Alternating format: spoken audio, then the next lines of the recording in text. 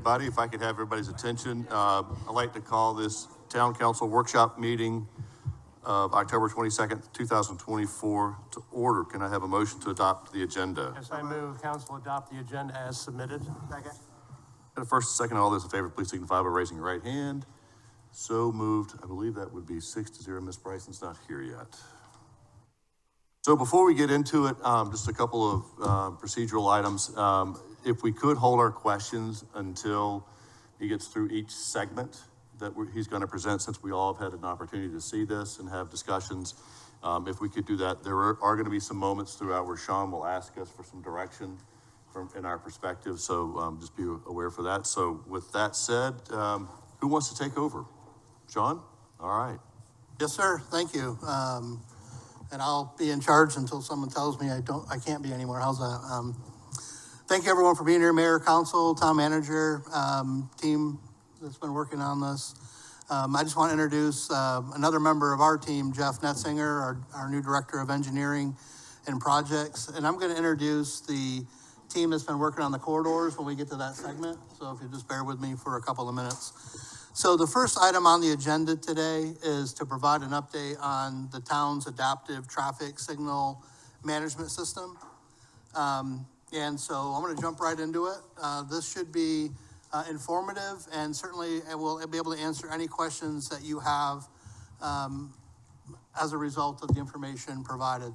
So I'm going to give you an update on the project, review project goals and objectives, talk about how the system is adaptive, share a little bit of before and after results, improvements to the functionality, system functionality, additional proactive improvements that we are working on, fiber optic communication and moving to a fiber optic system, give you an update where we stand on the Windmill Harbor signal, and then if there's issues, concerns from the public or from council or others, you know, what are the methods to contact us to make sure we're getting our system back in order, and then answer any questions. So in looking back through the project goals, when we set out to do this, it was programmed in last fiscal year's CIP. We executed the project and went live in November of 2023. And so when you look at it this way, we've got a new system that is not quite 1 year old. And I think it's providing some benefits and is achieving a lot of these program goals, and we continue to learn. I made a reference the other day. It was trying to, like, having a newborn and expecting they could speak Mandarin 10 months in, right? So it's a new system that shifted from a staff resource heavy workload to a technology heavy system resource. So the goals were to improve reliability along the corridor with this project at all times of the day, rather than set standard timing plans that only adjust every so often. This adjusts up to 4 times per hour. So maintain a consistent level of service through the corridor during peak hours and then again off peak. Allow staff the ability to manage the system more effectively remotely. We keep saying every meeting, you know, it used to be Darren in a raincoat at 1:30 a.m. in a rainstorm or whatever. But now we have the ability to control. You can see on the screen some photos of what's in Teresa McVeigh's office.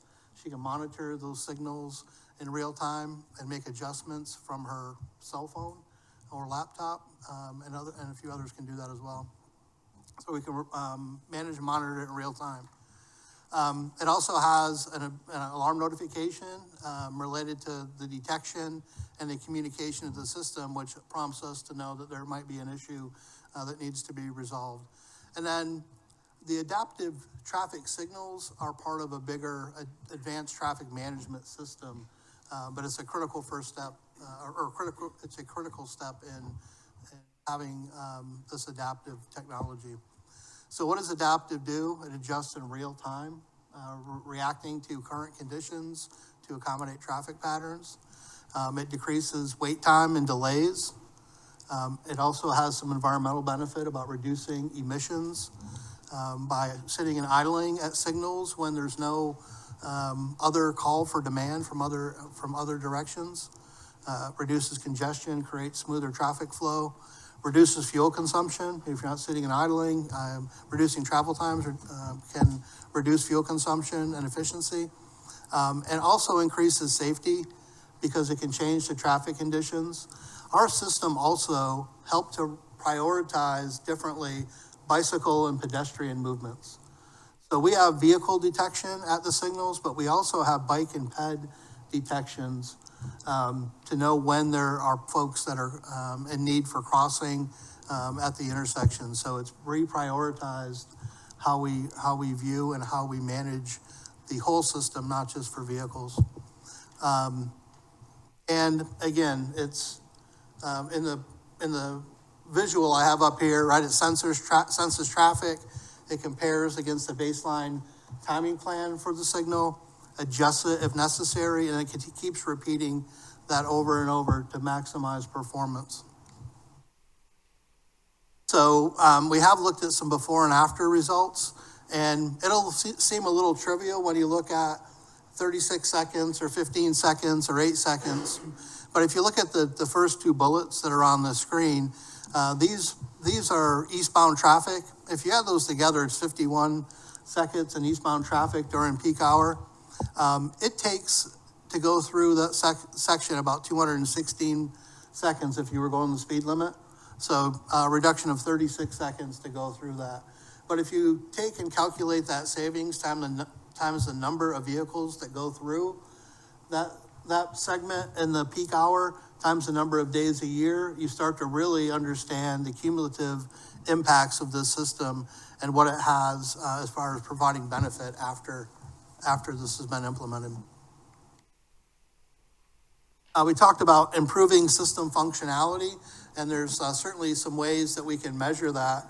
Some has been the number of service calls into our transportation center and through our My HHI app. And so we've included in here that in July we had 10 My HHI See-Click Fix apps, 13 in August, and in September we only saw 3. And I'll talk to some on the next slide here or two about why we think that's the case.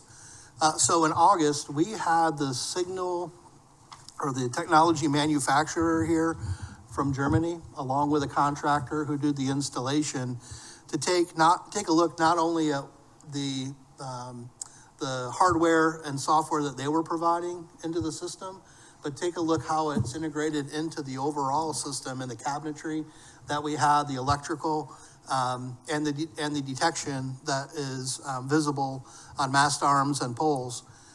They spent about 3 weeks here and really did a full dive to understand how everything was working together. Signal operations have improved, I would say, with some level of confidence since that visit. We've also improved our grounding at the signal cabinets where we had some sensitivity for electrical issues. And so that's become a lot more reliable, and we've had less outages. We've also updated the firmware and the radar detection, and as late as yesterday, continuing to adjust the radar detection to make sure we're learning and enhancing. Again, eventually we'll know how to speak Mandarin, right? But we're 11 months in. And I would say that was late July and early August that happened. Well, in that period, we had Tropical Storm Debbie and we had Hurricane Helene go through with some significant storms, winds. And I was saying Hurricane Helene, we had 4 signals that went into flash mode. 3 of them were fixed very quickly, and then 1 was fixed the next morning. So we had power outages on the island, so they've performed much better, and I believe they're a lot more reliable due to the work our team, I want to thank Jim, Teresa, and the team for making this a priority to continue to improve. So we continue to look at ways to improve the system. And again, we've got calls since we've gone live and continue to make some of these adjustments, but trying to make sure that folks don't get short green times, to make sure that there's, the radar's detecting in a way that is responsive to conditions at that intersection. And so one example that I'll provide is we got contacted by the school district, I don't know, 2 or 3 weeks after school went in session. And they said that at the Wilburn Road intersection, the buses weren't getting enough time to clear the signal. And so we looked at it and the way our detection was working and realized that the buses being much longer than a normal vehicle, they weren't allowing enough green time. So our team worked with the school district and adjusted the radar detection, and now that operation is moving, is much more efficient and working much better. So anyway, opportunities to continue to do that. We're also looking at that base signal timing plan. We have one that was from 2010, so we're looking at updating that base signal timing plan. Because when the system resets, it goes into that and then adapts from it. So we're looking to make sure that base timing plan is up to date now that our technology is up to date. I mentioned the updated surge equipment, and we'll continue to make sure to monitor and make upgrades where we need to. And then on this idea of the signals losing power, there's an opportunity to integrate backup battery systems at these signals so that if we lose power, Palmetto Electric loses power, we can maintain the signals and not have the interruption that may occur, that may have occurred in the past. So we'd like to move forward and update the 5 oldest cabinets and then work with town manager and town council for consideration in the budget for next year to upgrade the rest. Fiber optic communication. This was a question that was brought up by council. And so there's significant benefits from a technology standpoint when you talk about fiber optic systems. Fiber optic systems don't have limitations on bandwidth or competition for bandwidth. They're really limited. Tommy Sunday will tell me they're limited by the equipment that connects to it, right? So it's like trying to fill up a water balloon from a fire hose, right? You can fill up all the water balloons you want, but whatever you're connecting to that hose is going to be the limitation. So fiber optic communication is certainly an opportunity for improvement to the system. It would provide more consistency. It would lead to less outages and provide redundancy and increase the ability from a maintenance standpoint to be more effective. And I'll explain that real quick. The current signal system operates in pods, and I'll show you a slide as we get into the fiber system. It operates in pods, and it has a radio communication that goes from one set of pods to another set of pods, and it has to have clear line of sight to be able to communicate. So if there are trees in the way, it means that you got to make sure that the trees are trimmed back regularly so that you don't have interruption in that direct line of sight. And so fiber eliminates that need and would likely help save some money from a maintenance standpoint on that side, on the line of sight issue. So on this map, I'm not going to go too deep into it, but the first 2 signals on the island are in a pod. This next system are on the heels of pod, and pod. So they're all connected to the internet. They all work as adaptive signals, but they work as adaptive within their pods. The fiber connectivity allows us to link the entire system together. It also allows us to have redundancy through more than one connection point to each segment into the system, and would provide a benefit not just to the signal system, but to some other facilities that are connected along the way. We've looked at it and we've checked with Hargray Sparklight about a lease agreement to run through their fiber system. And they've given us a discounted price here, although we certainly would like to try to get this to 0 if we can. But we can lease space on their system. It would take about 6 months to implement, and with their discounted price, it's estimated about $30,000 per year. Now, I do understand that some other technology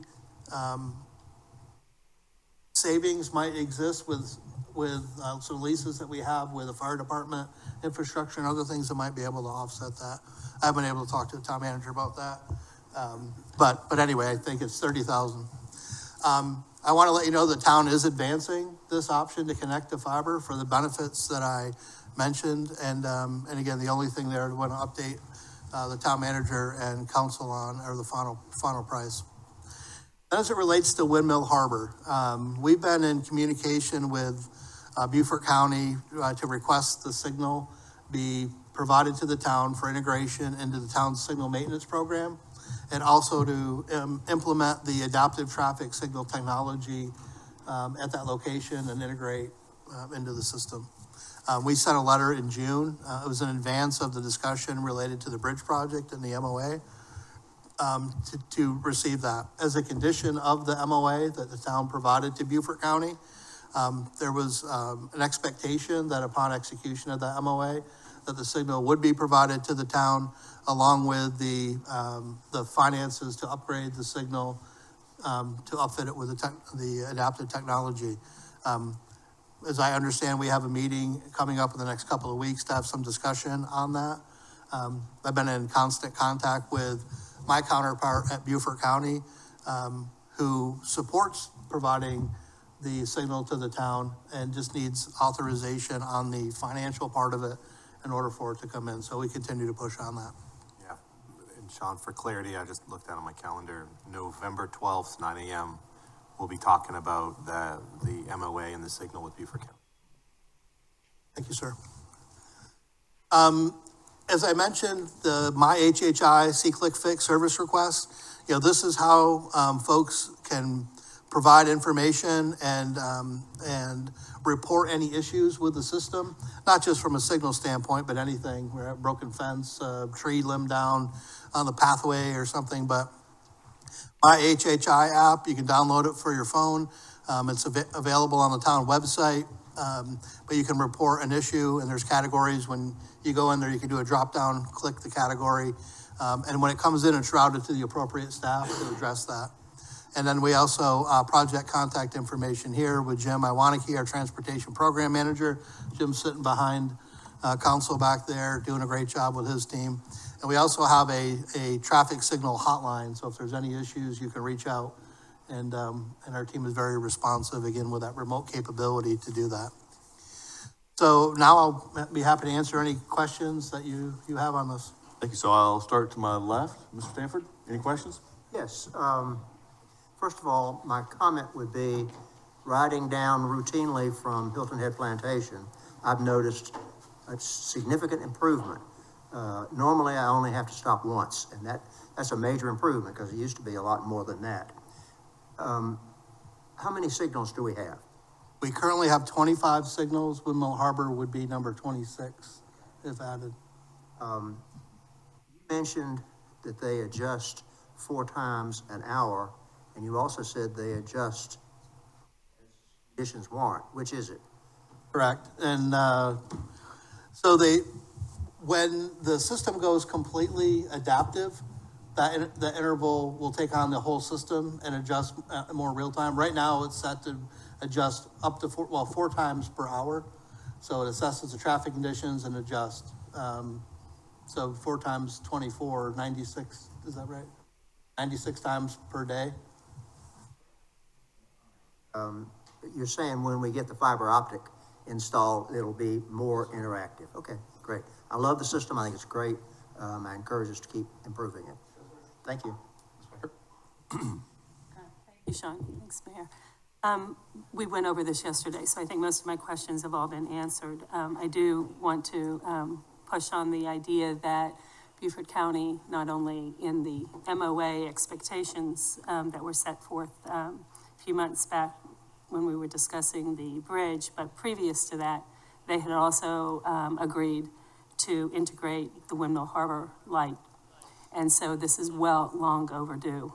So November 12th is right around the corner, and good luck. And if you need, any additional support, I think this council should be prepared to sign a letter saying that we are all pushing both our town manager and our mayor in that discussion to make this actually happen. We've been waiting. And it's not so much that we've been waiting, it's that everybody who crosses through from Moss Creek, from the other side in Bluffton to Hilton Head has been waiting. And with significant impacts to their daily commutes. So I wanted to make sure I said that. I also wanted to say anecdotally, while yes, there are improvements, I still hear a lot of issues with regard to how the lights are functioning. But once the fiber optics goes in, it sounds like there'll be some additional coming, and I think there'll be. Mr. Ames. Thank you, Mayor.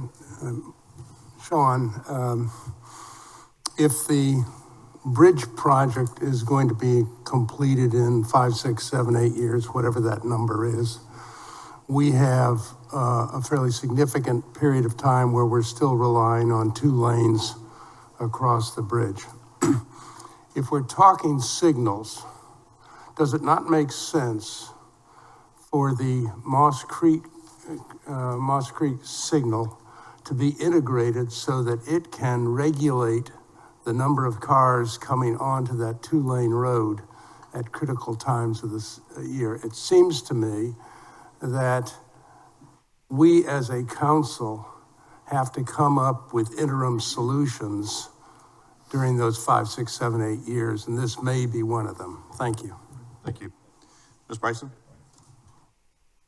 Thank you, Mayor, and thank you to Mr. Cullen, and especially thanks to the team working on the system. I appreciate it. I always like to see the term continuous improvement. Really important to do. And I know there's been some criticism in the public about it, so I think it's very helpful for us to have this update and to show how it has been improved and it's going to continue to be improved. I know we don't have a lot of staff that manages the system, and so a question always is there more help needed to manage the system?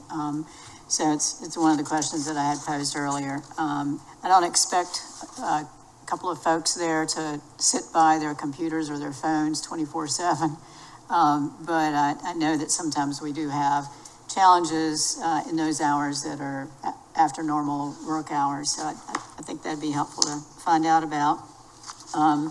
The measurements, you know, folks will be critical about only save so many seconds, but I think pointing out the other kind of improvements, and I don't know how you measure improved safety flow, improved traffic flow, or improved safety.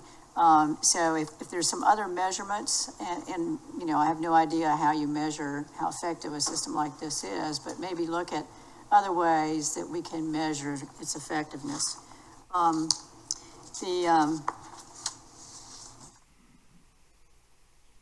I learned in preparing for this workshop today, in meeting with staff, that I thought it was all about the cameras, but then I kept seeing this page or a couple of pages about radar, and I thought, okay, well, there's got to be a way to convey information. So cameras plus radar is really what the system is about, and now the interconnectivity is important. So I think one of the questions folks are going to have with using a fiber system through Sparklight, formerly Hargray, is the recent challenge that that particular company had with their fiber system. So I think we need to say, what is the backup if the fiber system fails, if that internet system fails?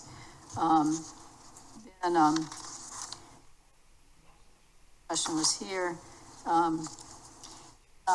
Improving during community events. During Crescendo now, we're having special events. I was at the Symphony that was moved to First Presbyterian Church from outdoors on Friday night. And just going the stoplight there at First Presbyterian Church, between that and the fire station, you did have to sit there a while. So for community events like that, I think it's important to make sure that we are responding to that. The other time that I noticed a challenge with the system was the Italian American Heritage Festival. And I didn't know whether we had adjusted our signals for that special event. I just don't know. I see it in the list of things to address. And certainly the events at Low Country Celebration Park, that signal at Lagoon Road, getting traffic in and out, especially out. So I want to hear a little bit more about the community events.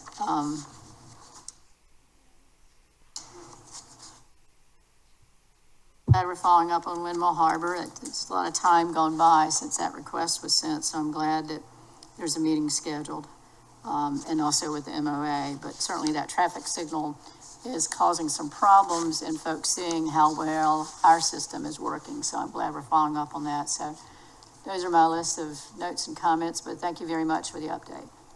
Mr. Brown. Thank you, Mr. Mayor. First, I want to just commend everyone on this effort because we're having a different discussion than we have in the past. I remember getting reports on our traffic signals just to tell us how many cars were turning right, how many cars were turning left, and now we have the ability to adapt. I think that's important that we are in a better place. And with that being said, I guess my first question is the system sort of relative to our cell phones where every year there's a new one coming out, and how are we gonna keep up with the upgrades, I guess is my first question about this. As far as the fiber connectivity, I'm glad that we're pursuing that. I definitely support that. But I'm just sort of planting a seed with council here. This may be a bigger conversation. I know that there's federal monies that are available for this type of infrastructure. I've been hearing from constituents, they're concerned about fiber connectivity island-wide, right? So there may be some opportunity for us to partner with the providers to make sure that we're having, great coverage on the island. It sort of reminds me of when we had the cell phone tower task force years ago to get better coverage here on Hilton Head. But in order for this system to work effectively, I understand that we need that fiber connectivity. So I'm in support of that as well. And I think the last sort of question that you all had for us was about the backup situation as far as power outage is concerned. I support that, but I also I'm thinking on the same lines as Councilwoman Bryson as far as backup when it comes to internet connectivity as well. So those are my comments. Good job, guys.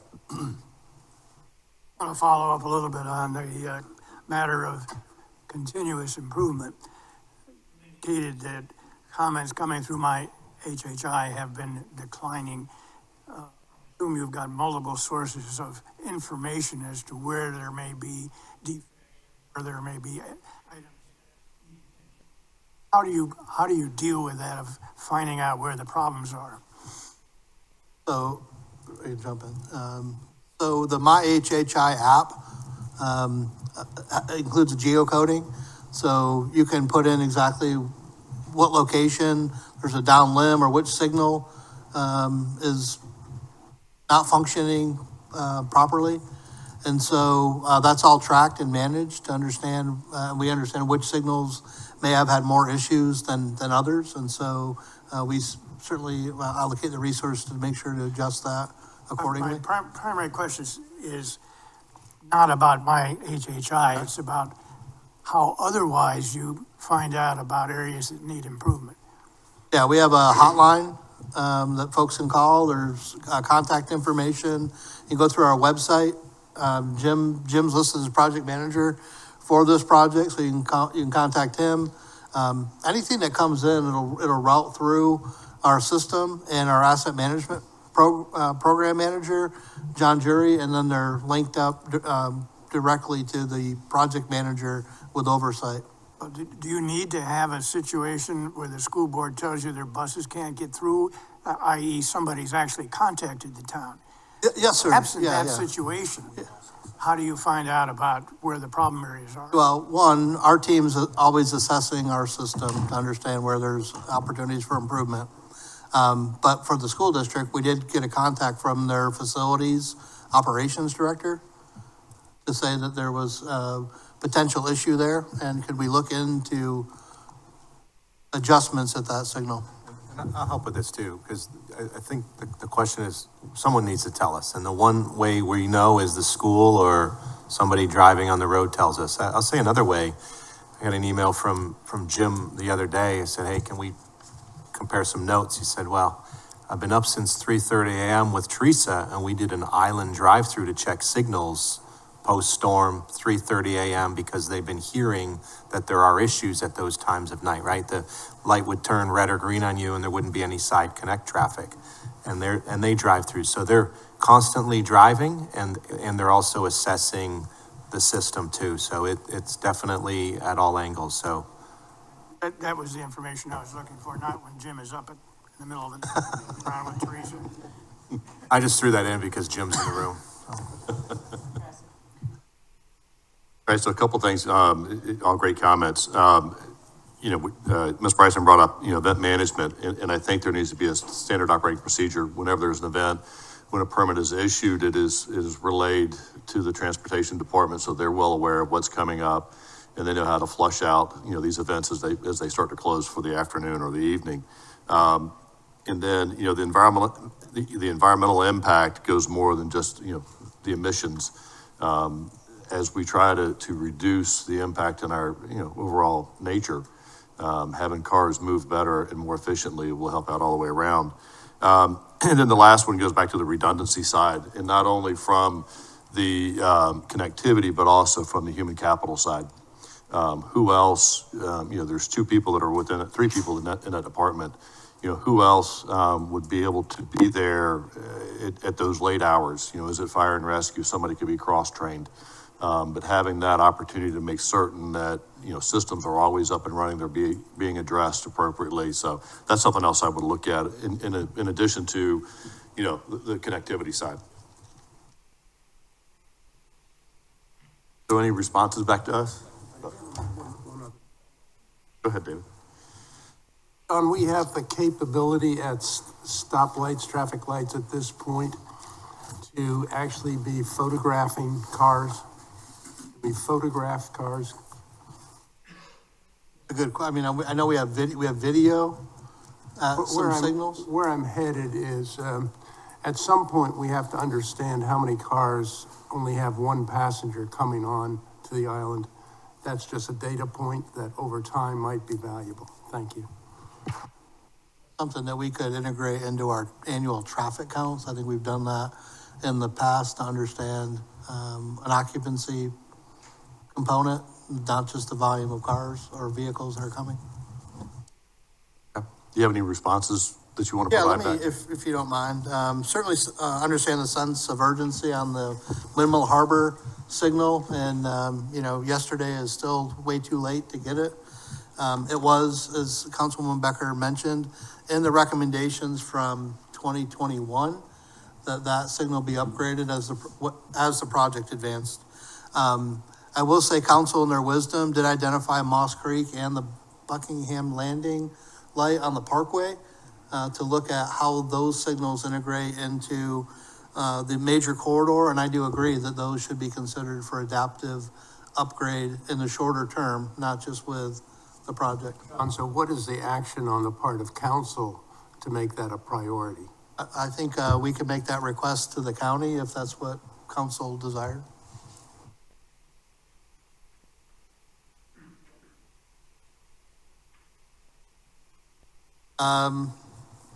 We'll have to get back to you on the staffing and the resource question, and other measurements that we have for effectiveness of the system. We certainly can do that.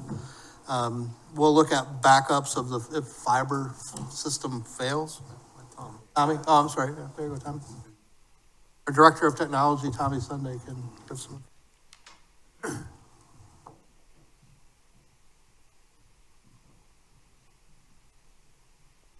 Morning, everyone.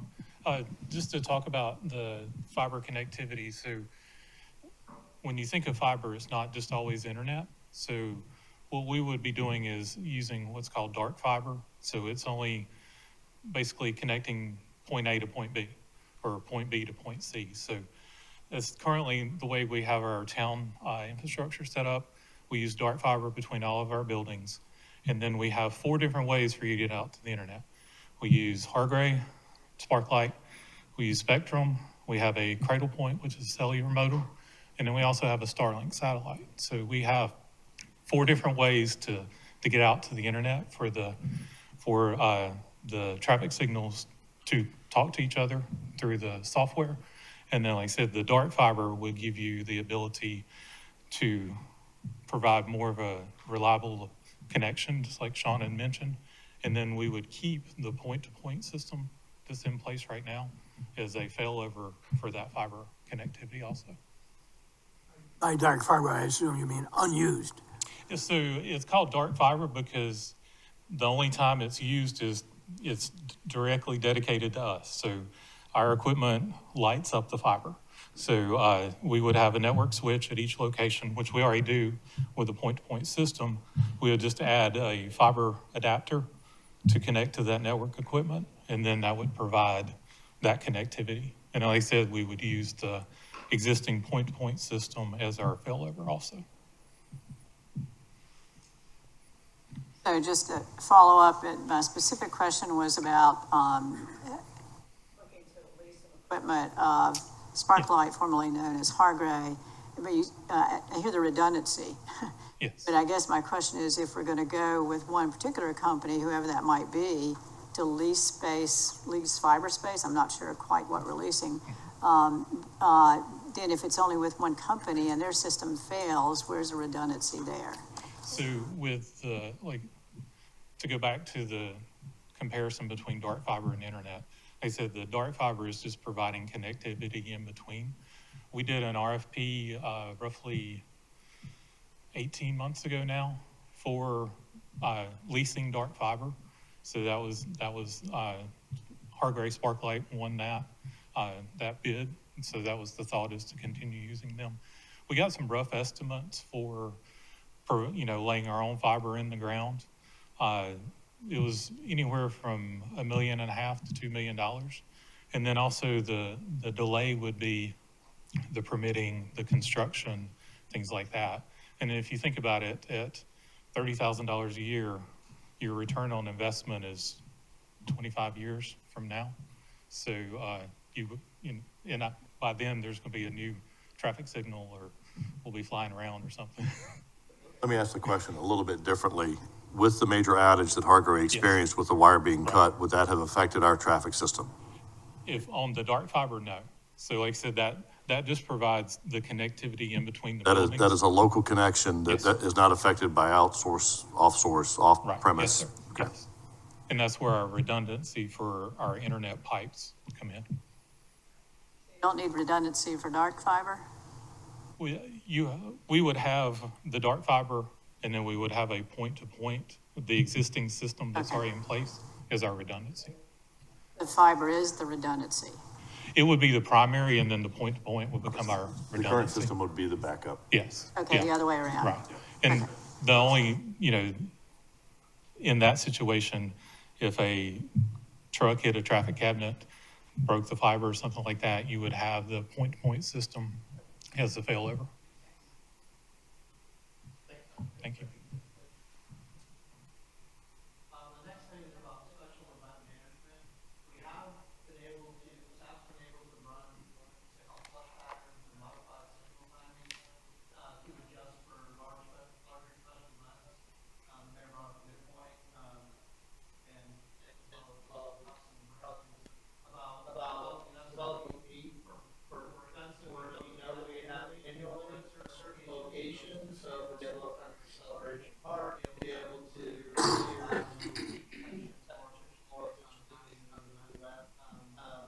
will say that we have a contract, and so plus the fee, most of that receipts or other locations. That is something we talked about, and we will advance our special events. Permitting or to have that. Upgrade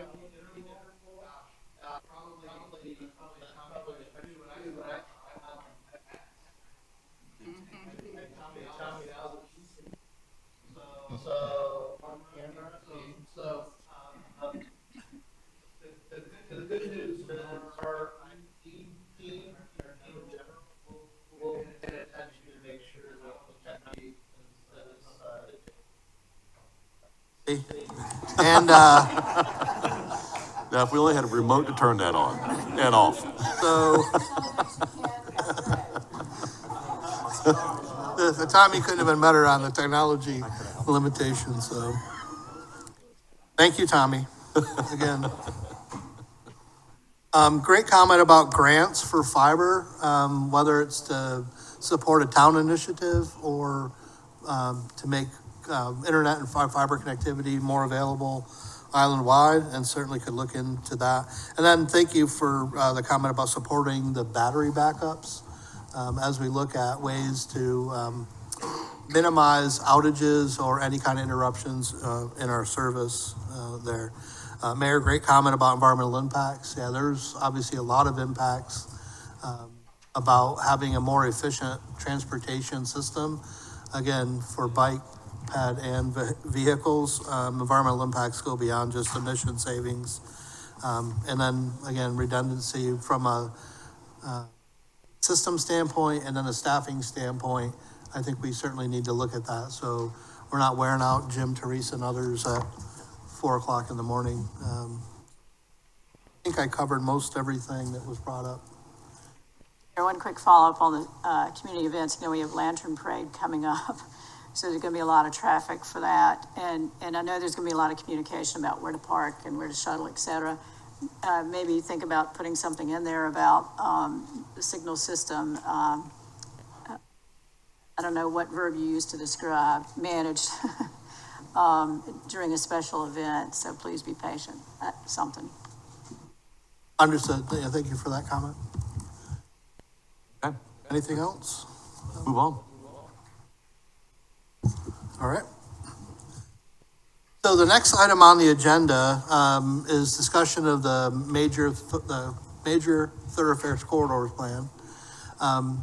This is something that's been presented previously to council, what I would call the pattern or standards book, which looked at intersection treatments and opportunities, pathways, cross sections of roads, ways to enhance bike, ped, and vehicular safety and overall efficiency of the system. The first segment I'm going to cover, though, within that is really an update on what we call the Northridge area, or segment 3. Sorry for so many names, but really runs from Beach City Road to Dillon Road. We presented this information to council previously, and want to let you know that what we're advancing in these safety improvements that we're currently active on. And so I'll quickly go over location. I'll give you an overview of what brought us here, existing conditions, and then scope, funding, schedule, and then can answer any questions that you may have as it relates to this project. Bless you. So from a location standpoint, on the slide here, on the left side is just past the intersection of Beach City Road and William Hilton Parkway. It's got Gardner Drive on the opposite side of Beach City Road. And then it goes through what we call the Northridge section, because this is Northridge Plaza, Sea Turtle Marketplace. It includes Matthews Drive intersection, and then through to the Dillon Road intersection. And then the other side is Plaza Drive to Port Royal Plaza. So the project is looks at the entirety of the elements that are within that rectangle on the screen within that extent.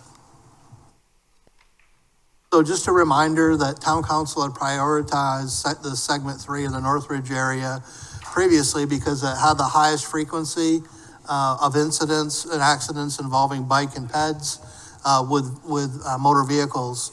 And what we looked at through the assessment was speed limit in that area. Currently it's posted at 45 miles an hour, but I think people are driving through there at a much higher rate of speed.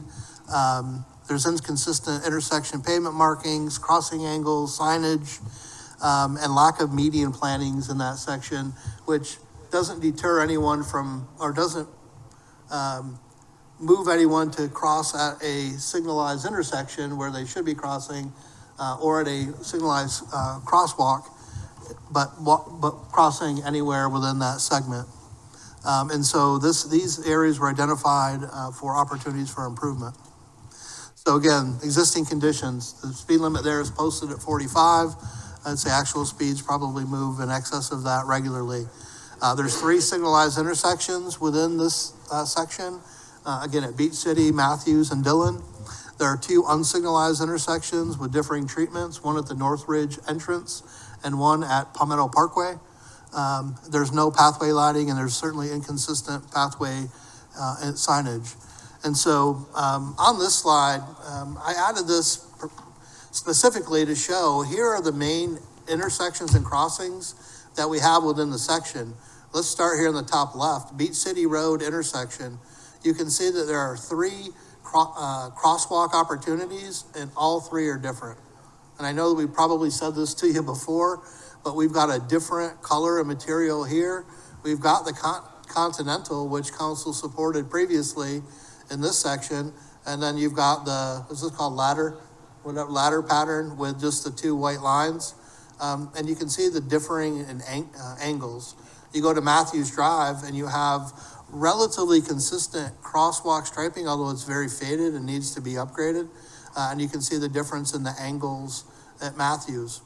When you go into Palmetto Parkway and Northridge intersection, you can see the different treatments at all of these crossings, and sort of the weird angles that could be straightened, that should be straightened up, and that's what we're doing with the project here. And then at Dillon Road, you can see that the crosswalk purposefully angles to go around the median nose rather than provide a pedestrian refuge in the middle, and that's something that we're addressing with this project. So you can see from this, I hope, the need to provide consistency and some confidence that bike, ped, and motor vehicle operators of motor vehicles are understand the same conditions as they move through these intersections. And so just another slide here on existing conditions. This is one of the intersections that intersect unsignalized at Northridge. You can see the crosswalk pattern here. You can see the crossing sign is in the right location. And then we look at this one,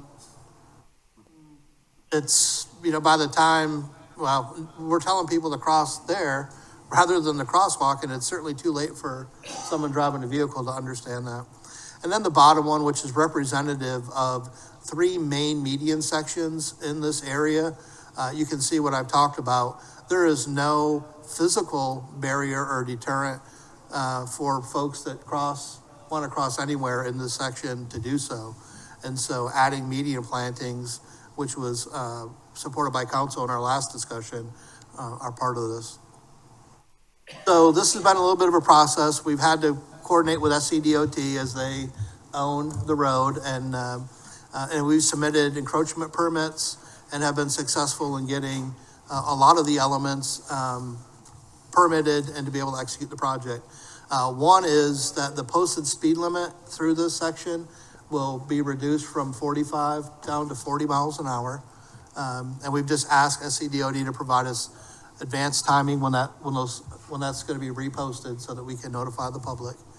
It'll be restriping and realigning the crosswalks that I highlighted a couple of slides ago, and intersection pavement markings to make sure that the conditions there, you have confidence and consistency in those conditions. Install 2 rectangular rapid flashing beacons, RRFBs, in 2 locations. And over here on the right side, this is what they look like. They've been installed in the Northridge area. We have black poles, but this is what they look like basically in the day. And then when actuated at night, they'll flash and provide additional warning to motorists that there's some activity to expect in the crosswalk. More consistent signage throughout the corridor, both for the roadway and along the pathways. We'll repair any deficiencies in the roadways and pathways in this segment.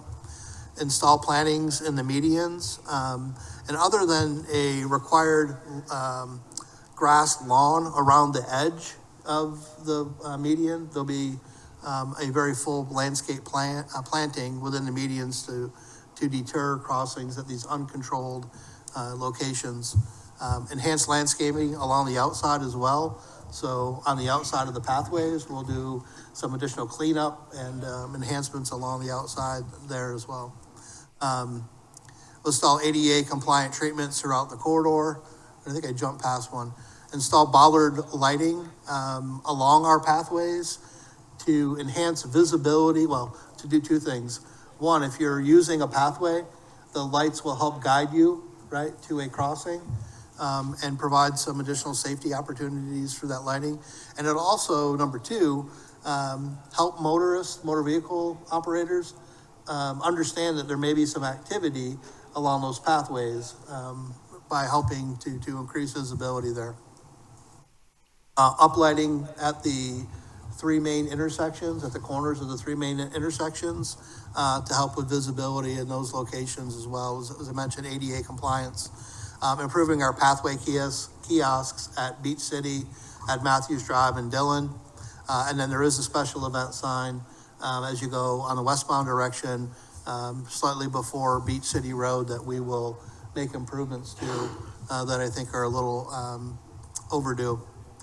We were successful with asking Beaufort County to consider utilizing impact fee funds that we pay in toward some safety enhancements here, and council supported town manager executing an MOA on that.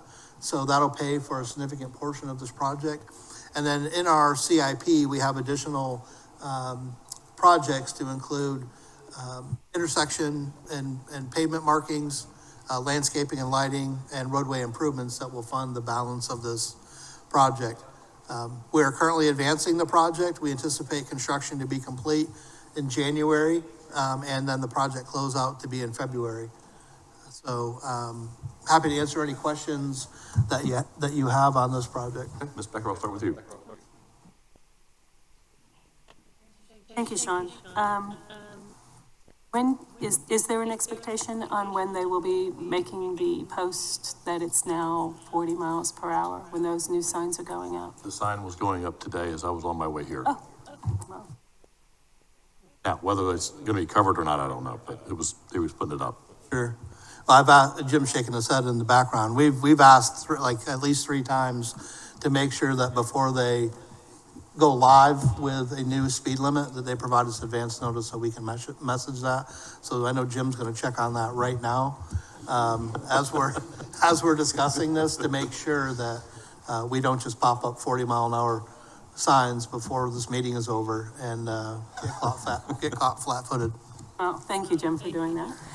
In addition to that, do we have plans because as you said, we all know that folks really don't pay too close attention to our posted speed limits, unfortunately, and it's another matter. But do we have some sort of plan for letting people know that it has changed from 45 to 40 in advance of when it drops to 40? So That's exactly the reason that we asked for some advance notice, so that we could message to the community that this change was coming and to be aware there's of it. something on the roadway, not just something. Oh, sign that says reduce Sign, speed reduce ahead. speed. Yep, absolutely. It's what we've asked for. And again, it's the DOT, so we're gonna keep requesting and asking. Oh, okay, thank you. I'll just reiterate my concerns about the crosswalks. I think it's interesting that we continue to think that it's in any way, shape, safe to encourage folks to cross 278 as it is. Until we get to an opportunity where we can create a parkway and really get the feel of a neighborhood as you're driving through the center of our town down 278, I imagine it to be a dangerous situation. And the blinking lights in the evening, as I talked to Sean about, a little bit concerned about what that's going to mean to drivers, right? People who aren't familiar with our island, who suddenly see a blinking sign on, will they slam on their brakes? Will we end up with a situation where they don't know what they're supposed to do? Or am I stopping here? Am I proceeding with what's going to happen? So a little bit concerned and looking forward to hopefully a positive outcome, and my concerns being not needed at all, and how that plays out in the future. Also concerned about the idea that these are activated by someone apparently touching them for them to come on when they're crossing the road. and whether or not someone just touching it and not crossing the road might cause some of those other problems with people, cars not knowing exactly what to expect through there. I know there was a discussion about the puck lights, which are activated by motion as somebody going through, and that we weren't able to secure those at this time. I'm still hopeful that those will be part of this plan. I prefer those over what we have, my honest opinion, but the safety improvements, the plantings to keep people forced down to a specific area are going to make a big difference. And it gets one step towards safety.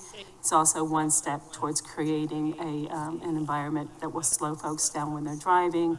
And I look forward to the changes coming. I asked Sean if this was enough money to cover all of this, and he said that yes, it was. So that's everything I've got at this time. Mr. Ames. Thank you, Mayor. Sean, I may have missed this in your presentation. What does a pathway kiosk look like?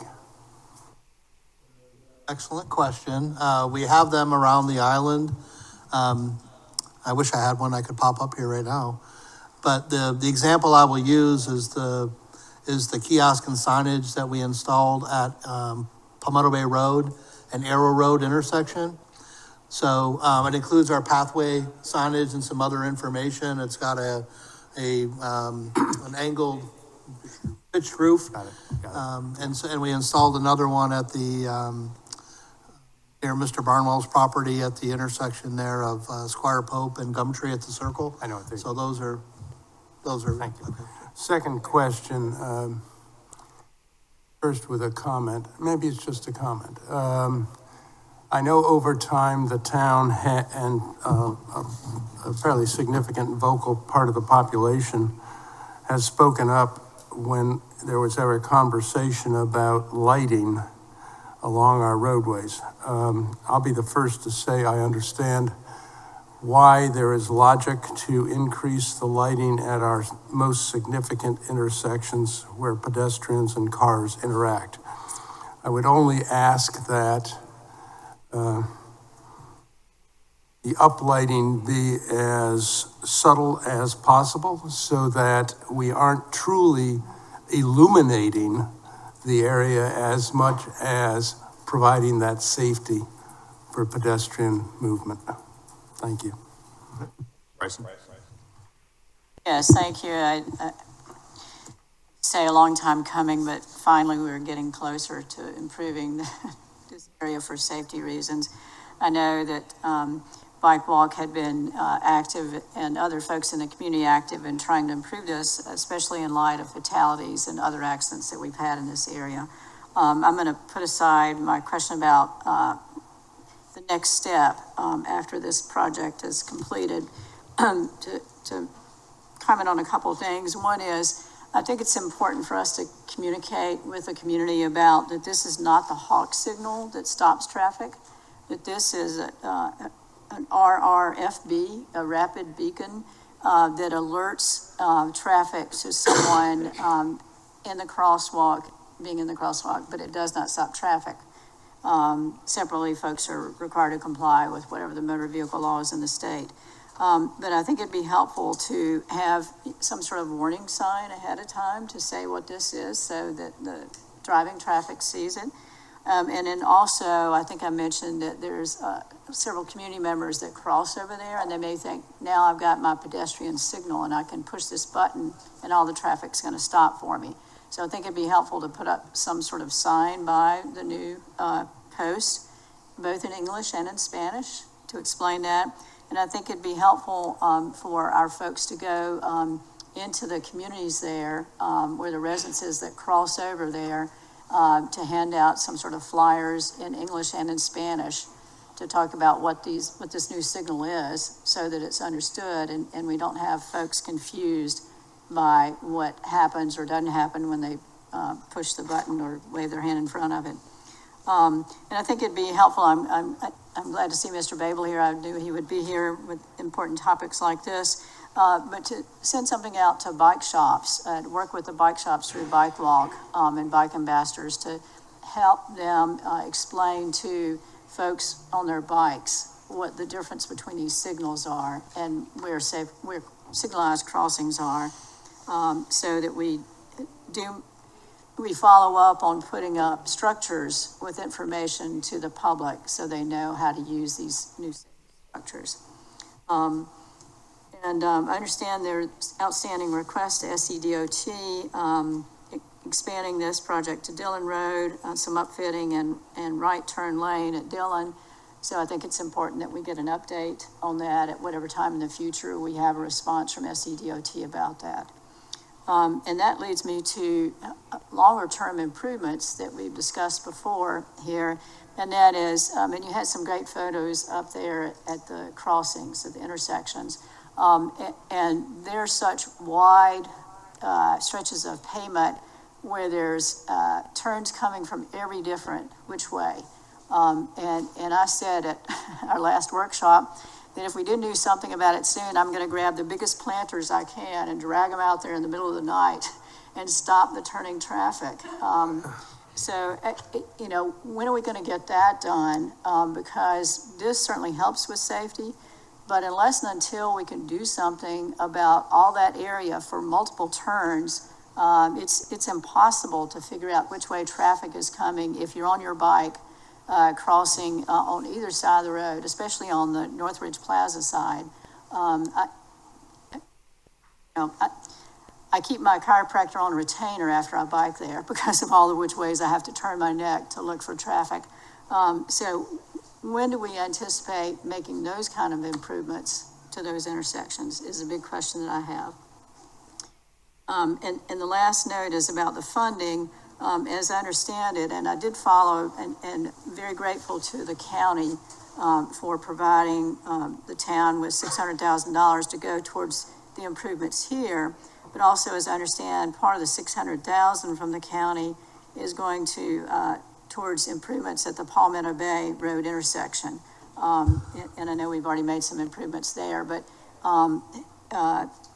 we also have money, as I see from the notes here, in the CIP program, so it's fully funded, this set of improvements. But I think it's important to note that the money from the county, to thank the county for the money, but also to note that it goes towards both of those projects.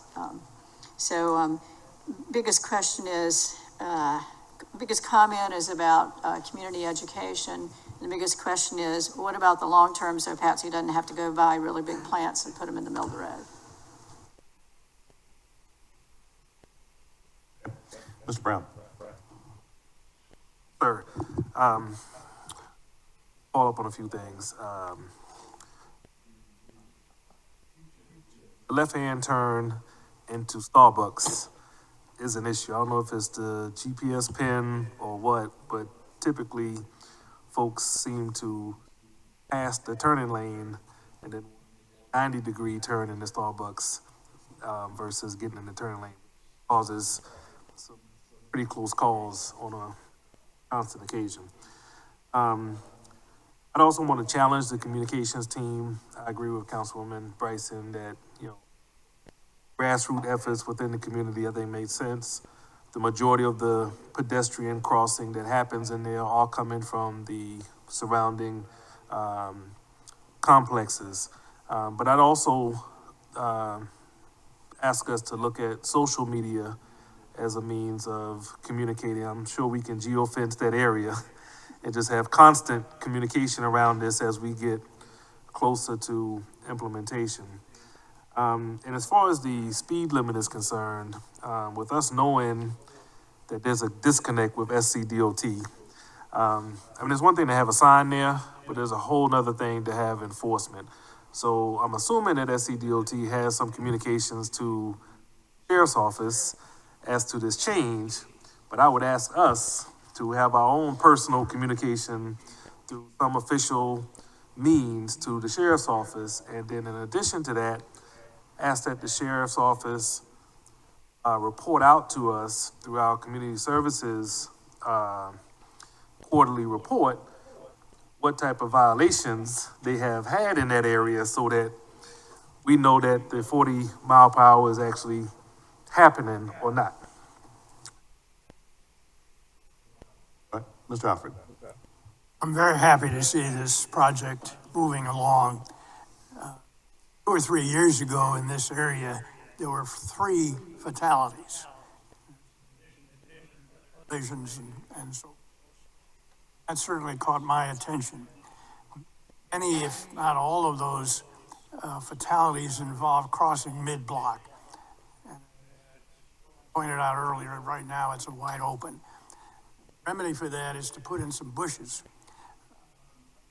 I hope that that works in terms of encouraging people not to do mid-block crossing.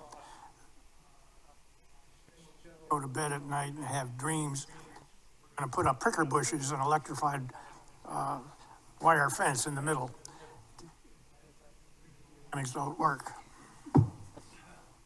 Mr. Stanford. Another good report, thank you.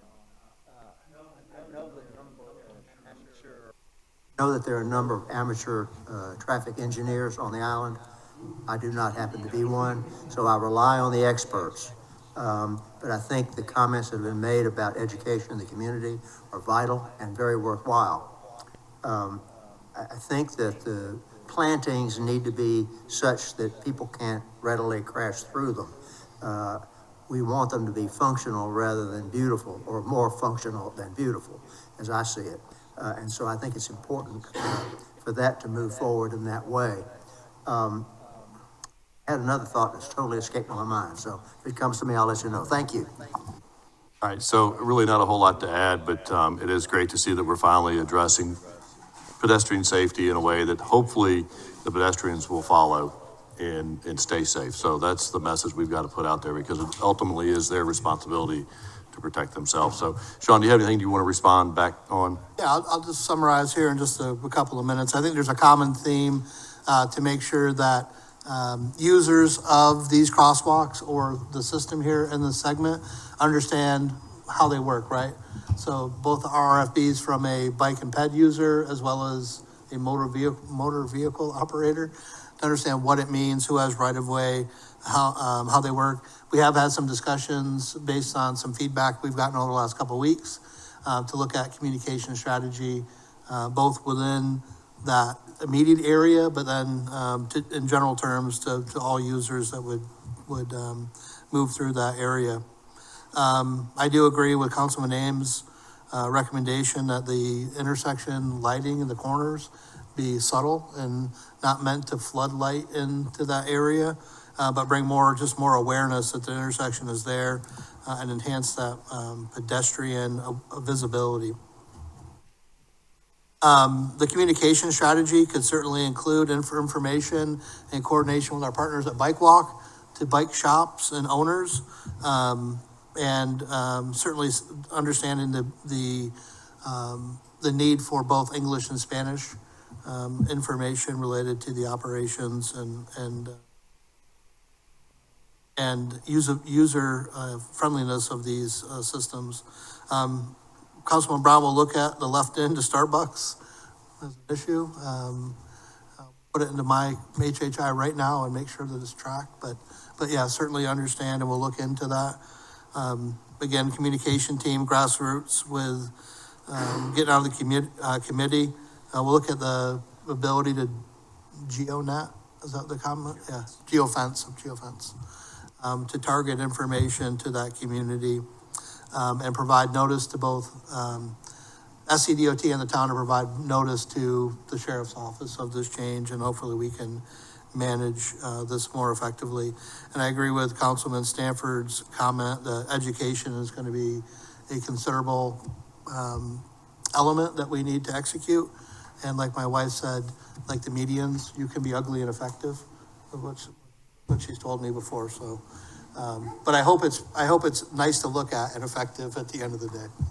Mr. Mayor, I've remembered what I wanted to comment on, and that is, it's my understanding that there are some traffic calming features that can be used to slow traffic down, and I haven't heard that discussed at all in conjunction with this section. And I don't know if it's feasible or not, but if there's some way, there are some traffic calming or slowing features that can be added in there, that would be vital to the safety of the community.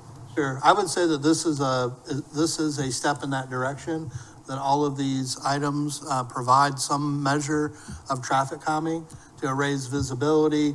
Certainly the RFBs raise awareness of a potential crossing movement, lighting at the intersections. The bollard lighting on the pathway, will provide, again, soft lighting to direct people in the right, to the right locations for crossings and provide visibility for motorists. But it'll also have some concentrated lighting at the crossing locations, to help increase visibility there where the RFBs exist and at the intersections. So there's some I'm additional. thinking of physical. Yes, sir. Understood. Restrictions, chicanes and that sort of thing, which is probably not practical in this area. And we can consider that when we get into the longer term, project, and I agree, it's probably worth discussion for upcoming CIP. I mean, I think what we're trying to get with, the work and evaluating these segments is to understand where there's opportunities for projects to make these improvements, and then inform our capital program, to be able to execute those on a certain timeline. So I think we can certainly look at that in the detailed engineering. Mark, did you have something you want to add to that? Yes, just for clarity, we did request a 35-mile-per-hour speed zone. That was denied. I do believe that if we put some time in at the 40 mile per hour, we can go back and ask DOT later, and Jonathan can help us a little bit with that if he wanted to, but it's all based upon average speeds as you drive through. So I think this is a big first step. The in-pavement puck lighting was also denied, but where it wasn't denied is on our secondary roads. And so know that as part of the fiscal year 25 capital program, an island-wide striping plan and project is part of that. And so, according to Sean, that work is underway. We are looking at all crosswalks through our island, and then we'll start, chewing this off a lot at a time. We're also looking for some dollars through the state that we know it's there in Beaufort County as well. So I'd say that everything we're going to do out there will be tasteful, whether it be the landscaping, definitely with the lighting. But I just want to remind us, it's going to be different. If it's going to be safer, it has to be different. And I think we've all, at least that's what I've heard from you, that you're supportive of different. If it's not perfect on day one, we will keep refining, just like the adaptive signals. But I just want to encourage us to think differently if we're going to be safer. So. Becker, you had something else you wanted to add? Yeah, just a couple of things. The lighting, which is correctly pointed out, is a contention on this island. Is this lighting going to be consistent with the lighting that was done by Yacht Cove, by that crosswalk, or is this different than that? So I'll jump in, Mark, if you don't mind. So that pilot project that was done at Yacht Cove was to illuminate the entire section for the crosswalk. This is not intended to light up the whole intersection. So when you provide lighting at these locations, from a DOT standpoint, you have to light it the whole thing up. So that's not what we're looking for here. We're looking for some more ambient lighting to enhance the intersection at the corners where we can uplight some landscaping. Palmetto Bay, more like Palmetto Bay Road. Yes. Okay, so not as stark, not as. No, it's not meant to illuminate and brighten the roadway. And again, at Yacht Cove, that was a condition. You had to light the entire roadway in advance from both directions of the crosswalk, that entire section. Keeping in mind the lighting piece of it. And then, I'll just reiterate my concern that people will stop in the middle of the road. And to your point, I know you recall, we worked really closely with Brian and his team with creating a parkway environment down to 78. And this is just the first step of a piece of that bigger plan, as I understand it, correct? Okay. And then I'll just go to one of my pet peeves that everyone hears me talk about all the time: signs, everywhere signs. It just sounds like we're putting up signs, every 2 feet to inform people of it. And I certainly, as much as I don't like light pollution on our island, I also don't want to see sign pollution. We need to be very careful that we're not inundating ourselves with all sorts of paraphernalia up and down everywhere. The education is important, no one's saying that's not, but let's just be careful that we don't start cluttering up our roads, that's all. Nothing else? Yes, thank you. A comment was made that it would be nice if this were 35 miles an hour, if we could do something with the roadway to slow people up and so on. And that raised a thought in my mind, you know, and your comment, Mark, about it'll be different. Maybe we should recognize that what we are creating here is different than something that we have had there previously. And I begin to, and maybe it ought to have a place, a name or something, so that when you enter this from Beach City Road or enter it from Dillon Road, you are aware of a character change, both in the daytime and at night. I think it works to our advantage if we recognize differences in the community rather than trying to be monolithic across the entire island, because you're just going to have more traffic and more people in this area than you might on some other area. So I'm suggesting that explore the idea of creating place, name, character, whatever, so that we understand as a community and visitors understand that this is a distinctive place on the island that you may want to go to for what X, Y, or Z. Thank you. Bryson, I see you had your green button going. Yes, thank you. Just a thought as Mr. Amos is describing that, is this part of the Mid-Island District? And maybe we could say now entering Mid-Island District. I don't know. Or now leaving Mid-Island District, yeah. But my question actually was about the longer term, or the bigger project. I heard talking about plantings in the median, but I didn't hear when and what are our obstacles. Is it SCDOT holding us up? Is it funding? Is it designing? Anyhow, I'm going to start looking at nurseries for those planters. So, anyhow. So the current medians, the current unlandscaped sections of the current medians are going to be handled in with this project. The discussion about the modifications to the access and medians that were visible on a couple of those photos are part of discussion for, I think, an upcoming CIP project as we work with the community, with Planning Commission and Council to program the CIP to understand their expectation for delivery of that next step. We also need to then move into more detailed engineering to advance the final project to be able to enter into a construction period. I'm obviously a bit frustrated with the timing because once we put something in the CIP, then there's more detailed design, and then there's waiting on SCDOT to approve it, and now we're talking years. So you hear my frustration because I think it's an important part of the safety here. I wouldn't keep advocating. It's not just because I want to see nice plants. Thanks.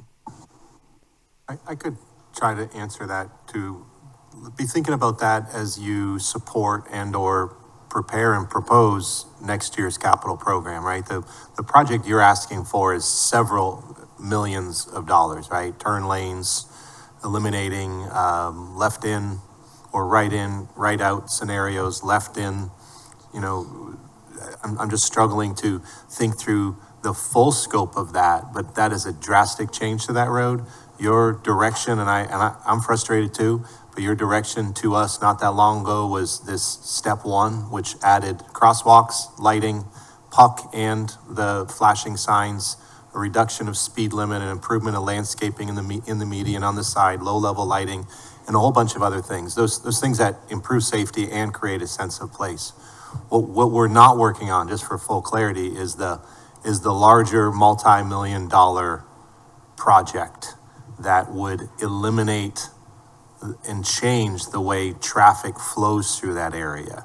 That's a massive project in conjunction with the Department of Transportation at a much larger scale. So we can start thinking through that. I think this is the first step. The second step is, if it's going to be safer, closing some of those intersections in and around that whole area. It seems as though there ought to be some interim situation that could, put the Jersey barriers up there. Something. Again, as Trying to throw was it just discussed, this has got to go into place first, and then we've got to come back and have those discussions about what future planning there is, which is not on the table today. So we'll have to come back with council at another time to discuss that.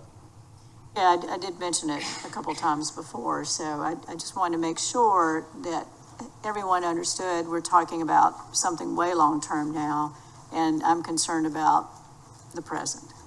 Thanks. Mr. Brown, do you have anything else you want to add? Clarification. Requested from SCDOT some type of long-term permit so that we don't have to keep going back. Is that still the case? That's the right-of-way landscape maintenance. Yeah, and Approachment permit. in our previous conversation, and delivery of information, we provided that pattern book for council. And I think with adoption of that pattern book, the expectation was that we would then have that to apply for grants. We would apply for encroachment permits with some confidence that the treatment was going to be consistent, and ask for DOT to help standardize and accelerate their permitting process with that. So. Okay. So, Sean, let's move on to the remaining major thoroughfares corridor plan. We've got 2 to 6 here, and we've got some. I want you to explain to us what kind of direction that you're looking for from council in going through these different segments. Yeah, thank you, Mayor. Again, I'm going to introduce the rest of the team here because they're going to help provide information on these on these segments that are currently under evaluation. And so we've got Brian Kinzelman and Tony Roll here from MKSK. They've been helping shepherd the corridors plan from inception and have been participants in previous workshops. They work all over the country developing corridor plans that integrate land use and transportation solutions. And we've got them here today. We've got Addie Weber with Tool Design. Tool Design is integral in developing and informing federal standards for AASHTO for bicycle and pedestrian and other transportation-related safety improvements. And we have Jonathan Guy here with Kimberly Horn, nationally recognized leader in engineering as it relates to creating sustainable transportation plans and solutions for communities. So we've got these resources here. As we go into the major thoroughfare corridors plan and talk about these next segments, as I mentioned here just a few minutes ago, we've created this draft corridors plan that has standards and patterns to apply, or at least have lenses to look through as we evaluate these segments. And so we're looking at opportunities to create something different, but something safer at the same time, right? So improve safety for all modes of travel, reducing conflict points, increasing mobility, and looking at contiguous corridor aesthetic. And those are some things that we've heard. The purpose of what we're trying to do here is the consistent standards across the segments and throughout the town, but also look at solutions that may be unique to each of these individual sections. I think Councilman Ames mentioned that the Northridge area might be something different than some of these other sections, and I would certainly agree Pope Avenue has some of those same opportunities where it's unique. And then finally, inform the capital funding program and process. And I think that gets to what Council and Councilwoman Bryson mentioned here. How do we advance beyond what we're identifying here as potential solutions or opportunities to make improvements and program them into our capital improvement program for execution? And so I'm going to jump into the corridors plan. As I mentioned, project team is town staff, but we also have Tool, MKSK, and Kimberly Horn. These are the segments that we're going to cover in today's workshop. So we've called it William Hilton Segway 5, which is Matthews Drive, Folly Field intersection down to Shelter Cove Lane. So locates the very first Shelter Cove Lane as you go southbound, where the law enforcement center is. We'll look at Sea Pine Circle, Palmetto Bay Road, Pope Avenue, and then North Forest Beach and South Forest Beach drives. As again, the guiding principles I just mentioned, but we're trying to improve safety, reducing conflict points, increase mobility, and then develop that consistent, contiguous character for the corridors, building on the unique conditions within each one. Here's a location map which identifies the segments. And so you can see segment 5 here, sort of mid-island, and then the southern elements down here, Palmetto Bay, Sea Pines, Pope, and North and South Forest Beach. I just ask a question. Is this going to be posted online afterwards? Yes, sir. All the For those presentations. taking pictures, it'll be up online afterwards. So yeah, all 3 presentations have been provided to web posting, and they will post right after this meeting. So, why are we in this? We've shared this or a very similar graphic in the past. You can see where we've got high frequency of crashes within our major corridors, and we're looking to change and provide something different here to improve from a safety standpoint and mitigate these concerns. So we're going to go right into William Hilton Parkway Segment 5. I'm going to let Brian Kinzelman run through with support from his team, and I'm going to jump in. There are some questions that I'd like to ask council as we move through, Mayor, to get feedback where there are some options for potential or opportunities where there's more than one for potential solutions to get council's feedback. Council, good afternoon. Just to finish the introductions, I want to acknowledge Jim, not at 3 o'clock in the morning, but Jim during the day, and Carla and Sean and our town manager who have been integral to this process. We're not just meeting with them from time to time and say, hey, do you like our work? These folks are spending a lot of time and a lot of brain damage, as I say, to help come to these solutions. So it isn't just this consultant team, it's us'ns in this room, and I appreciate their input. This is the Chaplain neighborhood. That's where I start with this. And as we know that is a straightaway, it's got some challenges relative to right-of-way width, so there hasn't been much done on that roadway, mainly because there isn't a lot of geography to that roadway right-of-way in the past. But there's inconsistent signalization, what we've heard, what we've studied, what we've analyzed, minimal separation between roadway and walkway. I'll say minimal, the width of a curb, 6 inches of separation. Lack of landscape medians. We've got very little landscape medians, mostly towards the Shelter Cove end of this community. Numerous driveways and conflict-prone areas, right back to the principles of the entire study. How do we make this safe for all modes of transportation? And we've got a lot of crossings, private curb cuts that by definition allow for automobiles and bikes and peds to conflict with one another. So safety is the consideration through this neighborhood, through all of our neighborhoods, but this is also a historic neighborhood. You can see by this graphic, the yellow or orange, depending on your eyesight, the dots, those represent curb cuts. Private property, there's residential on that west side towards Broad Creek, and there's commercial properties largely on the east side. But that's a fair amount of curb cuts. Again, it's a straightaway. It's 2 lanes in each direction. To some of the earlier comments, this becomes a speedway. Folks round that bend, and it's pretty easy to put your foot on the accelerator, I've come to realize.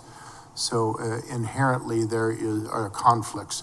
There's a pathway on one side, on the park side of the street. We've got sidewalks on both sides, but they're very, very close to the roadway to the extent that I don't think anybody feels comfortable using them. I know I don't. The existing cross-section has a center paved median for turning motions, 2 lanes of traffic in each direction. Again, curbside walkways, and then on the east side, on the community park side, we've got an 8-foot wide pathway that largely follows the roadway, but it does have some separation. Now, in the same breath, the town is looking at improving some of Chaplin. There's an opportunity for that pathway to satisfy a number of elements: bicycle users on the pathway, using the park, using it as access to the park, and getting it off of the parkway. Those projects will intersect.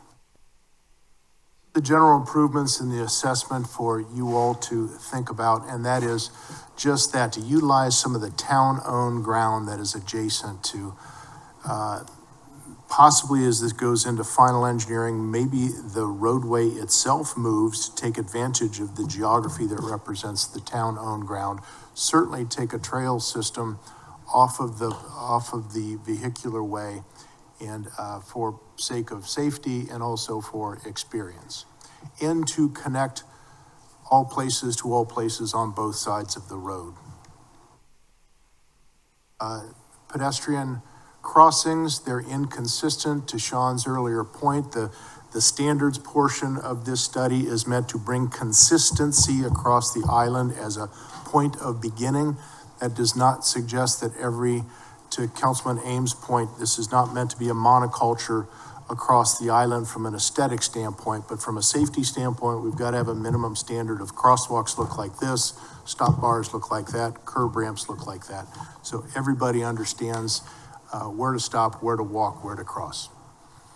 Again, to provide pathway connection on the north side of the roadway, we've got the Chaplin Linear Park. We've got signalized intersections at Shelter Cove Lane, at Singleton Beach, and at Matthews and Folly Field, that cross intersection. The rest of those are unsignalized intersections, and we've got some unsignalized crossings there as well, which provide for some safety issues. So we want to maximize the buffers on both sides of the roadway, provide for some continuous pathway connections, and safe, consistent, signalized intersection crossings. So on this, Mayor, I'd like to jump in. So there is a consideration from council here as it relates to pedestrian improvements about utilizing town-owned property. Now, I will say Chaplin Linear Park had contemplated a pathway along the waterfront on the back of the properties that are in this location, and then tie back into Singleton. But we currently in the CIP, and probably to Ms. Bryson's, for her edification, like we already have a CIP project to look at that pathway segment from Shelter Cove Lane up to Matthews Drive. And we've currently done some survey and evaluation and be able to execute that. But if we need to use town-owned property to move that separation away from the roadway, council support for that, that direction. There's also an opportunity to consolidate some of the private property curb cuts. That's not taking anyone's access away, but to coordinate with these property owners how an apron can be shared by multiple properties so that we minimize the number of crossings of pedestrians and bicyclists with those making those turns into those private property curb cuts. Some of the vehicular improvements, Jay Guy, you want to speak to some of these roadway improvements and the notion of maybe access management? Project improvements, there's going to need to be property owners, stakeholders. There's 29 total driveway connections already along US 2. There are opportunities to consolidate those down. Total number, when you reduce the total number, you have a couple benefits associated with that, not only stopping safety or rear end crash reduction, same with left turn crash reduction, but also enhancement associated with a safer and more efficient flow of traffic through the area. And so we would start any of the conversations with any of the additional improvements with that initial coordination, understanding where those opportunities exist for us to start. Next slide. Looking at potential options here as it relates to Burke's Beach. We've had a number of discussions of what could go there. Obviously, a signalized intersection could go in at this location on the north side of the graphic. As you can see, we would consolidate some of the driveways. There's a clustering of driveways in and around what we call the area of influence for the intersection. We'd want to bring those into a more refined location. Not only does that benefit vehicular movements, but also pedestrian movements that may occur at that location, as well as bicycle movements. The more conflict points we can remove, the safer it's going to be for all road users associated with that. Another option is to restrict the side street left movements, so still allow for left turns in and right turns in, but remove the ability for traffic to turn left out of that. That is known as an R-cut configuration or reduced conflict intersection. That does necessitate the need for U-turns outside of this intersection. And then, of course, just keeping the intersection as it currently is, in the addition of adding some medians and some other improvements along the corridor, but then consolidating driveways at that signalized or at that intersection to remove some of the additional conflict points that are out there and create a more controlled movement at the intersection. The green bars that are on these three images represent the potential for a landscaped median. Again, there is not one there. That's going to restrict some motions, some left turn motions into every one of those curb cuts, to my colleague's point. That is an option for council and for the constituents to consider. Do you want that landscape median? Do we want to have a difference in turning patterns caused by that median? What are the pros and cons of that? One, it starts to slow down traffic. To Councilman Stanford's point, it gives, as Jonathan Guy says, a friction along the roadway. People tend to slow down when it's not 75 feet wide, and they go as fast as they so care. It also tends to add aesthetic character to in any one of those options to the corridor that right now is just a width of pavement. Brian, yeah, I was going to, if you don't mind to jump in for a second here. So there's a series of these questions for each of the segments, right? The first one is about town council's appetite to utilize town property for the pedestrian improvements that we just looked at. And Mayor, I can summarize them at the end and have discussion, or we can have council weigh in for each of these. I think weigh in as we go through on this, because, first question it comes to my mind when we talk about using some of the town land at Chaplin, how does that affect the redevelopment of Chaplin?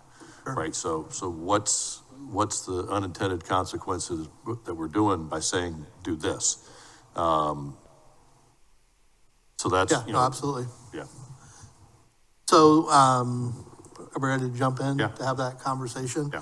So what's represented here from a pedestrian improvement would just integrate the pathway into the park, more so than it is today. I don't think it would have much impact on the overall Chaplin master plan. There was some discussion about ways to influence the roadway in this section, and because the town owns the significant frontage along the roadway, that some frontage road or drive consolidation could be accommodated by slightly shifting the roadway down into Chaplin Park. I think that would have some impact on the overall master plan as it relates to the elements that were certainly along the edge, change the edge condition. But as you know, on the master plan, there was pathway and parking that was included up here near that intersection of Burke's Beach and William Hilton Parkway. And so is there an appetite? And it would have to, the town owns property on both sides, but it would have to be some slight modifications to that roadway from a geometry. Let me ask you this, Sean, because, it's kind of where we might lean right now. And it gives you the direction and team to move forward in putting stuff together on paper so that we can come back later next year to look at what's been developed. Within those developments plans, will we see various options as to, how we move this, how we move that, but it's just a general, hey, this is what we can support about getting the paths off the roadway, looking at using town-owned land, but it's not Yes, really, sir. it's just saying that's what it's gonna be right here, Yeah, but we're- it's just gonna give you the directive. Yes, sir. We're not asking you to have a final design. We're not even that far along. Right. But it's to give us the flexibility to look at a few things, that we've got the confidence that you've supported. Perfect. Alex, Mr. Brown. Thank you, sir. Well, I'm glad that we're having this discussion out loud, okay? And to sort of move along in the mayor's direction, you are looking for comments from us to give you directive to bring us back options at a future date, is the way I understand it, correct? Okay. So as we look at this area, and I'd encourage all of us on council and in the community to sort of think in the same way that we thought about the Beach City to Dillon Road area. Let's think differently. Let's get outside of our box on this. Obviously, this is a very complicated area that we've talked about for a very long time. I do feel as if we have some advantages with the town owning as much property as they do on the Chaplain Park side of the road, okay? So I, for one, would encourage us to look at that as opportunity. To Jay's point, it's gonna be a tough conversation with stakeholders in this area if you're just simply saying, I'm gonna close down your driveway. But unless you have some real options to bite into, I think we're gonna be kicking this can down the road again. So I would encourage, from my seat, that we look at the opportunity of jogging or whatever needs to be done so that you do provide other options and opportunity on the other side of the road. And lastly, I would comment on the signalization. It's my understanding that that was almost to the finish line as far as approval is concerned when Marriott Surfwatch first came into town, and somehow it went away. So I think we need to definitely revisit that. That is absolutely a way to slow traffic down in this area, is to stop it.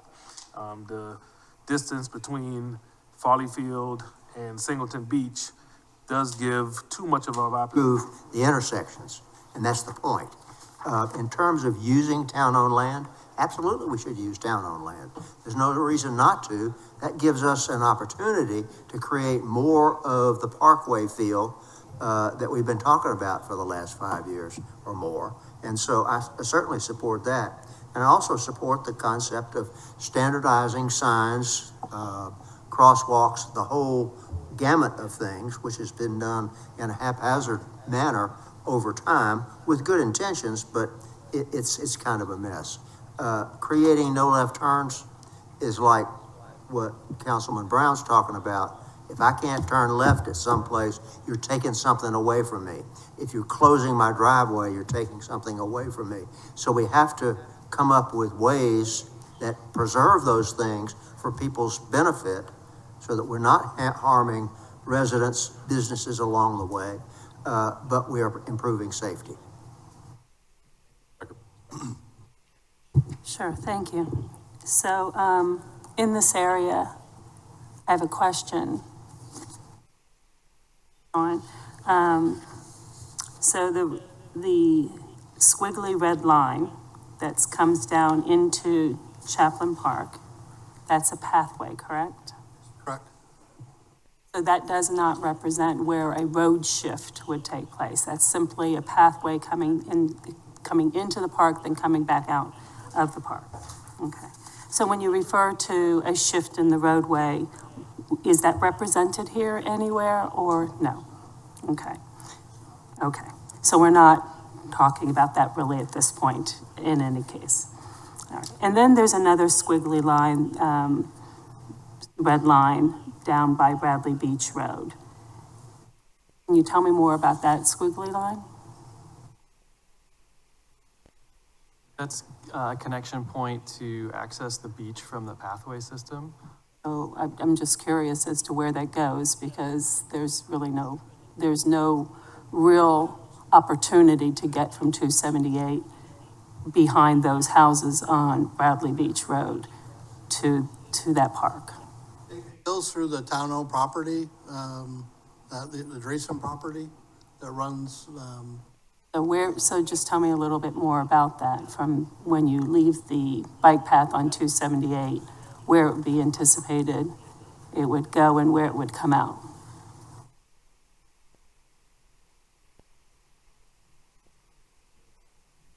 Yeah,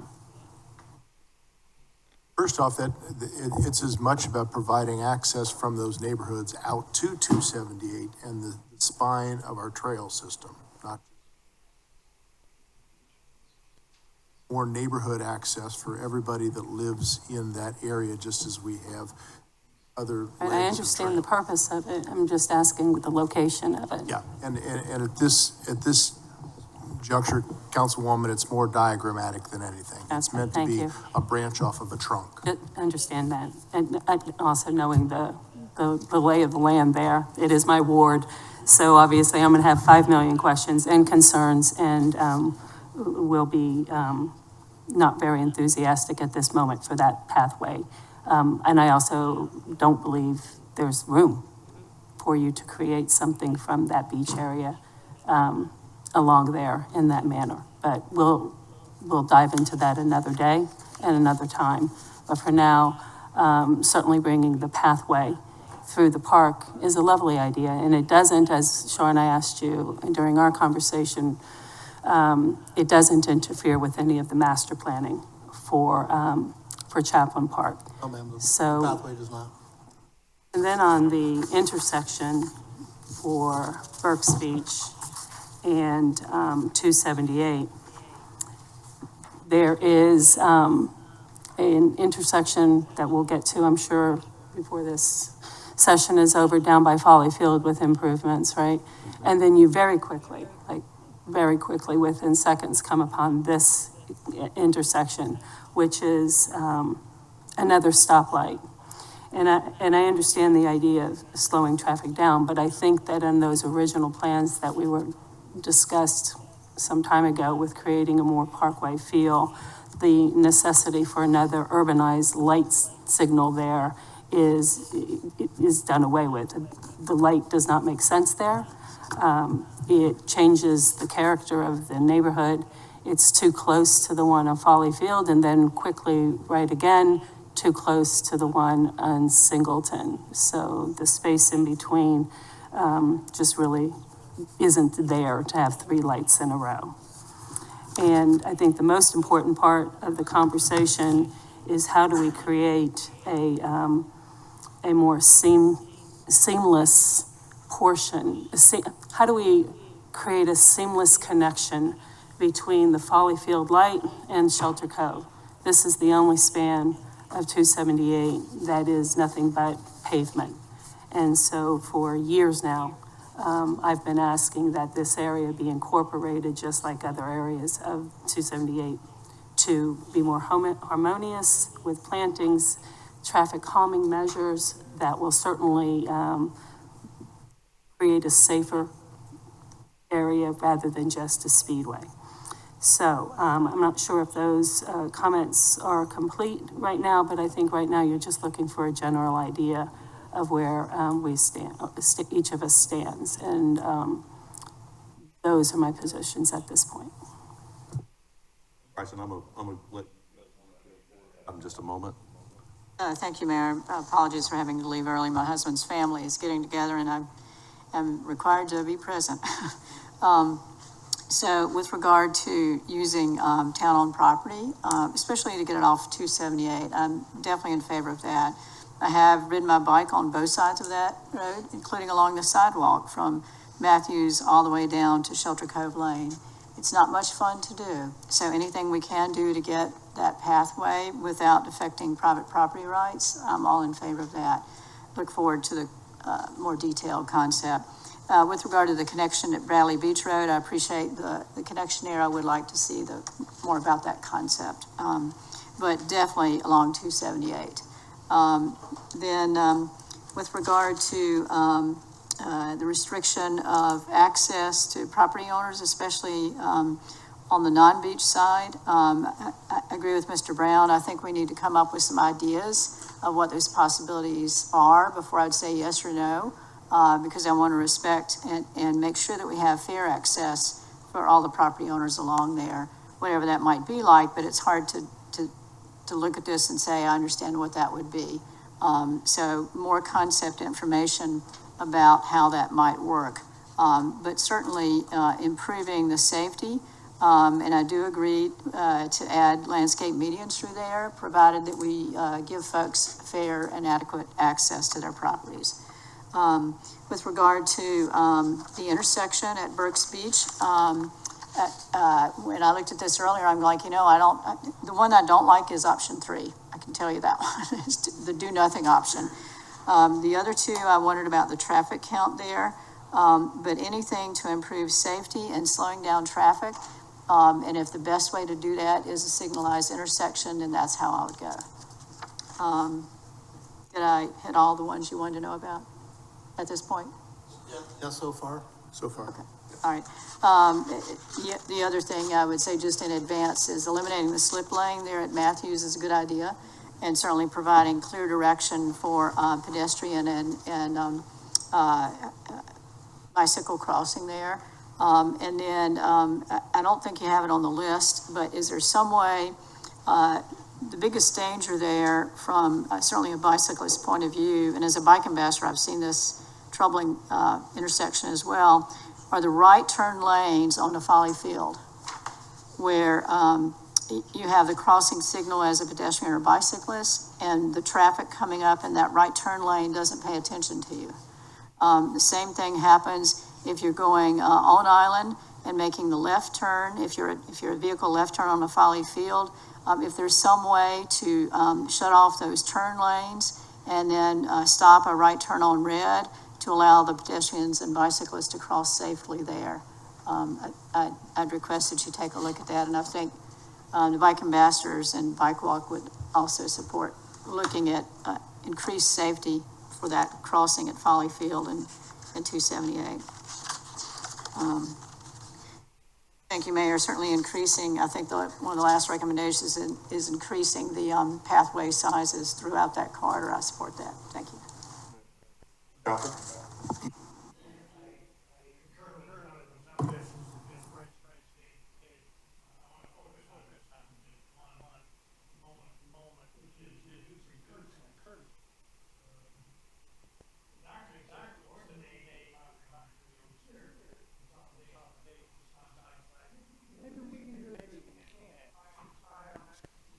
You actually have hands that might work. I can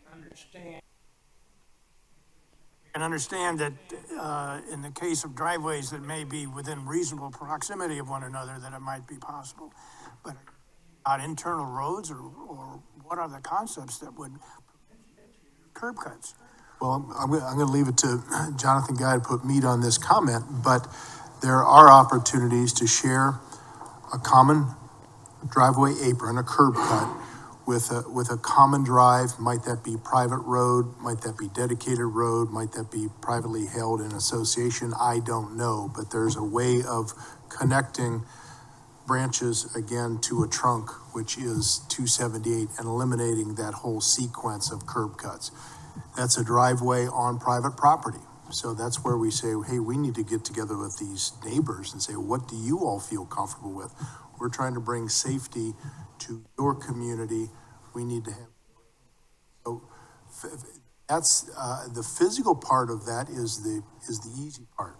That's the easy part. And then we can consolidate certain curb cuts or passageways through the median and still have segments of landscape median for aesthetic purposes and for safety, but consolidate those into a limited number of curb cuts. But we haven't met with these folks yet. And that's what. I am in favor of having conversations with the landowners, but would you be keeping the right of eminent domain in your back pocket?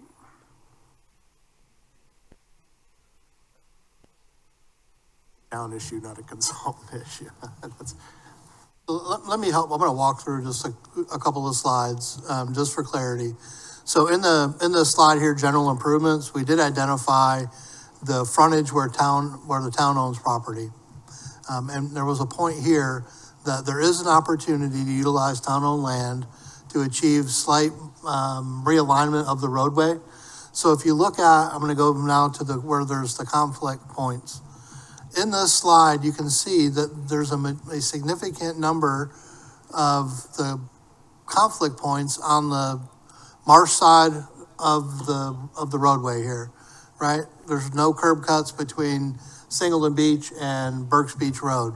So if council had an appetite for us to look at a shared frontage road or drive here by shifting slightly the roadway into the Chaplain Community Park, you could achieve that frontage road, the potential median, because you'd have now consolidated access, and then the Chaplain Park here on that side. So that is part of the consideration that we're asking from council. When we have these conversations, is it just, are you in support of closing your median and having alternative access? Or do you also support the opportunity to have a shared drive if that's something that we can explore and look at with town-owned property? So understanding from council, is there support or consensus from council that we can advance that discussion on both fronts rather than just one? If the conversations are with each individual property owner, where this effort has fallen short in the past is each owner has said, I want to maintain my access.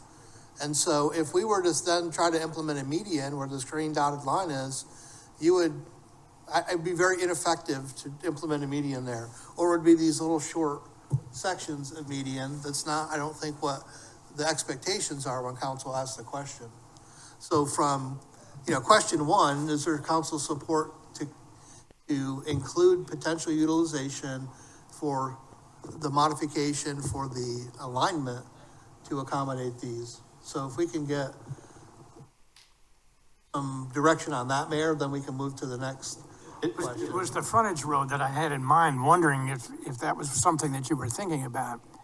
Yeah, and it's listed here, and Jonathan covered a little bit, like at this intersection, this would be shared drive, I guess. But the option, right, to extend that further to accommodate properties where all those access points exist on that, I'm calling the north side here, but on the marsh side of the roadway in this section, could make some sense if council supports utilizing property on the other side, because there's very narrow width in there.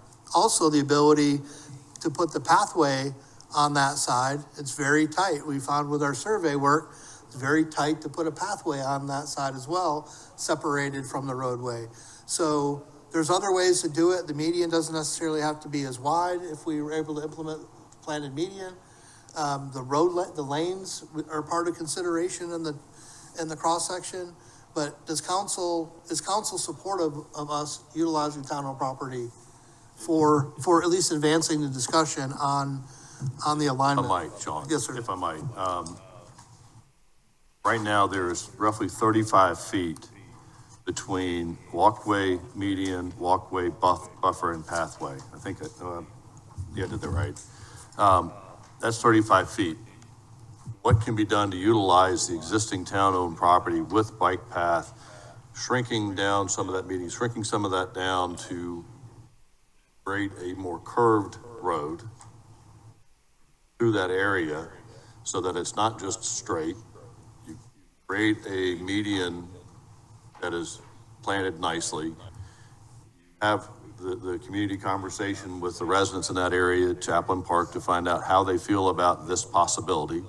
I think that's probably step one, but you've got to be able to show something. So I think what you're hearing from council is, and y'all correct me if I'm wrong, but yeah, it's something that we need to look at.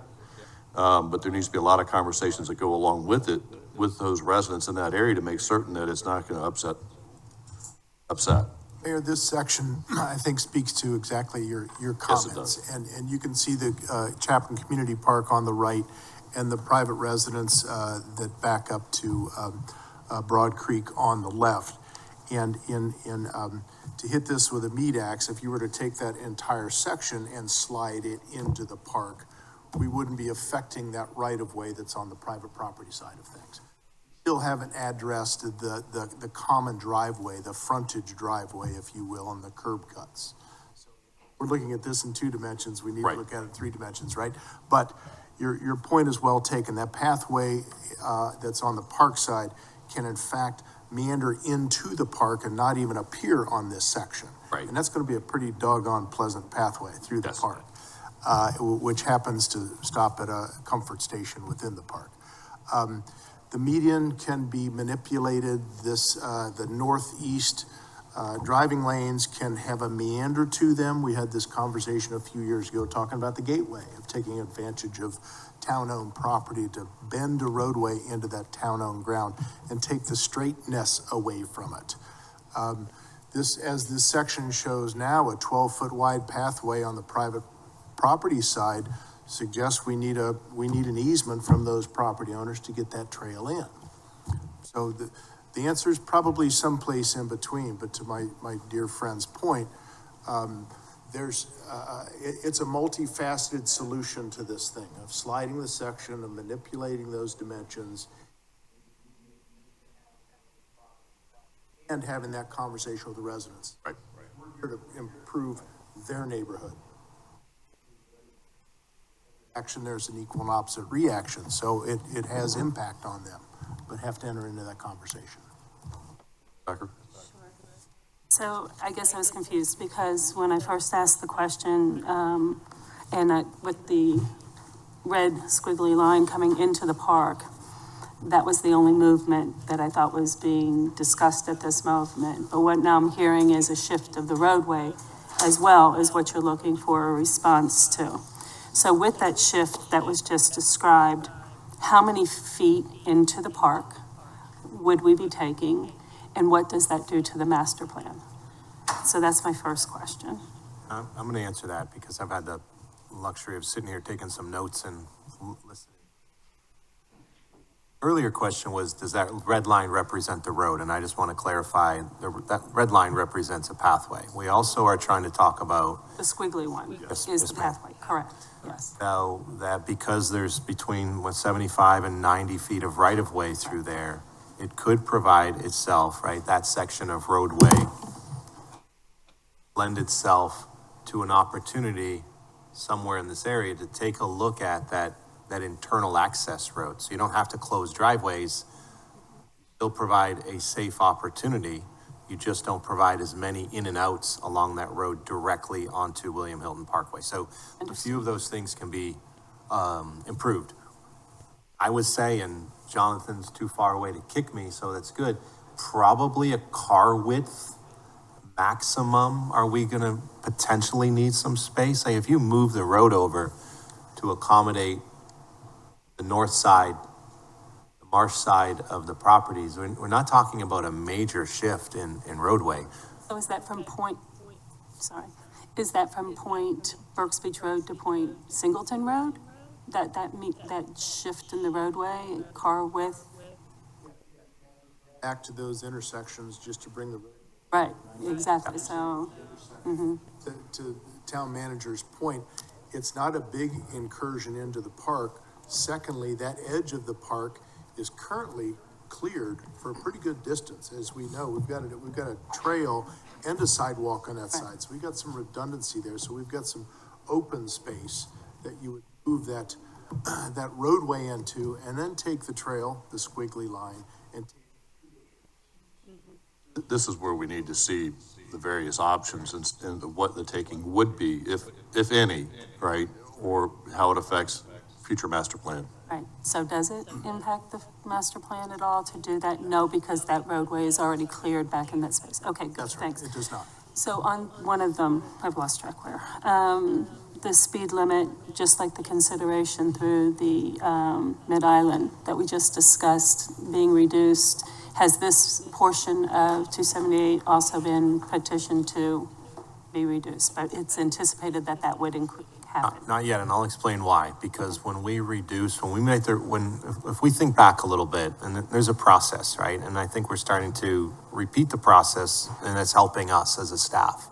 When we looked at Main Street, we talked about conceptually A, B, or C, and we started to refine where your minds were, your vision was, so that we could confidently go spend time, money, and energy to come back. We did the same with William Hilton Parkway 3. And what we didn't do though with William Hilton Parkway 3 is the Dillon to Beach City section. We didn't get out in front of you. We knew what your desire was, your direction was before we went and petitioned SCDOT. And so I would say today, we are in that first step through this section. What I think we owe you is, based upon a lot of your feedback today, next step would be come back to you with some more definitive answers and then go petition SCDOT based upon your alignment. So if I can revise my answers, in that specific area, talking from the Burke's Beach to Singleton, I would appreciate seeing how that roadway shift would move for the advantage of being able to, hopefully with agreement, consolidate curb cuts and provide more safety travel through there. In addition to that, the same line of thinking is provide that median, planted median, which calms traffic and provides safety. And since that space is already cleared space that's unutilized now, I don't see it impacting the master plan or anything that we've previously gone through lots of these discussions to get to a conclusion for. So I'm not opposed in that specific area to using town-owned space, having conversations about the curbs cut consolidation, reduction of speed limit, and planting of a median. Also gives us an opportunity to bring some character and, to Councilman's point, a sense of place for this neighborhood. Right now, this is a straightaway piece of concrete, and it. And just to add to that, my point remains the same, that if you were to put a signalized light, you lose that character and you lose all the value of that other work. So I'll fight against that signalized light until we get to another place. Now, whether you'd call me because I'm a lame duck. We don't look at you that way, yes. I look at this as a Gordian knot. I really don't have any kind of clairvoyance. I think the curb cut issue is intractable. I don't understand how a frontage road would make any difference. Is it a one-lane frontage road? Is it a two-lane? What? You have to turn out, you have to turn right anyway. Why don't you turn out right on the main drag? I'm lost on this one. I recognize that it's a speedway. And so I think somehow you have to, in a substantive way, slow traffic down. You don't want another traffic light signal. I'm wondering, is it just out of the realm of possibility to have a circle in the Chaplin Park area that forces people to slow down, gets people in and out of the beach area in a different kind of way? I really don't have solutions on how you balance all of that and also provide a median. So really what it boils down to me is the conversations with the native island owners and property owners along that road, and see whether or not there is some way of not mitigating consequences, but coming to a solution that they feel is a win. I don't know what that is. I do think you're going to have to encroach on Chaplin Park in order to solve some of these issues. You can't do it in the space that you have provided and also have a landscape median. And my head's spinning a little bit. Is there some oval in the center of Chaplin Park in the roadway that allows Native Islanders to circle about? And I just do not have a solution to the Gordian knot. I do wonder, as a possibility, whether or not Burke's Beach with a circle and on town-owned property, not trying to do it where that intersection is today. Anyway, rambling without without a solution. Thank you, Mayor. So, Sean, I think you've kind of got some work cut out for you to create some conceptual ideas. Yeah, and it sounds like we have support from council to consider town-owned property as we bring those solutions forward. We got some information related to the signal at Burke's. I don't know if there's consensus, we've heard some, but provide more information related to traffic counts, and the benefits of each one, and also any kind of limitations from a separation standpoint between Folly Field and Shelter Cove, so we can certainly bring that back. Let me throw something out that I just thought of. I said it probably has a lot to do with what the native islanders and property owners get in return. We shift the whole road 10 feet, 15 feet, whatever it is. They get that property in exchange for consolidating driveways. Something that gives them land in exchange for what we are looking for as a community.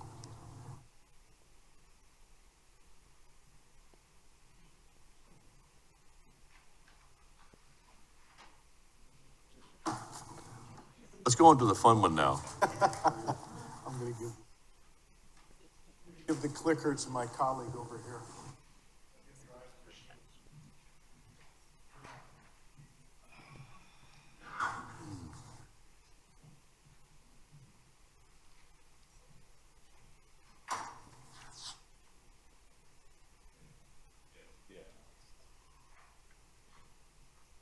Skipping the slip lane piece, some of us may have said something about it, but. Wait a minute. Didn't talk about the slip lane. Click back to, yeah, there you go. Councilman Bryson had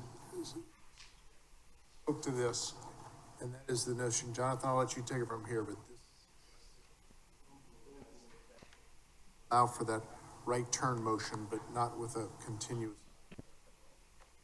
Yeah, to address some of the concerns that were brought up by Councilwoman Bryson relative to high-speed maneuvers, right turning movements, left turning movements, one of the recommendations for this is to remove the channelized free-flowing right. That's something that SCDOT is doing throughout 278 as well as throughout the state. We found that those locations create more harm than good. A lot of people say you need those because it allows traffic to move. In reality, what we find is that it creates more backups and more congestion and creates a misunderstanding of how to navigate an intersection. So our recommendation would be to create what we're calling, or what I like to call more uniform intersection geometry and language, more consistent throughout the island. That also goes with crosswalks, pavement markings, and then how that intersection would be improved. Would be a little bit more of a tightening of the intersection, bringing it in from a pedestrian standpoint as well as from a bicyclist standpoint, still allowing for the movements that are necessary through there, but really designing intersections that accommodate all moves instead of just a singular vehicle, which is how it's designed today. Throw in the fact that the slip lane is a location of a bicycle fatality a few years ago. Correct. Just a couple comments on this history lesson. This is similar to what it used to be. Yield sign there that sort of stopped people coming in traffic. So I'm in favor of this, and I think I mentioned this during our one-on-one setting. As we're talking about this Folly Field intersection, left into Folly Field, there's significant stacking there at the moment, which causes overflow into the left thoroughfare lane. And with new development that's already been approved coming on to Folly Field, I just can see that continuing to be an issue. So I would just sort of ask you all to expand your study in this area to take that into consideration as well. Thank you for bringing that up. That is unrelated to the work that the town is doing here. SCDOT is getting ready to move into their next round of safety improvements statewide. As a part of that program, they do look at intersections where there's a need for flashing yellow arrow. So to give that left arrow in, and then upgrade the intersection. That is a program they've been going through. I will make sure this intersection gets looked at as a part of that. Becker? Thank you. So last week, we had a community meeting for the Follyfield neighborhoods, or the neighborhoods in the Follyfield area. This entire setup is a point of contention for the residents from Holiday Homes all the way down and around through Islanders Club. And they have concerns with backing up, traffic backing up on Follyfield Road, the ability to turn left, the ability to actually turn right, and everything that's associated with trying to get in or out of, off of Follyfield and onto 278. I know that y'all are looking at that. You heard us talk about that and their concerns. So with that, I wonder, with the removal, and I don't necessarily have a strong position, but I do wonder, with the removal of that slip lane and additional traffic then being forced into the little box, how will that impact the goals that we are trying to set up and follow through on for the Follyfield neighborhoods? Will it cause more time delays? Will it create more issues there?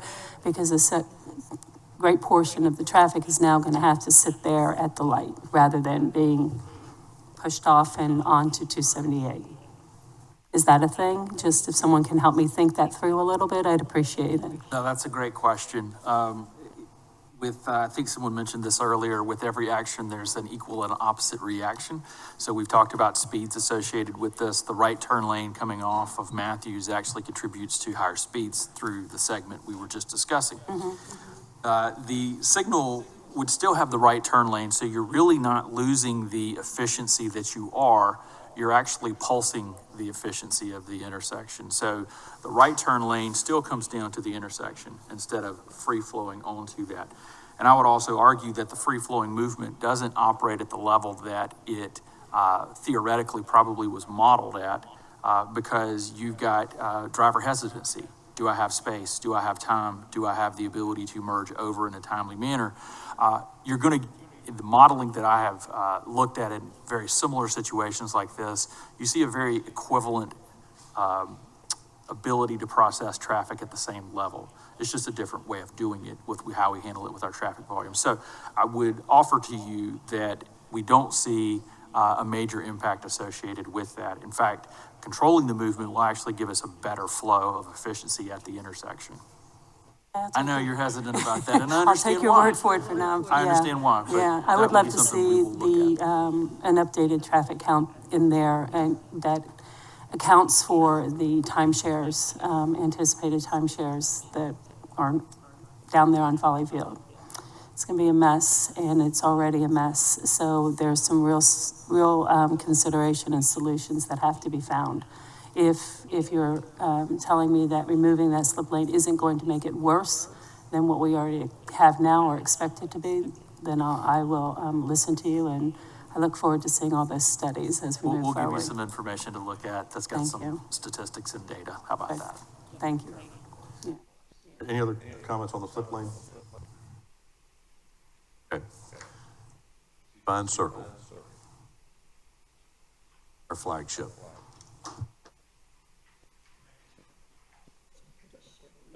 All right, so, as you said, flagship intersection. I was gonna use a little bit different, language associated with that, but just to sort of set the tone associated with this and really kind of, how we approach this project. When you think of Hilton Head Island, one of the first things that comes to the mind is your traffic circles. They are iconic in the design language and as well as how people view your island. So, Seapine Circle really resonates with a lot of folks, both locally as well as across the state. And so for us, it was a very sacred approach to looking at this intersection, to understand the history of it, but also to look at ways to improve this intersection with all the demands that are placed upon it. You have a very finite roadway system here. You have a few connections, and because of that, people have to travel through key intersections continuously as they're moving about the island. As we looked at this, I would maybe change this a little bit to not only what have we heard, but what have we seen and observed. Much of the work that we have done has been based off of two primary factors, field work, and then of course the data that we collected, and I'll get into those details, but just some observations associated with this. You could say that there's AM, PM, and midday peak hour backups. I would even add to that to say that there is a continual level of heightened congestion throughout the day at this intersection, and it starts in the morning and then it travels through the end of the day. And I'll get into the details of why that is here in just a bit. It is an area that has a higher level of crashes associated with it. Interestingly enough, and you'll see this in just a few minutes, it's not necessarily internal to the circle. It's actually approaching the circle, and there's reasons for that, and we'll talk about that. This is one of the things that, from a geometric standpoint, is there's an asymmetric alignment of the approaches with Greenwood and William Hilton. The circle is laid out geometrically, but it's not equally laid out from a center to center. You'll notice that it actually sits a bit higher where William Hilton comes in, which brings it closer to Palmetto Bay, causing a further separation from Pope, and that has some things that are contributing to that. There are a lot of conflict points approaching this intersection, particularly on Palmetto Bay Road as you're coming down Dunnigan's Alley, where Arrow comes in, Target. Those intersections do contribute to some of the congestion, especially on that northern leg, and as well as Greenwood, I would add to that, which you currently do not control. And there is a variety of different signage patterns on this. You control 3 of the legs, and when I say you, I mean the town and SCDOT. Greenwood is privately owned, and there are some concerns with some of the signs.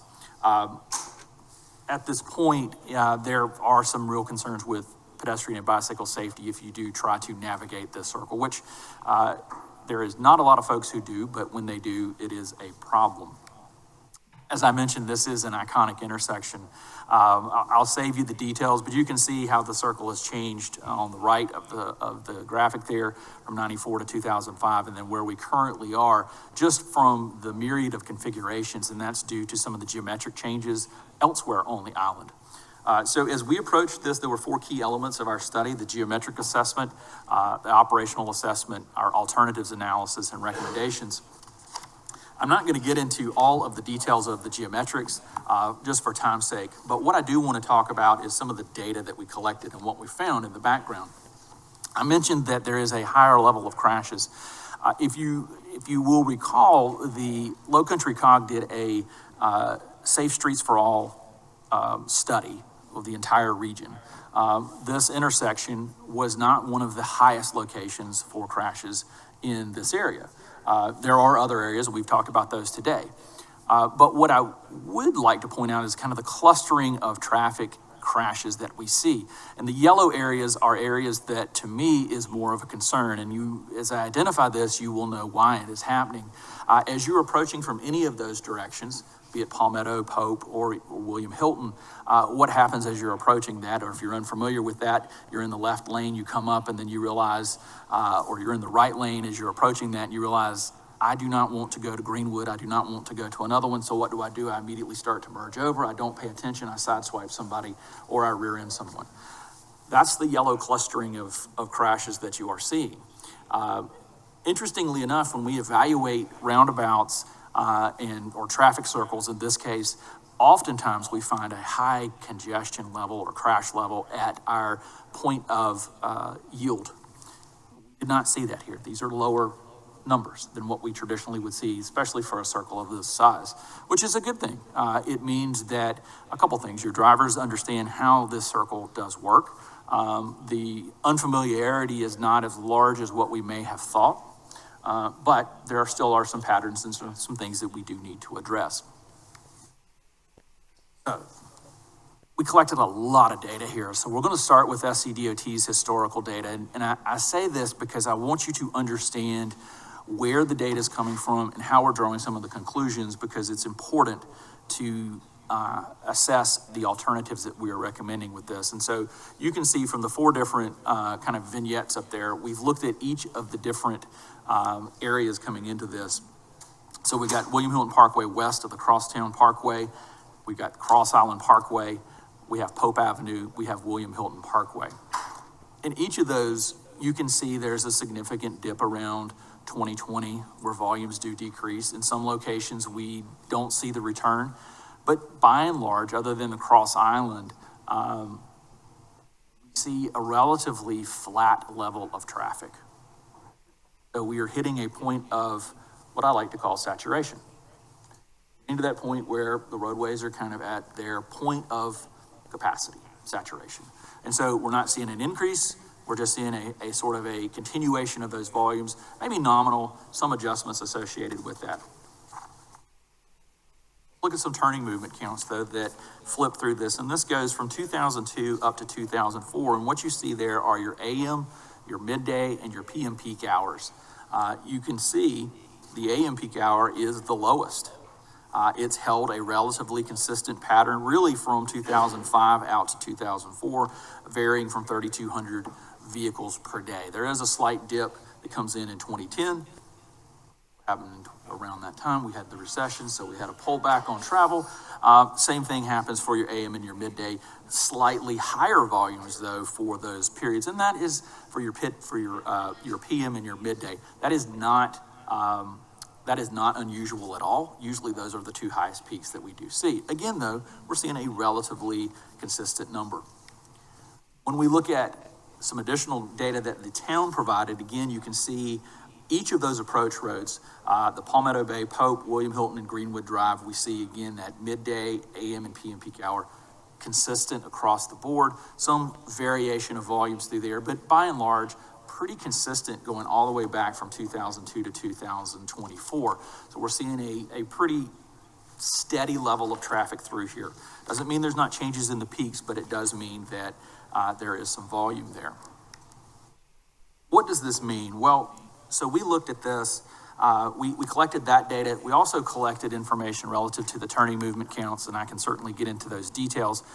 But I felt this was a little bit better way to describe that than just showing you numbers on a page. And so what you're looking at here is really the culmination of the movements at the intersection, so you can understand how large they are, right? Which movements have the higher volume. And in particular, I'd like to point out this movement coming off of Palmetto Bay Road onto Sea Pines. That right turn, be it the AM, the midday, or the PM peak hour, is pretty large. It varies between 16 to 13% throughout the day. To put that in perspective, the through movement on William Hilton Parkway is 13%, and the through movement coming up Pope Avenue is 15%. It is one of the largest movements. So the movement from the crosstown into Sea Pines, and then that somewhat respective movement back up is a heavy movement. We do this to understand what are the key movements at the intersection that we need to accommodate. As we got into this information or started this process, a lot of folks were telling us it's the through movement, it's the Pope to Palmetto movement. Others were saying it's Sea Pine. Others were saying it's people coming down William Hilton, going down Pope Avenue.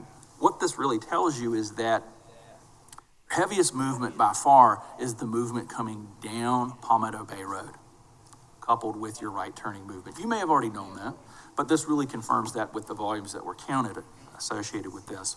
So what does this tell us? It tells us that in the AM peak hour, we got 2,900 movements in the peak hour, total volume moving through there. That increases to 3,500, and then by the PM peak hour, we're at 3,600. So we're seeing a steady increase of traffic throughout the day. That also overlaps when you have a off-peak day like a Saturday or a Sunday. You're going to see a very similar pattern, and we also counted Saturdays and Sundays as well. Quick question, are these high peak numbers from July counts? Or this was counted, this was counted in, this would have been counted in April, May of this year, which was a sunny day, warm weather, but not a peak. We wanted to see what was an average day, and that's typically how SCDOT likes to look at that. What is your average day? We know there's going to be peaks. Prior to this, circle closed down. right, congested up. So we know those do happen. So this gives us a good understanding of where we need to go and where we would for a normal operation. This is very hard to see, but in your graphic, what you can see is some of the details associated with this. This is part of our calibration for the model that I'm going to get into here in just a second. This really just shows where we saw queues backing up.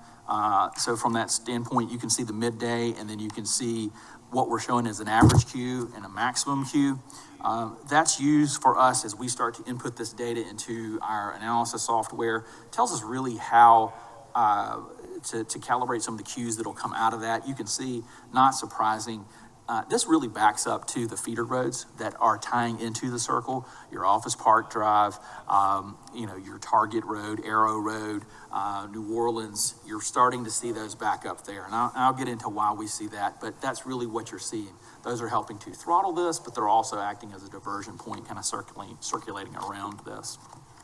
So I've really kind of covered a lot of what we have found here. You can read this.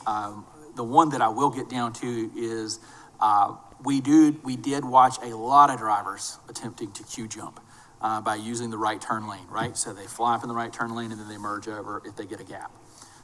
They're also using that New Orleans, Arrow, Office Park to circulate. That's not a bad thing, but they're doing that. They're also choosing to come out of Greenwood, turn right, come down, and U-turn at New Orleans and try to jump back in there. That's not the most efficient way. We tested all of those just so we had an average travel time run so we could look at those things.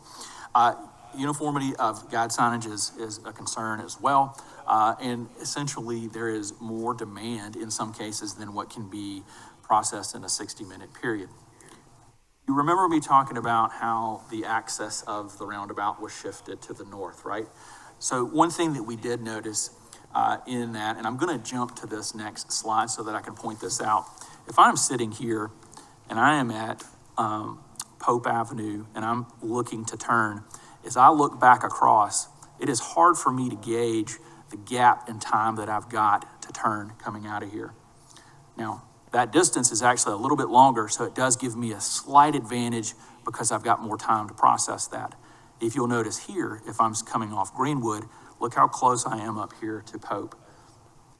That's one of the biggest reasons you see the backups on Greenwood is because of that geometry, how close that has moved up to that yield point. There's not enough time there. So the circle has capacity. The geometry is one of the things that's controlling it and throttling the ability for people. There's just not enough reaction time. And we saw that numerous observations and watching this traffic operate. As we begin to look at this, I will spare the details of getting into how we analyze this. We did pull together some guidance from the UK. The United Kingdom is really at the forefront of how you evaluate existing roundabouts from a safety perspective. So we're continually learning from them. We are decades into it. They are, in some cases, a century into this. Short term, what are the things that are happening today that we can improve the operations to that, and how do we build a foundation for a better circle, essentially? And so some of these things I think are really important for us. One of the things that we're starting to see, and we are currently working with Federal Highway Administration to write guidance on how to improve multi-lane roundabouts. One of the things that is coming out of that is implementation of speed tables. And you're probably thinking, why do we want to do that? Well, there's a twofold reason. One, it really helps to pulse traffic. If you are, and we're all guilty of this, if you're approaching a roundabout and I can look and I can see, what am I going to do? I'm just going to not yield and I'm going to pulse right through there and keep moving really quickly. That can upset and disrupt the operations of the other movements. Helps to slow that down. And if we were to ever allow pedestrians to circulate around the circle, it actually gives them a raised platform so they are higher than the vehicles to be seen. So it's really a twofold reason for that. And then changing somewhat of the roadway surface, applying textures, whether you want to call it rumble strips or other patterns associated with that we've talked a lot about that, about identifying the character of the area, right? Tell people you're entering somewhere special, somewhere different. You need to drive a little bit differently than you do maybe on some of our other roads. So creating that change in mindset is going to be important. And then looking at metering. How do we do that with the access to the circle? We can do that with speed tables, but you also can use your traffic signals to do that. And that is something that would be important for us to do. Speed table, absolutely. Think about a trapezoid, a raised platform that we come up and we come over. Not a speed hump, but a raised. It's longer, it's elongated, it's at a still slower speed to traverse over that, but it's not such an abrupt transition that you have the hit like you do with a speed bump. And that does a couple things. It helps to control speeds as you're approaching to that because you have a vertical profile change. And a lot of times you'll also have a horizontal profile change, which will contract that area that you're crossing. Again, Brian mentioned friction. Friction is one of the things that helps to create actually a better flow. It creates more uniform flow because we bring it all together. So as we think about this, there's some other vehicular improvements that I think are important. Really just getting into some pavement markings. That point of the right turn lane and the through and left turn lane as you're approaching from any of these approaches, extending what we would have, which is a wider white line, bring that back further, start to put that in. It gives the opportunity from an enforcement standpoint, but it also starts to delineate what you're doing, supplementing that with some only line markings and lettering associated with that with your markers, creating that in a more uniform pattern as you're approaching that. Some of it is beginning to fade. There is an inconsistency of some of the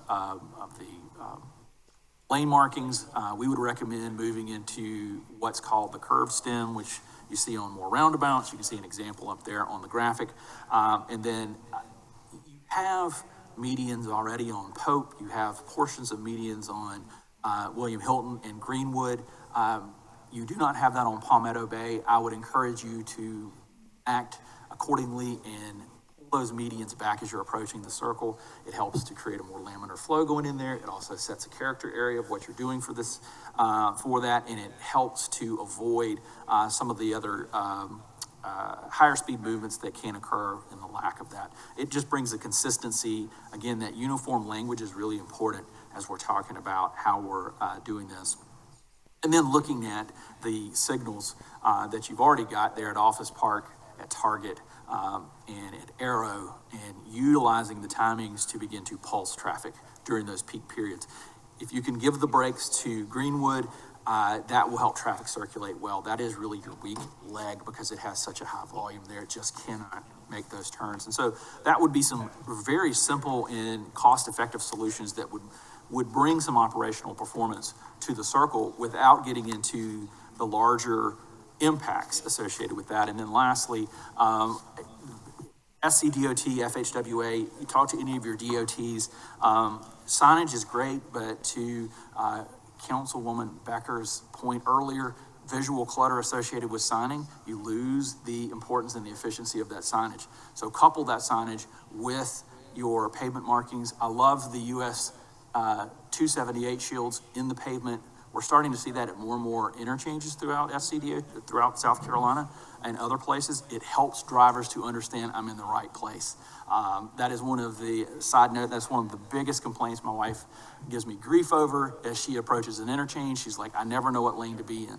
And have the shields, you actually get better compliance. And so that is a very cheap application to help improve operations there. The long term. As I mentioned, this is from a roadway standpoint, it's an iconic piece of infrastructure.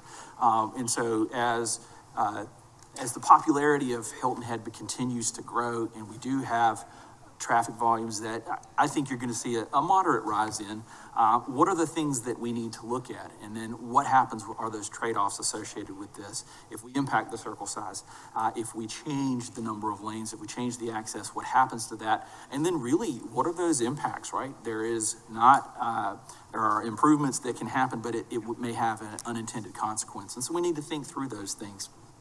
I will say you have one of the largest traffic circles that we've worked on in the United States. It is large. It is oversized for what it needs to be. That doesn't mean that it's bad. It just means that some of the treatments are different than, say, how we would design this today. And so because of that, there's some efficiency trade-offs you have to look at. You can see on the right-hand side of the page, we have looked at a variety of different options, starting with just coming in and say, let's make a 2x2, not change the geometry. Let's just open that back up, pull the warning track in a little bit. What happens? Take out the bypass lanes, really maintain the current size as is. Very minor improvements. Then we looked at, and that was really just for the main line. That was not Greenwood. That was not William Hilton Parkway. That was just Pope and Palmetto. Then we said, well, if we're going to do that, then we also need to compare it to what would happen if we added if we added Greenwood and William Hilton to that. And then there was another one where we looked at creating what I would call dual lane with directed rights. That's basically putting your bypass lanes on some unique movements, and then a delineated roundabout, which really adds delineations to help provide some separation between movements, so it's a little bit more operationally efficient. Some other things we considered, and the only reason we considered those is because it gives you a value point to understand that. We did look at removing the roundabout, putting a traffic signal in.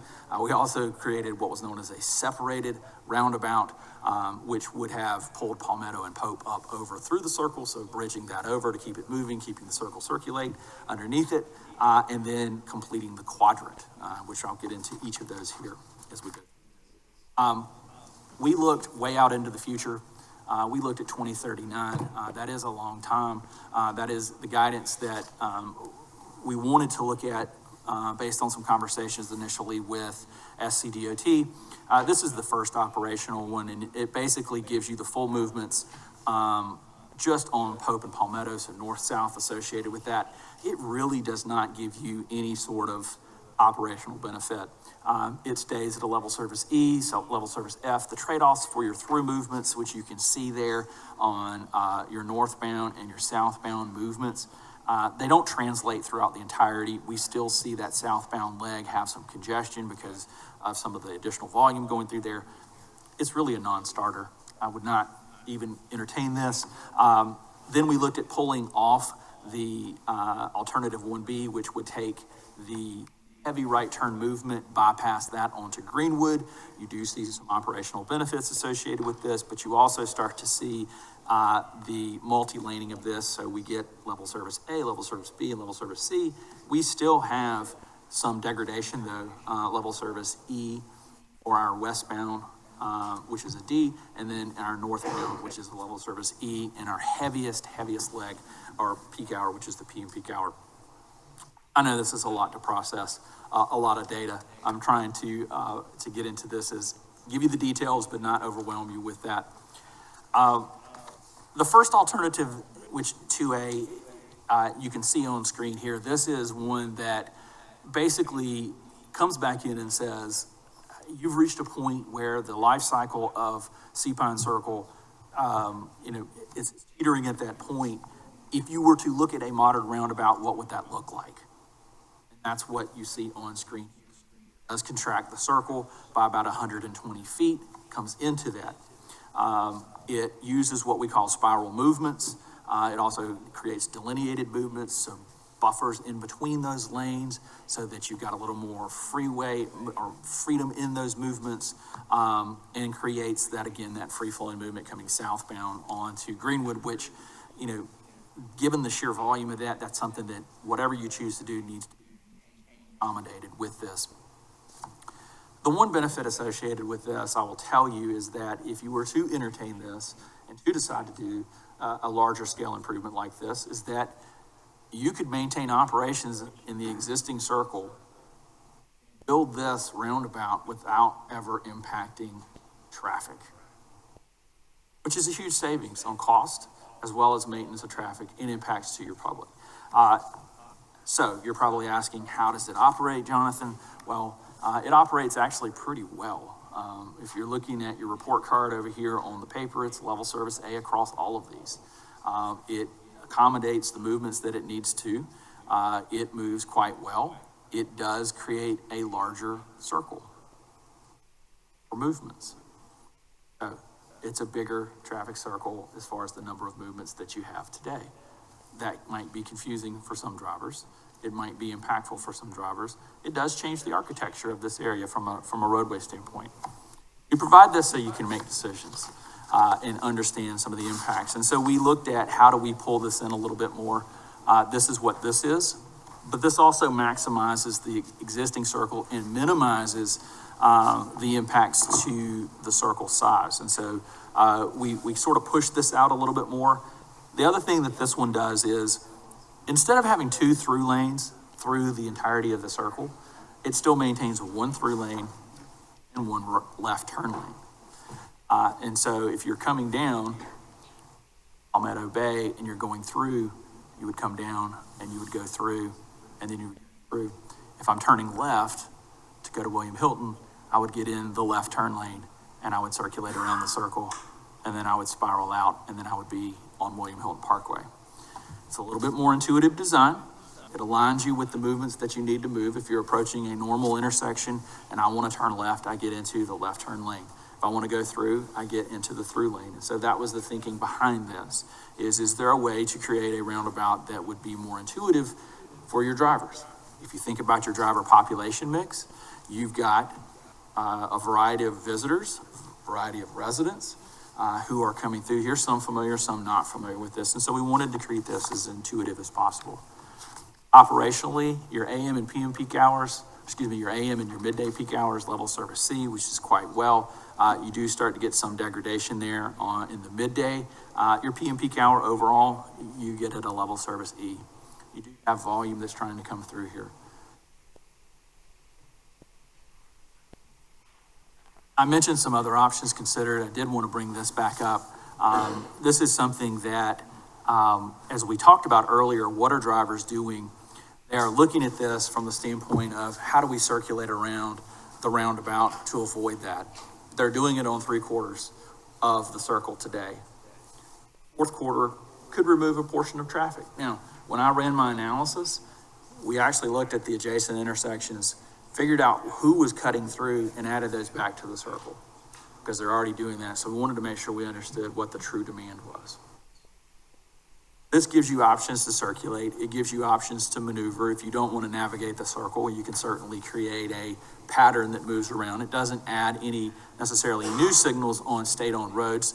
It would create a new controlled intersection there on Greenwood, which I do think is important for that. Greenwood, Sea Pines may have some concerns. How does that impact their operations at the gate? And that would need to be something that would need to be fully vetted with them. But it would create a pulsing of traffic to help navigate the circle for those who do try to use that. Secondarily, it also creates, from a pedestrian movement, you have ways to really navigate the circle, move around it, cross at controlled locations, and really kind of get through the network without going through the network. So it does give those operations. I've just hit you with a sledgehammer of data. I'm going to pause and go back. I wanted to get through it because it helped us to cover everything, and then from that point, we can come back and answer any questions you might have, because I'm sure there are. Well, fortunately, we've all seen it. In reading on next steps, it's really about what are the short-term options we need to take a look at, because I think that'll help us drive the long-term discussion. I don't think we're ready for a long-term discussion personally, because I think we need to have some of that short-term resolutions figured out and put into play, but it's a lot. It is. I think that's very wise. As I mentioned previously, and I can back up and we can get to some of those short-term, there are a number of things that can be done today that will improve some of the operations. Addressing some of the visual sight lines that exist today as you're pulling up to the approaches, making sure you have adequate sight lines, that will help with drivers making decisions. Education. People are always concerned about or don't know how to navigate a roundabout. One of the most beneficial things that you can do as you're exiting a roundabout is put your blinker on. Show that you're turning right. It indicates ahead of time what your intent is. 9 times out of 10 as we drive that, and I am absolutely guilty of this, you don't do it. You don't think to do it, right? And so it is something that can be a part of a campaign to how to drive a circle. Right, and there are some signs that are out there, but I think there's a concerted effort relative to that. The speed tables, which will have a metering effect, and then working with your signal timings to help control that, you're probably going to see some measurable benefits associated with that, and that's things that are relatively inexpensive to and can be quickly removed if you choose to do so, without a overall heavy cost. And that would be, as you're approaching impacting a piece of infrastructure like Seapines, I would want to start with some measurable things that I could do, understand the impacts with that, and then from there work forward to or solidify those.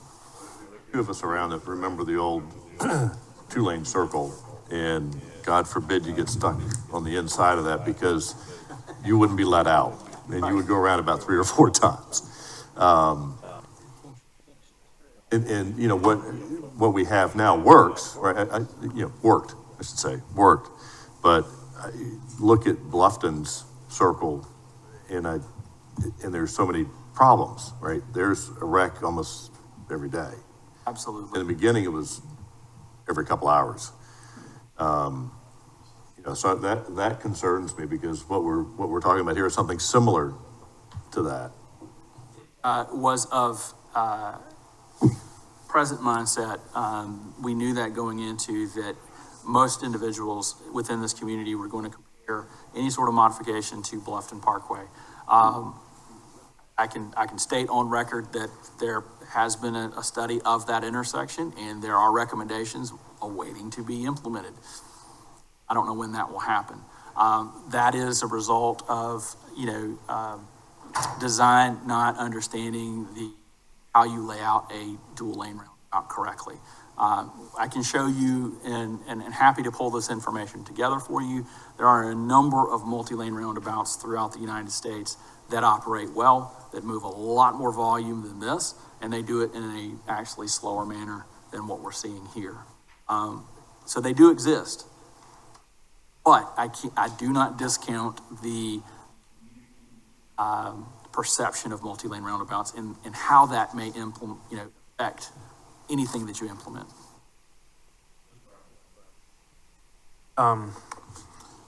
Just with the short-term solutions, there's one thing that's sort of ringing a bell in my mind, and I want to say this first. I'm going to lean on my colleagues that represent this area to help lead the discussion, but I was sort of intrigued with the opportunity with the new traffic signal system to provide more opportunity for the thoroughfares to go through. For example, peak hour coming out of Seapines is a headache, okay?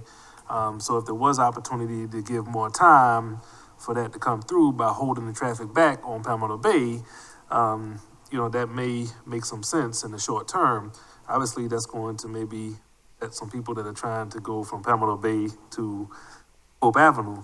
But I think the data piece of that helps us to have a better conversation along the way. So if there's a way to test that and bring it back to us, I think that then gives us more opportunity to talk about long-term, in my opinion.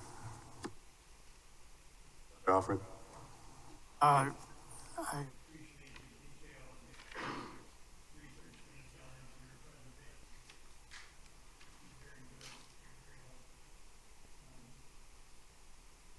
want to deal with short-term first. Preface that by saying there are those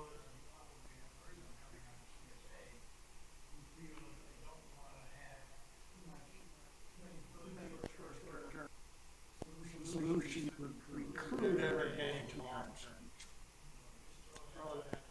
Not that I don't think there should be, but I don't want to dismiss the value promptly as reasonable or longer-term solution. For those that get into Seapines, probably not responsibility. It's a problem. We're trying to get out. The geometry is a major problem. looking at a particular Mercer page as the white line only median slope. Are cars from jumping center. Cars from jumping lanes, cars from cutting across. It essentially helps to create a more fluid flow coming into the roundabout. If you think about Palmetto Bay coming down, and you got a full movement intersection extremely close, about 200 feet away from the circle with Dunnigan's Alley.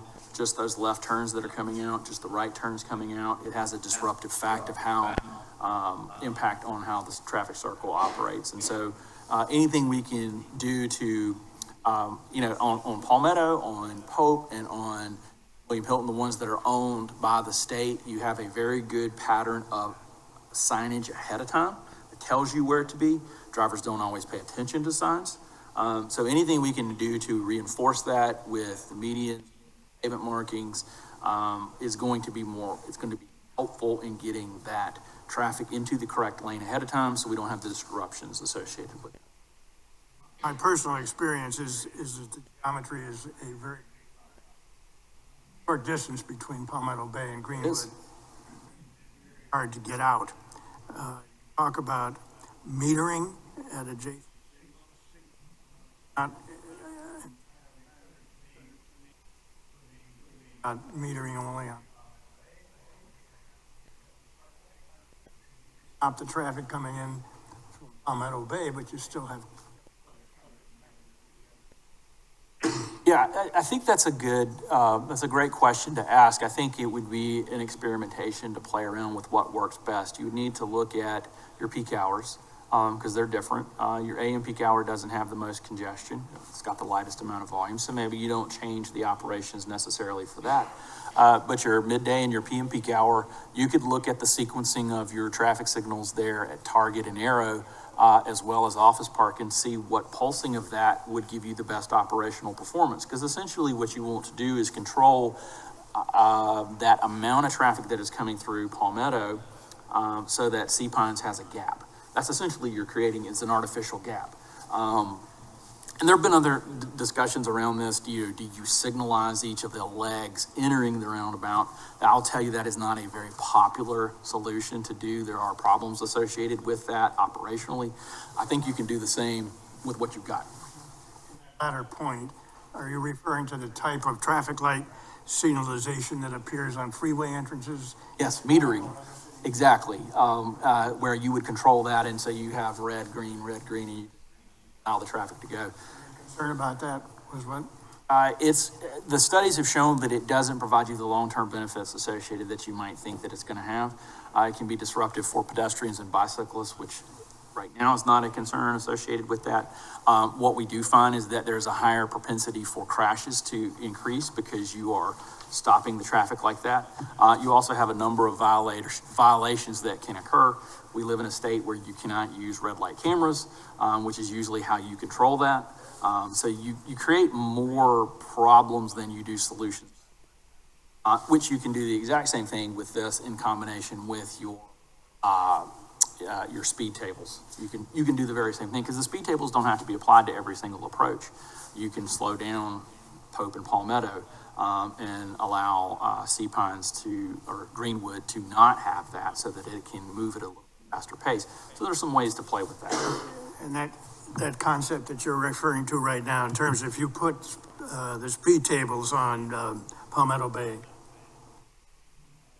car going through there would slow down. Correct. Apps?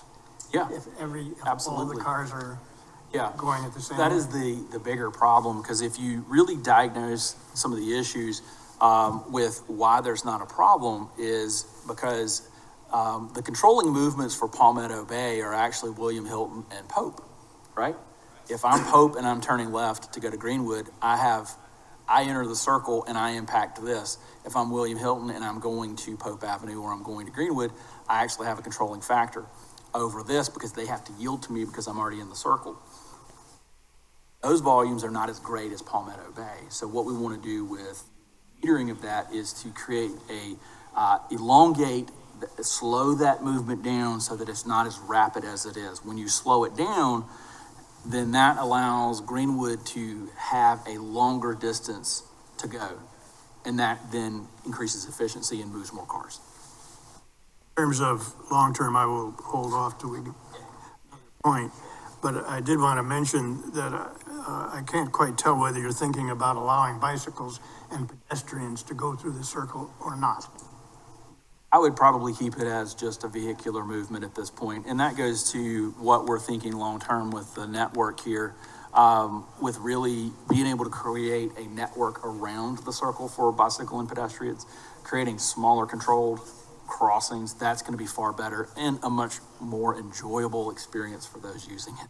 I thoroughly agree with you on that. I think putting bicycles in there only slow the traffic down and have more bike problems. I'll come back to long-term another point. Any other comments? Yes. Jonathan, thank you for sharing your expertise with us. I will tell you honestly that I don't understand everything you said.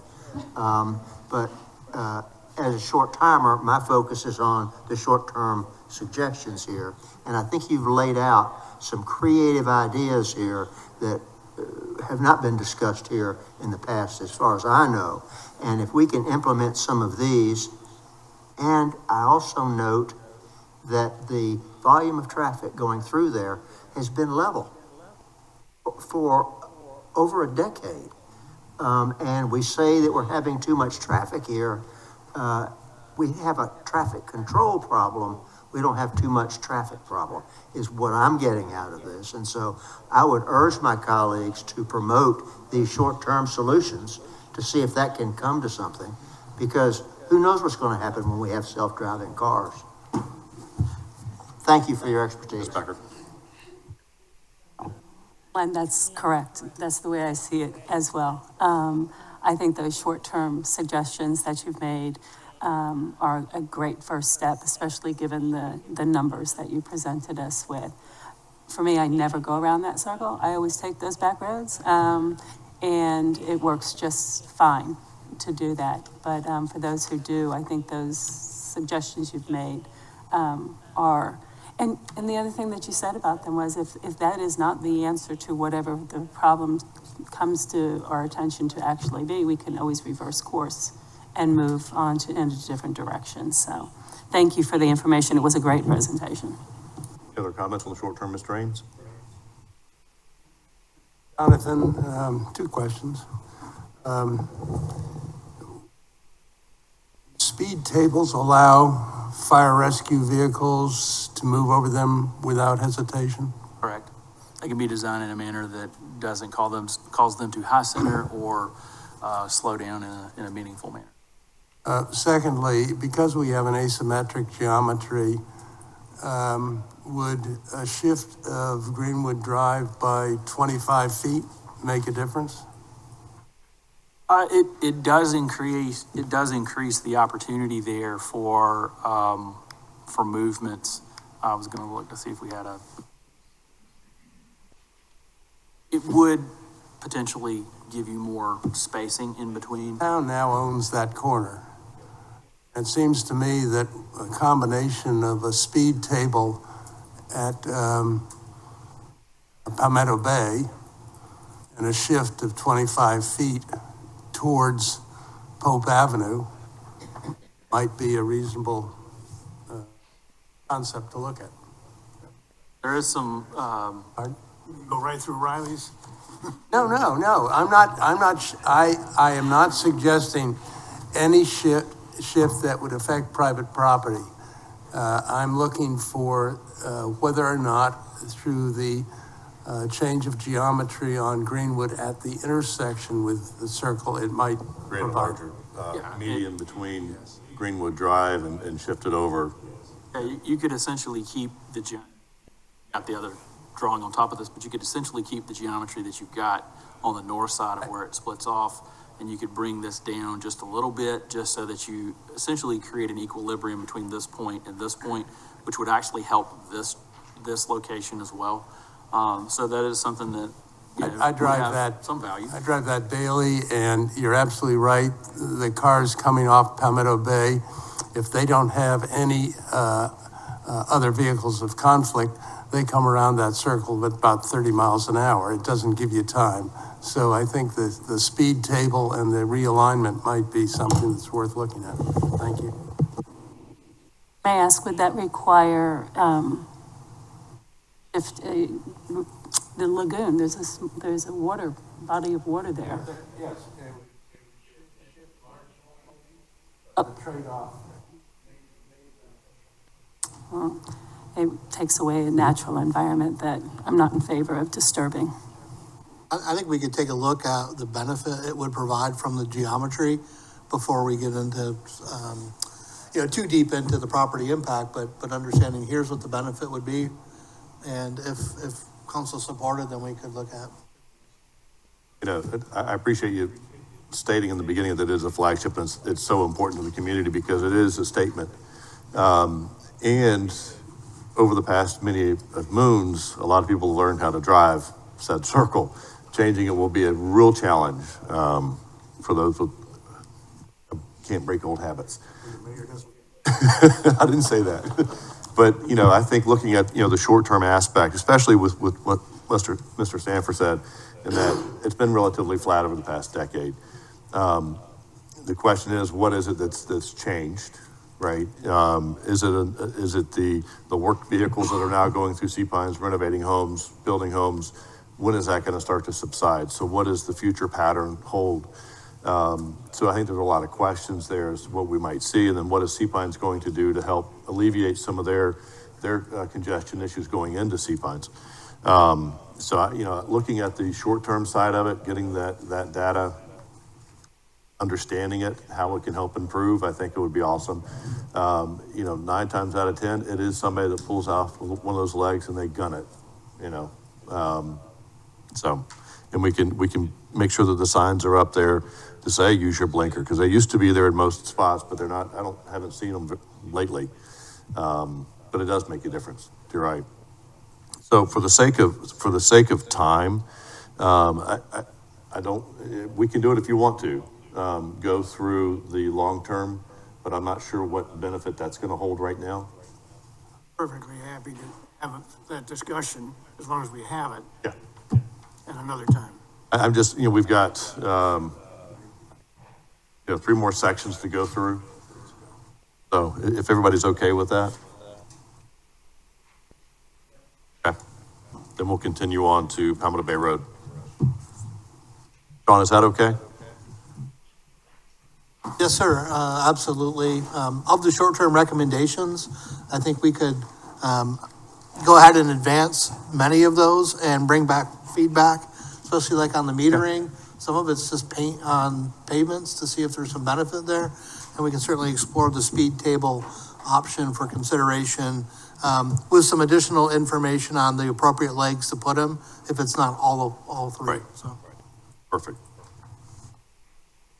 Mr. Mayor and Council, let's go on to Palmetto Bay. Thank you, Jay Guy, for our arithmetic lesson of the day. That's a lot of data, for sure. This is looking at Palmetto Bay from the Cross Island Parkway overpass of Helmsman at Crossings Park all the way down to Sea Pine Circle. What we've heard and what we've observed is that we've got high speeds on that roadway, people coming off the Cross Island, downgrade off that bridge. And if you happen to catch the light green at Borough Road, most people 5 or 50 miles an hour. So the straightens out. It is, in fact, a straightaway from there. Minimal buffer between the pedestrian ways and the travel lanes, a distinct lack of landscaped medians, numerous driveways and unsignalized intersections and conflict points, and limited bike and pedestrian crossings. We've heard this before, right? So this existing condition shows the green bars are the limited medians that exist. We've got 2 signalized intersections at Arrow and at Target before you get to Sea Pine Circle, and then numerous private property curb cuts, certainly on that north side of the roadway into the commercial properties, and some into the service station and island crossings centered towards Sea Pine Circle. Existing roadway section, again, has medians, some paved, some landscape, not much, and varying in size, two lanes, both directions of traffic. No pathway considerations currently on the Audubon side, the Sea Pines side of the roadway, and an 8-foot pathway trail on the, what I call the commercial side of the road. So some of the talking points, considerations, I'll let Addie speak to this, and pathways and pedestrian crossings and what might be considered for. Builds on what we've been talking about in every segment, is really thinking about creating legibility and consistency of where every mode should be, where they're crossing, how they're moving through the space. Back to our guiding principles on improving safety and mobility. So it's along the pathways on the south side, moving the dangerous crossing through there.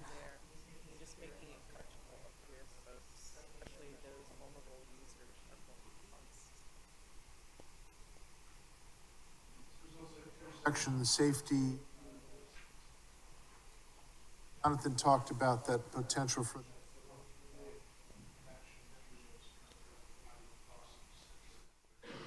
with or without that, to have four-way crossings of all. Well, there's opportunities for some consolidation of curb cuts and connections of roadways as well.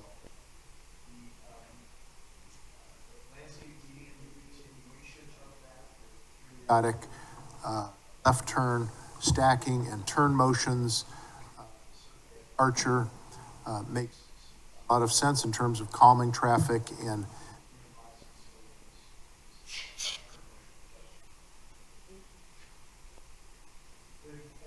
all of this would need to be coordinated with these property owners, but there are many of these curb cuts that are one right next to the other for commercial properties that would be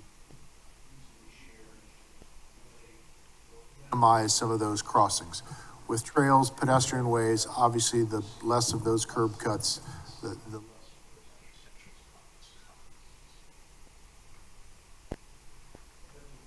roadway layout section with greening, a landscaped median, trail on both sides with proper separation to the bike trail as seen in this section. One, add that friction, as Jonathan and I keep talking about, slowing some of those travel speeds. Lanes, those travel lanes are a little wider at this juncture. We're suggesting in this section that they can be 7-foot lanes with a plant.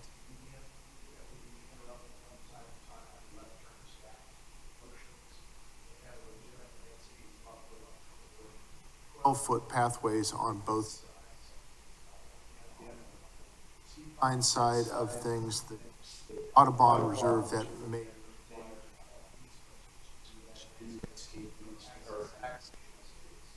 or as we talked about in the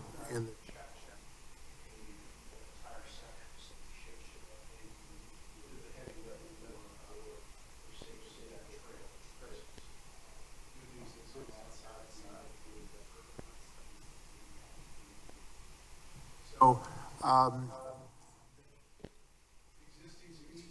5 miles an hour down to Archer Road.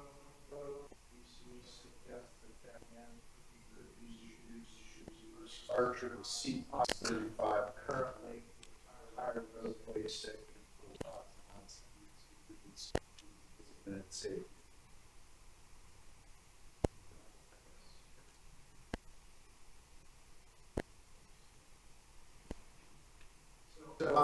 We'd love to have some.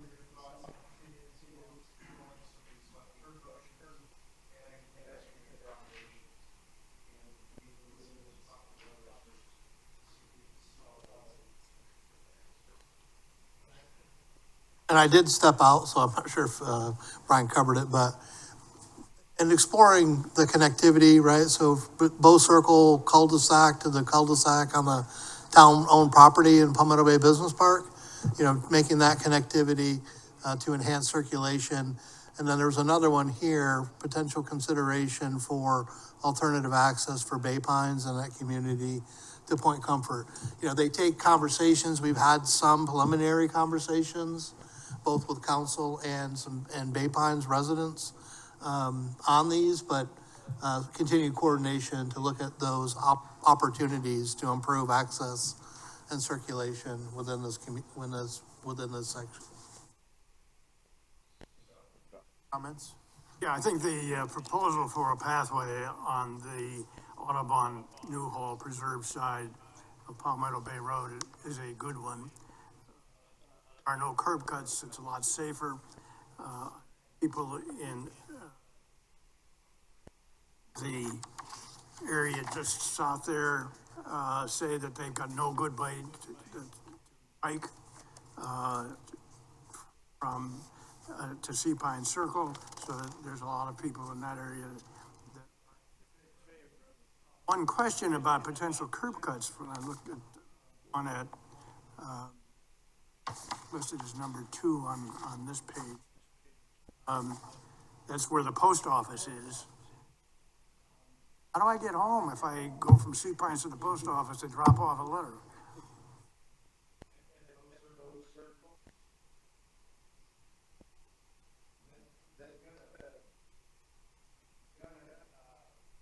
Full functioning intersection at Archer.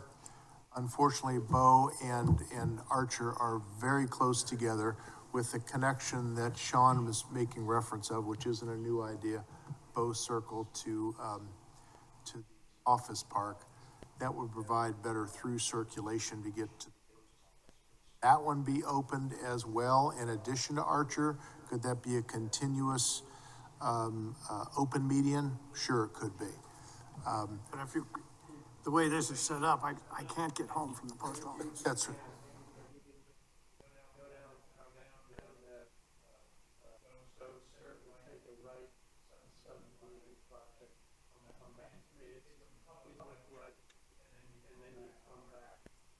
I'm all in favor of cutting out these curb cuts, if you have another solution. Yeah, what I see here is, a lot of inconveniences is what I'm seeing. From the bank to the gas station to those businesses lined up in a row.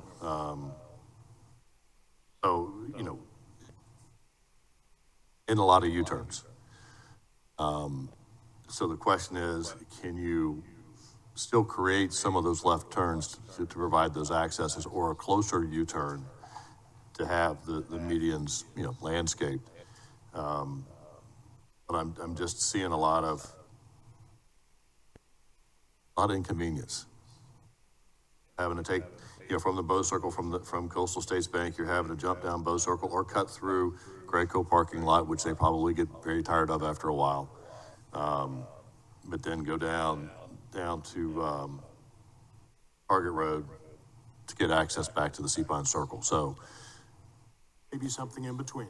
yeah.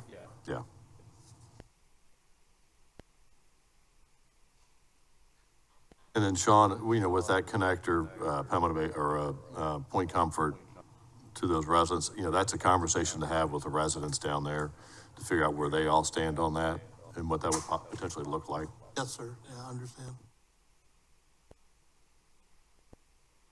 James? I represented that group of, and the ones I've spoken to said that would dramatically increase safety of getting out on Palmetto Bay. I would think that would be something we would want to pursue. Also, the bike path on the Audubon side, just as Al said, has been a high priority in my conversations. Point Comfort residents and Bay Pines residents. So I noticed that the Bow Circle connector is on there.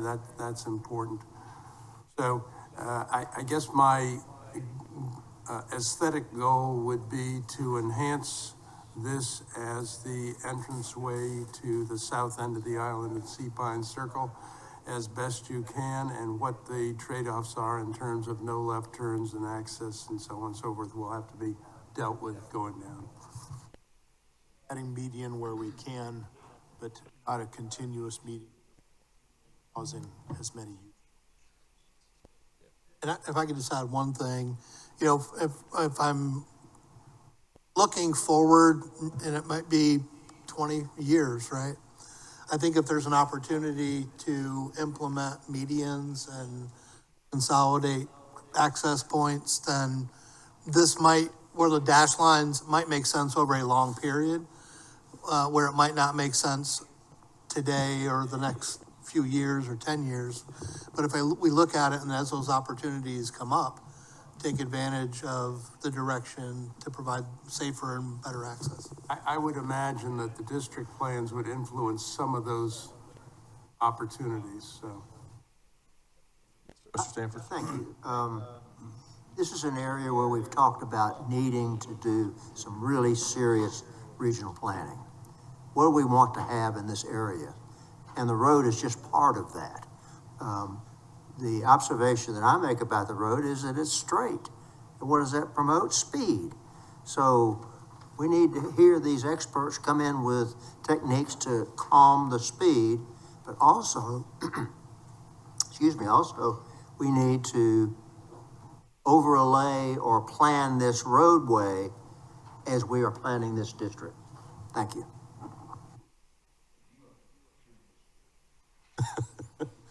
Other comments? Thank you, Glenn, for that. Pointed. Other comments? All right, you got what you need on that? Thank you. All right. Yes, sir, thank you. Indeed, we do. Let me find Hope Ave. Hope Avenue. Jonathan Guy's other problem child as he enters into Sea Pines. This is a look from Sea Pines to Coligny Circle. What we've heard, what we've seen, again, inconsistency at signalized intersections. Pines to Cordillo section works pretty doggone well right now and is a pretty attractive section, one man's opinion. Cordillo to Coligny Circle should be giving priority, we feel, to non-motorized operators. That is a concentration of tourist traffic, as we all know. Very high bicycle and crossing volumes in all directions. And then Lagoon Road intersection is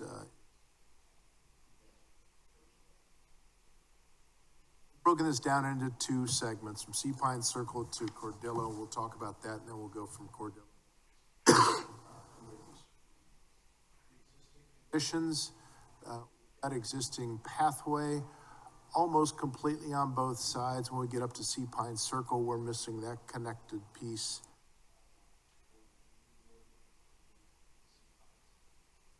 At signalized intersection at New Orleans and then at Cordillo in this section.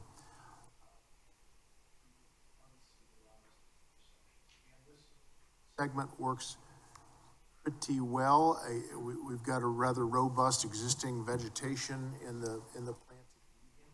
There's some movement to the eastbound lanes,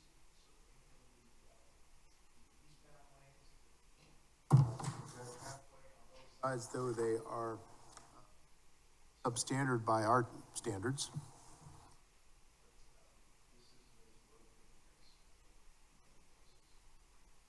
So some of the talking points, I'll let Addie get into that, is finishing these connections and adding improvements.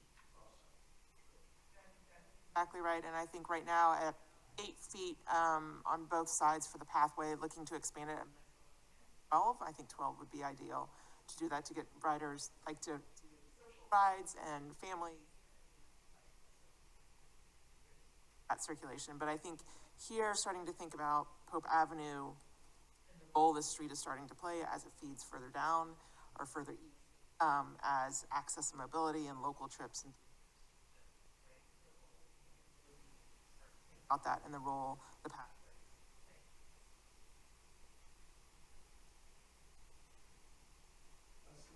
Driveways and connectivity,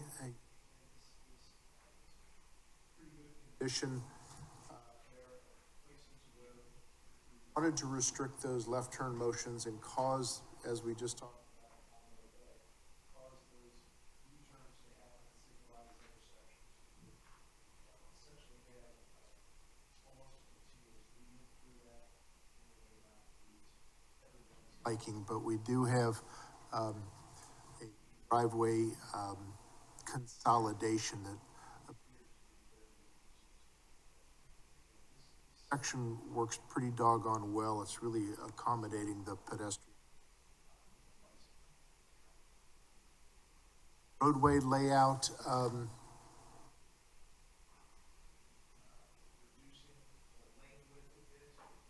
caused a little bit of friction. This existing section has a shoulder that could be removed and put into a curbed section. And again, as a way of it and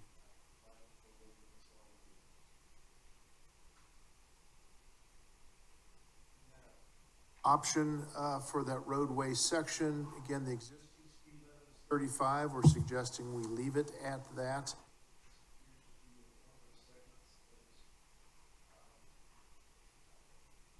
Fairly well policed.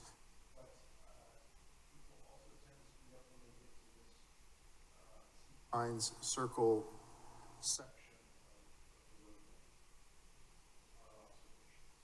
So this suggests that we have 12-foot wide pathways on both sides, buffer separation from those slightly reduced lengths of traffic, 11 feet.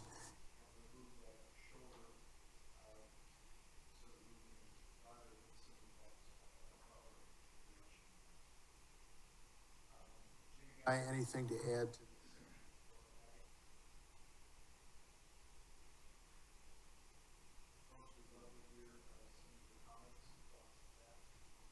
James, I'll let you go first this time. Well, thank you, Mayor. But before, I'm sorry to interrupt you. I want to show this section as well. This is an option, and this is putting bike lanes on the vehicular travel lanes as well, in addition to separate paved bikeways. And that's walking and slower traffic, those that wish to have a little bit faster would be in the roadway with automobiles with some vertical separation of some type.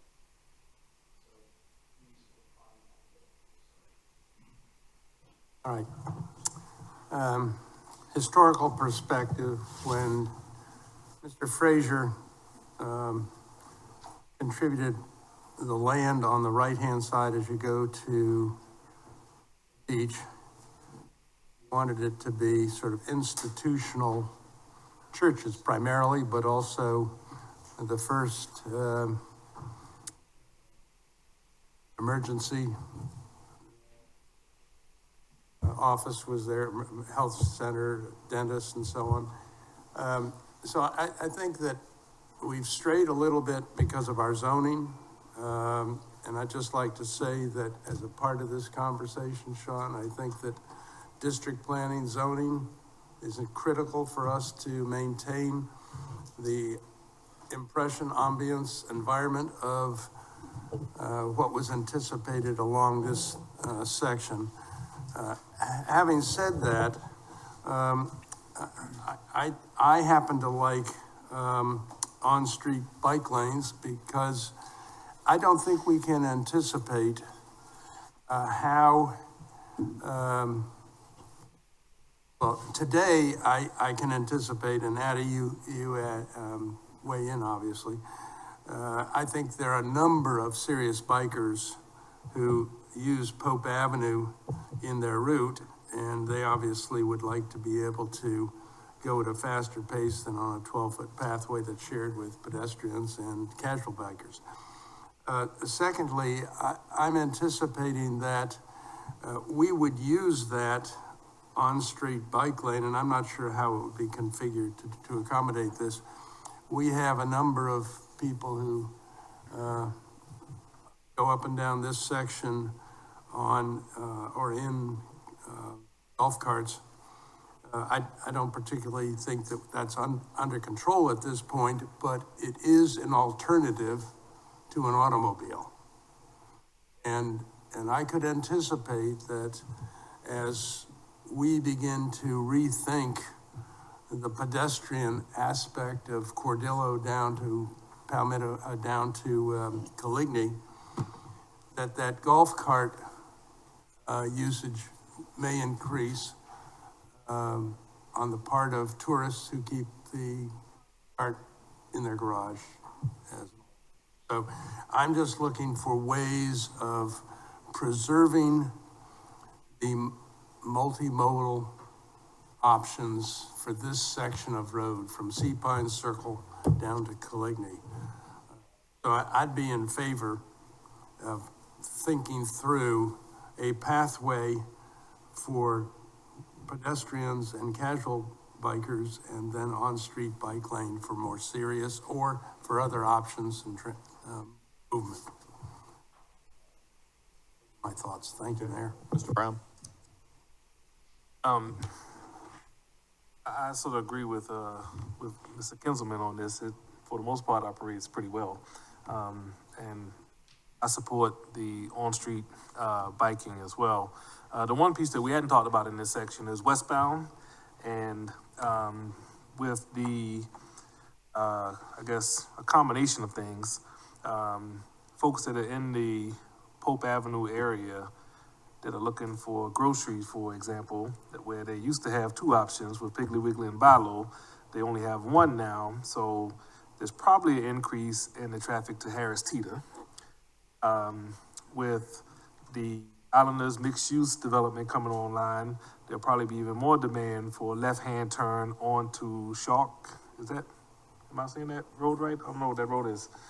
Office Park. Office Park, thank you. Currently, there's tremendous stacking there to the point where part of the median is being rutted away. So I think that there's opportunity for improvement there. That may, it may steal some of the median, but I think that's an important movement that we need to look at in this exercise as well. Yeah. Question first, is would the state DOT allow 11-foot width narrow for them? They will allow it. That's as small, narrow as they will go at this point.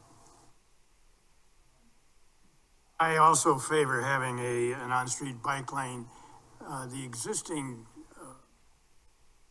pedestrian bike path is very congested. Walkers, but it has people carrying wagons full of material.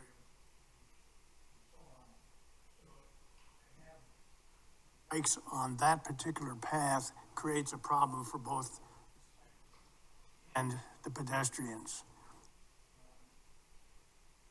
So I think, yes.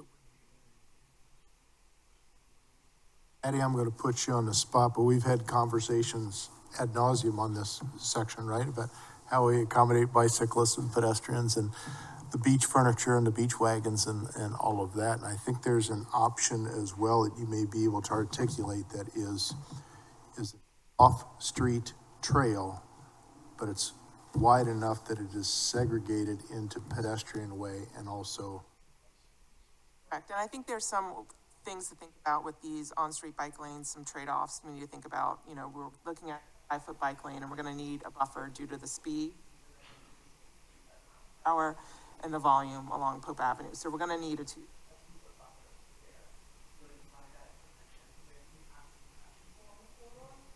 So just thinking about that trade-off of additional right-of-way to make that, to be not only safe, which back to that statistic, all users. The other thing brainstorming is, can we expand the pathway, shift that bike facility adjacent to the pathway, so you similar to what was done in Indianapolis, cultural, there, have some kind of, dedicated, division,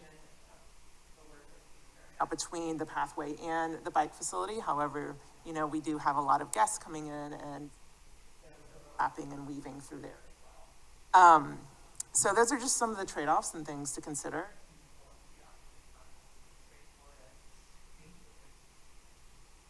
I think those are some intriguing suggestions. I just don't know if you, when you do your count bicycles. But back in the days when I used to be a bike ambassador, I did count bicycles on Pope Avenue. One of the heaviest bicycle traffic areas in the entire island. A lot of them. And it's bicyclists, and then there's bicyclists. I mean, there's folks that are on touring bikes that are doing their morning constitutional, and then there's the moms and dads and the little chicks with their rental bikes, and those are two completely different attitudes of biking. And we do count bike and ped movements as part of our annual counts. Becca? So a lot of that conversation with regard to width and separation was what my little notes here that I wrote down were to remind me of. But overarching was something that Councilman Ames said. It's the anticipation of the aesthetic that I don't want to get lost in all of the accommodating of the variety of different types of bicycles and golf carts and the rest. So my question is, to start, how much additional width beyond what's currently there do you need to accommodate the larger bike path and the separation, the barrier piece, the planted barrier piece, as shown in the picture that's up on the screen now? Right now is a 2-foot buffer. I think the other trade-off I didn't mention was, you know, what type of vertical protection you're thinking about. Flex posts, I mean, give aesthetic discussion, planters, opportunities, bollards that go along there. What that looks like in the maintenance of that facility as well, but that is. How much additional land mass, how much additional width do you need along there? Well, and Addie, I can jump in here. So we've shown the right-of-way here. We also have pathway easements that are outside of the right-of-way. And so as shown here, we don't need any additional width in the cross-section or the typical here to accommodate that. And because our pathways are executed outside the right-of-way in pathway easements. As you know, in this section between Sea Pine Circle and Cordillo, the pathways are separated, I would say, more significantly than most areas on the island.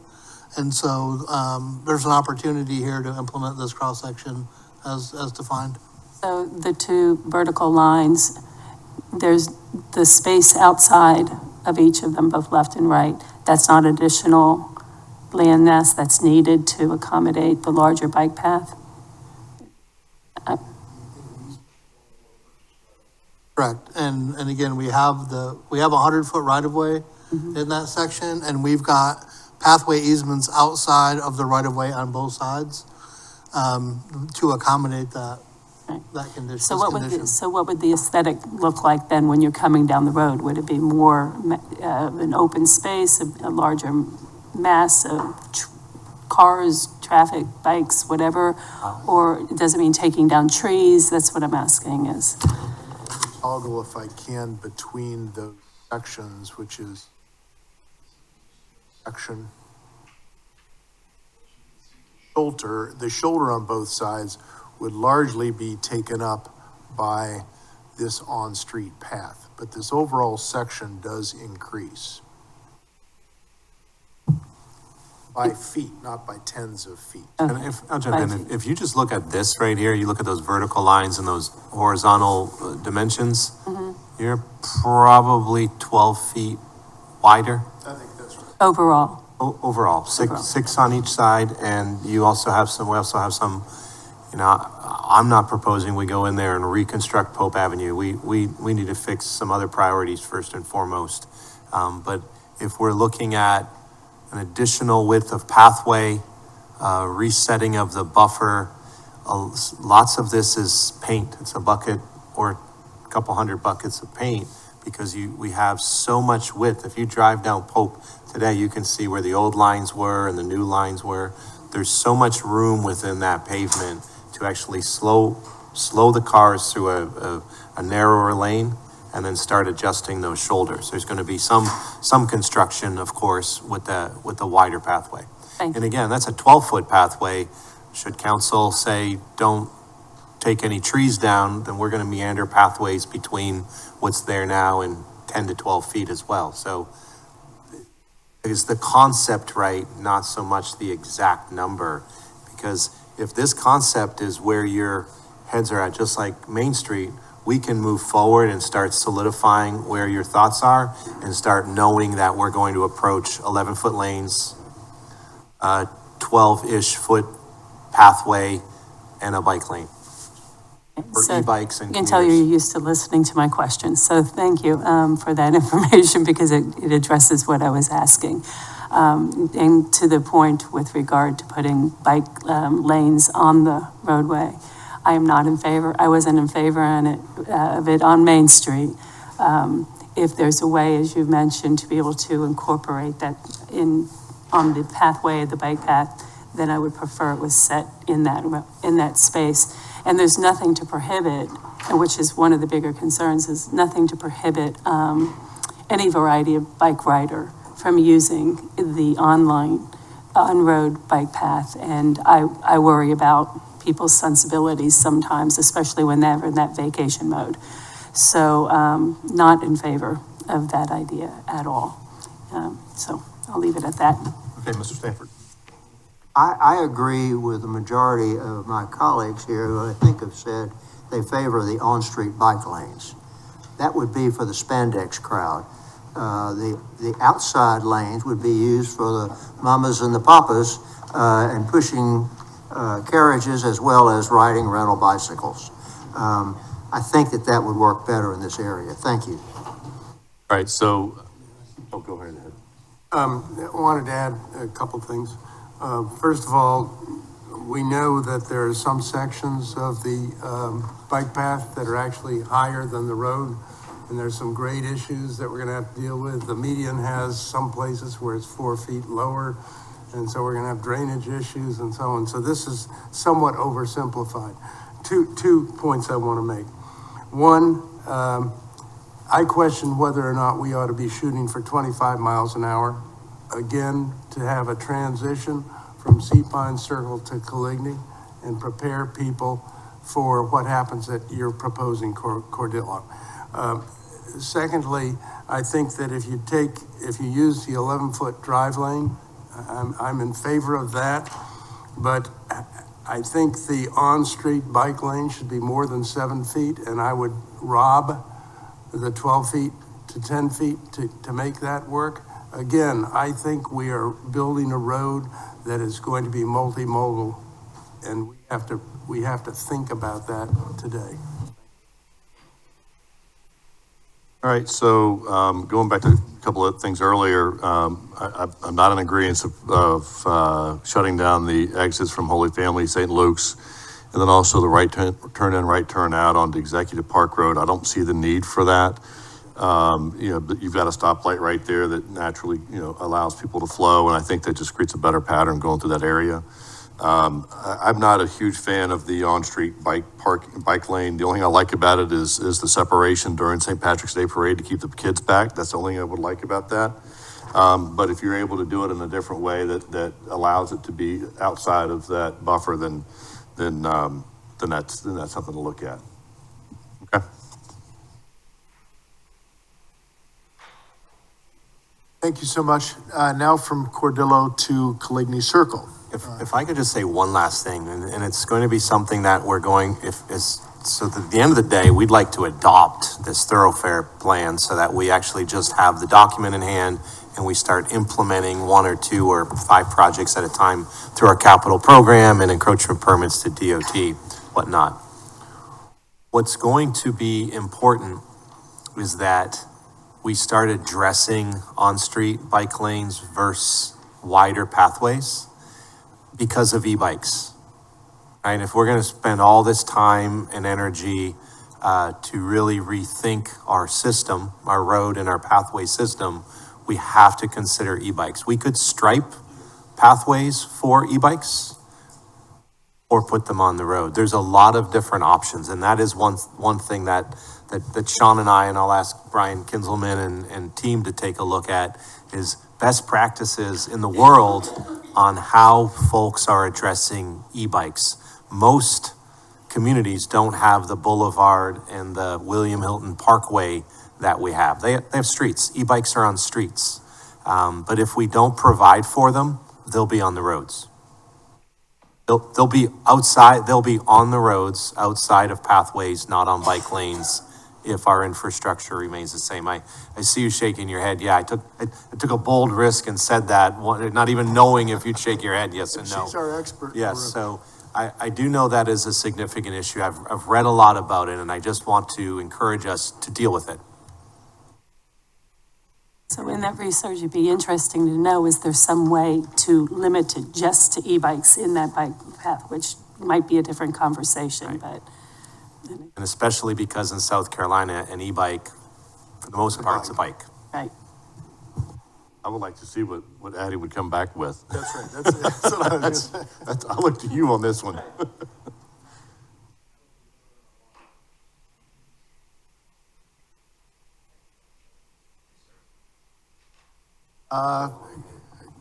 Cordillo to Caligny. Again, we got Cordillo signalized, Lagoon Road is signalized, and we've got a number of unsignalized intersections. Most part, all the way to the circle. Again, the yellow dots are the private property curb cuts, a lot of commercial on that north side of the street, and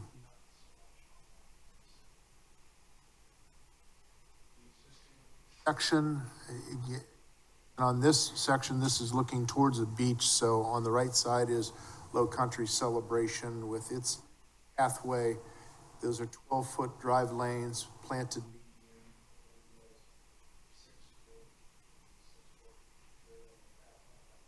On the commercial side of things, it varies from time to time. Again, we're looking at a snapshot, not in plan view. Again, it's a 100-foot right of way, so we've got public ground.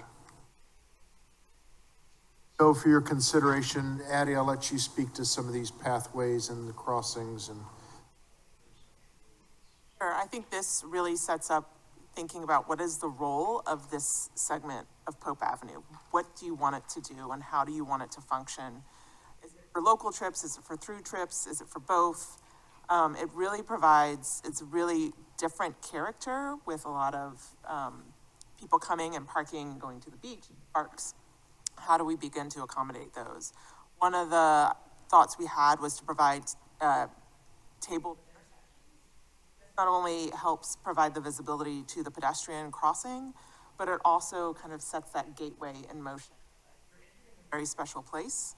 You need to be on the lookout for all the mobility options that are happening along this street. So really beginning to start not only physically defining this is a different space, but also looking at how the context around it will do it. So looking at expanding the pathways to 16 feet where possible through here, knowing that there's a lot of volume, pedestrian and bicycle volume going to the beach and accessing additional connections and crossings across Pope Avenue. Suggests also not just 12-foot multi-use trails as we suggested in the other segment, but this is 16 feet wide. Again, to accommodate that tourist traffic and the movements from the beach parking down to Clayton Beach Park and onto the beach. So this, you'll see in this section, this becomes a pretty wide section. Lagoon Road, as we know, is problematic. There's no smooth motion there come tour season for vehicles or for bicyclists or for pedestrians. So Jonathan Addy can speak to some of those thoughts relative to maybe an all-stop pedestrians go type of signalization at Lagoon to get those pedestrian motions a little. Got the flashing beacons suggested. I won't try to pronounce the RRFB. I just call them flashing beacons. Crosswalk at which enchiladas, largely at the enchiladas lot. Again, we've got these private property curb cuts, attempting to, there's opportunities, some of them have been consolidated with the Marriott Hotel, but we still have a fair amount of them on that roadway layout. Again, opportunities to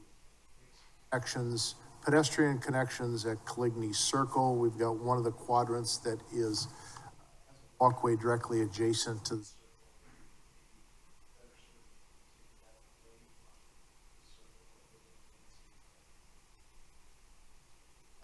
Jonathan, anything in this slide that you can opine on?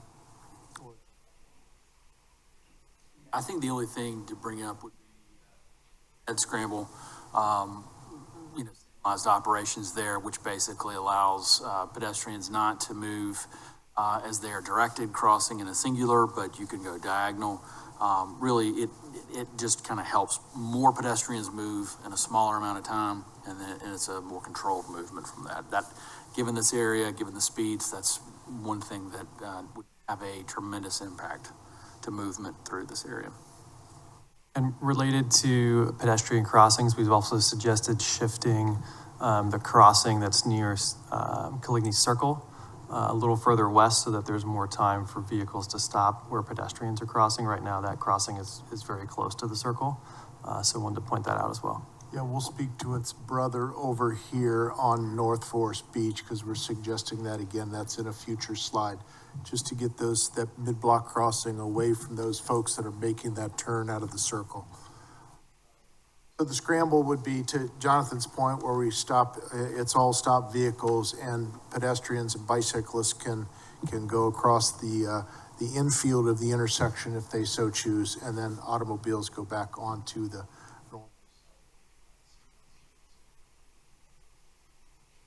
options for consideration. Jump in for a second, Rich? Certainly. Yeah, I want to focus just a little bit more on that Lagoon Road intersection. Certainly I've heard that there's congestion there, and a lot of it is because of the conflict between bike and ped movements and vehicular movements. It's also really restricted space on Lagoon Road to have adequate stacking and to allow left turns to occur there.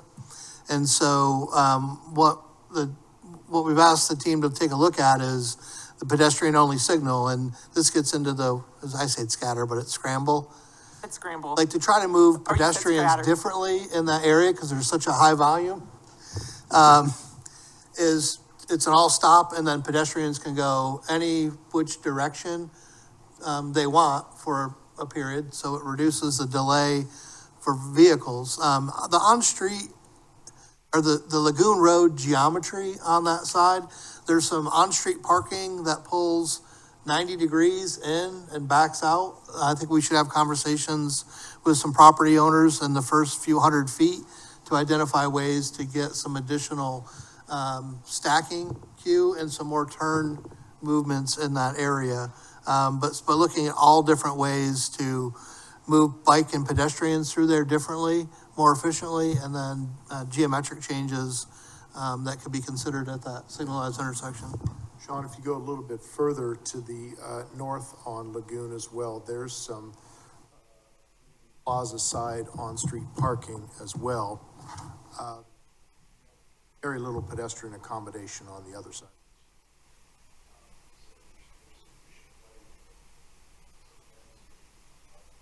Parking. Can I ask you a question? So the red squiggly line, that is, can you just tell me what that is? That red squiggly line, right now there is an existing trail that hugs the edge of this circle pavement. And it's not terribly comfortable, and it's very busy because that is a high volume trail for people crossing to go to the beach. This suggests that since this is town-owned ground, that there's an opportunity to take that trail away from the edge of pavement and allow for a little bit more civilized way of getting across North Forest Beach. Oh, is this the wrong place? Somebody who remembers better than I do. I thought there was something that came forth in the last several months about the development of that corner, the redevelopment of that corner, so that's why I'm asking. That's part of it. This is part of that plan? The stabilization of that last quadrant, as well as addressing that stormwater, will include pulling the pathway off there. Okay, so this is all part of that? Yeah. Okay. We call it Coligny Pocket Park or Okay. something, but yeah, that All right. represents the circulation. Yes, ma'am.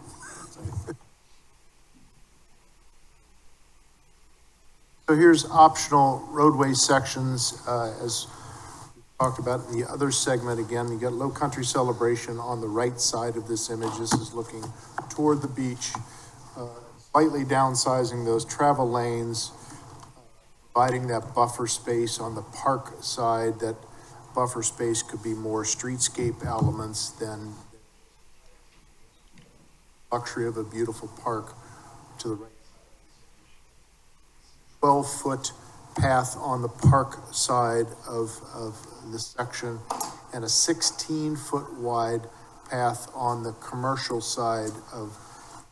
This also suggests, as you can see with pedestrians and bicyclists, that is wide enough that could be segregated, as we discussed before, of pedestrians here, a stripe for pedestrians and sharing the same piece of paper. Option to this is, again, as we talked about, putting bike lanes on street and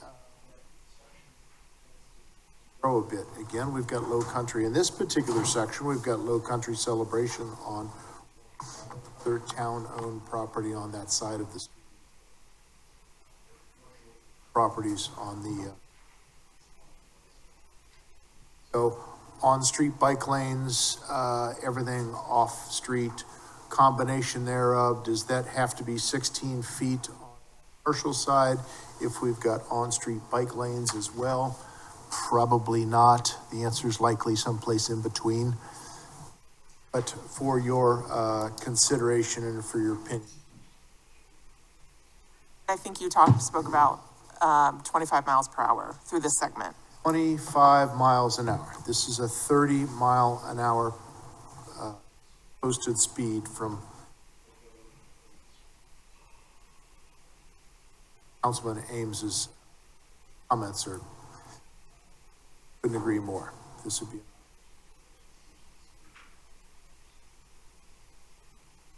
All right, Mr. Brown? Sure. Obviously, this is ultra sensitive area. Not quite sure you can go 30 miles per hour through there unless it's 4 o'clock in the morning when calling those out, checking stuff. So I agree with reducing the speed limit, but I think it's happening naturally here. I also agree with the prioritization of pedestrian and bicycle movements in this area versus vehicular. But I also don't want to lose sight of the commercial in this area. I mean, it is a thing. I mean, we can't ignore that. So the sort of idea of consolidation of curb cuts and that sort of thing, really a non-starter for me, but I'd lean on, others that represent that area. But I just know from traveling it every day, it is a thing. Multiple options for those that are visiting that area does mean something to the end user and to the owners. So I would just caution us on that piece of it. But again, I just reiterate, any improvements that we can make as far as the crossings are concerned for pedestrians and bicyclists, the better off we'll be in this area. One thing I keep bringing back to my mind is there are currently restricted motions on Pope Avenue because of a largely continuous meet out of enchiladas and turn towards the beach. You've got Ordillo and make a U-turn. Point well taken. Don't disagree with that.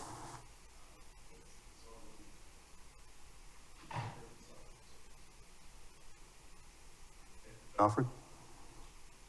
I agree with the emphasis on, Lagoon Road.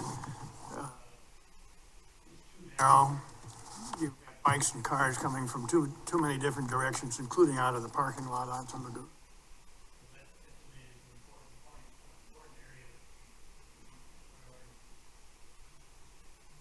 Okay, Mr. Stanford? I remember the first time I encountered All Stop. It was in a big city, and all of a sudden people were going all over, and I couldn't understand what was going on. A lot of people were moving through the intersection, so I love that idea, and I still think we need on-street bike lanes, but that's my comment. It works well in Tokyo and in New York and in Boston, so it would probably work here. Okay, Ms. Becker? I kind of think is going to be the basis of my comment. So fundamentally, we need to make sure that we have safe intersections and roadways. I think that everyone has heard that the reduction in speed across the island on all of our roadways is appropriate, and hopefully we can continue to see those drop. But we are a small town, and so every time we add more and more to accommodate more and more, we lose who we are. And so while these are all conceptual, that is the main focus right after safety to me, is to make sure we do not lose the small town feel, that we don't become an urbanized city, which some people seem to like to continue to call us more frequently, which is frightening. We are a small town. And so those are the things that my eyes are on, safety and making sure we don't lose our appeal. Mayor, I am wholeheartedly behind establishing a pedestrian priority, but I will ask the question, does it make sense to initiate it further down towards Coligny, because the character changes dramatically at the point that you go beyond Nassau. Up before that point, you have Wild Wings, which is behind some trees. You have Waterside, which is a fairly high-density development, and you have the bank. To me, those are of different quality, character, than what happens after Nassau. Secondarily, I think that we have to be very careful that we don't impinge on businesses more than the balance that we're trying to achieve here.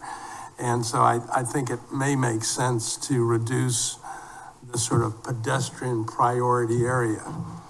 I'm thinking that if Wild Wings were to happen to become parking and Enchiladas parking, would we want that traffic to be in the pedestrian area or outside the pedestrian area? So just a thought. But I haven't wrestled to ground this whole issue of the practicality of business movements, what we're trying to accomplish when we have so few options to move trucks, to move cars, going to businesses and so on and so forth. So I just raise that with a little bit of a red flag and say, okay, let's talk to businesses and really understand what curtailing free movement, i.e. automobile free movement, in this area. Those would be my comments. I'd keep the cross section on the road basically the same as the other, whatever's decided there. All right, so first I'll respond for Ms. Bryson. Could be a lot of fun. No, just kidding. So at the Lagoon Road light, she did indicate that she would prefer an all-stop there. Didn't really say if it was a scatter, but it was give the opportunity for whatever it's called. Yeah. Scramble. Scatter, scramble.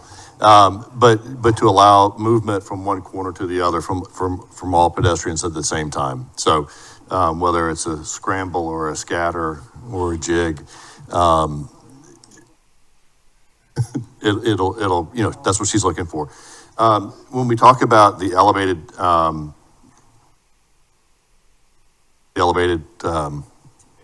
table, thank you. Is it possible to put the puck lighting in those instead of the RRFBs? Something we'll look at. Something to look at, and I understand why it wasn't allowed in other areas, but, you know, it is a walking district. So to kind of create that at a lower level, elevated, people are walking across that. So, I think that would be good. I agree. Be careful with, shutting down, you know, the access points, in that area. I think it's very challenging, but how you've moved everything else around, you know, I'm good with, so.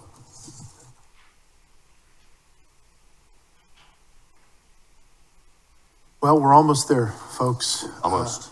Now, North and South Forest Beach Drives. We've looked at those from, on the south, from Coligny to De Leon Avenue, and on the north from the Circle to Avocet. We've got a lot of beach traffic, pedestrian beach traffic there, as we all know. We've got some unsignalized pedestrian crossings. Again, we'll look at those. Wide crossing distance, certainly on South Forest Beach, because that is such a wide roadway section.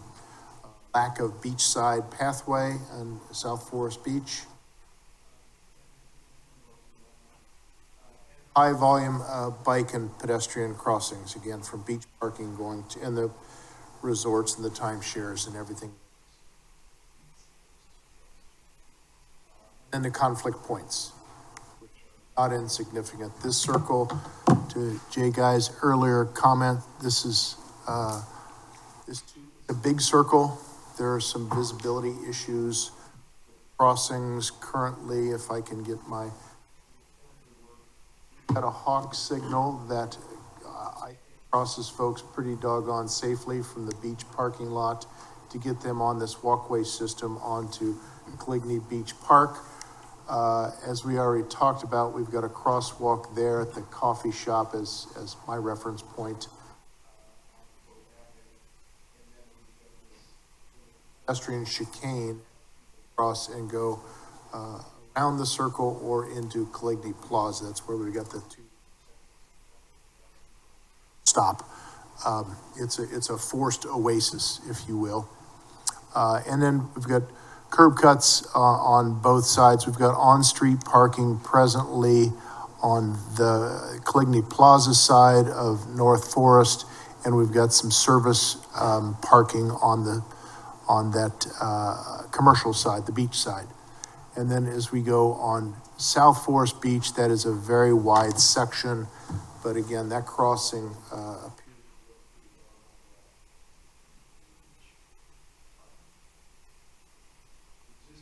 section on the South Forest Beach portion. Again, the beach side is on the right. 4 lanes of traffic. We don't have much traffic volume on that at all. We've got even less on pathways. Tend to meander on the non-beach side. Sometimes it's onto private property, I've noticed.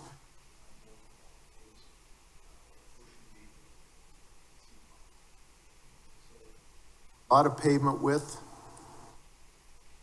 On the other side, this is next to Coligny Plaza, which is on the left side of this, beach side on the right. We've got the on-street parking on the roadway, a small buffer, and then we've got a pathway next to the parking lot, which is Coligny.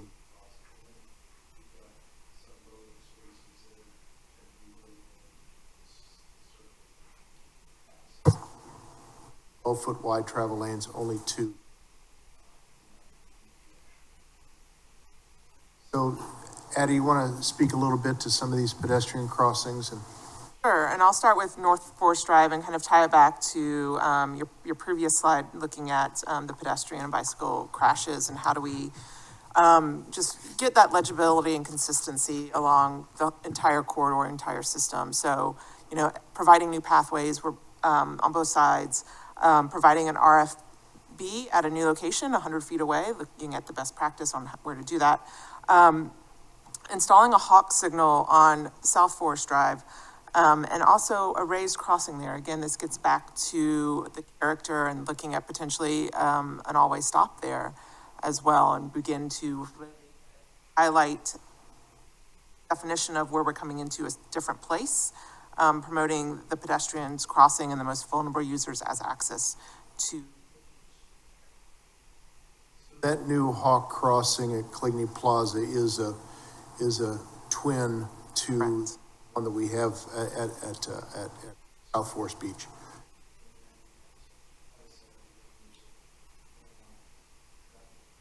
Crosses there as well. A flashing beacon. Stop sign could be. So there's, again, there's connection of path. So we've got continuous off-street path system.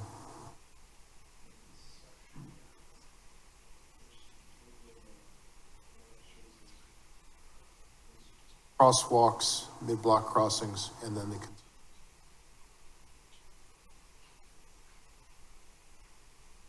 For consideration, this is the South Forest Beach. Two lanes of travel, center turn lane, and a 12-foot path on both sides, all of which exists within the current right-of-way. We don't need those other two travel lanes. Lanes of movement become one lane of movement as soon as somebody wants to turn left. So just accommodate the same thing with. And on-street bike lanes.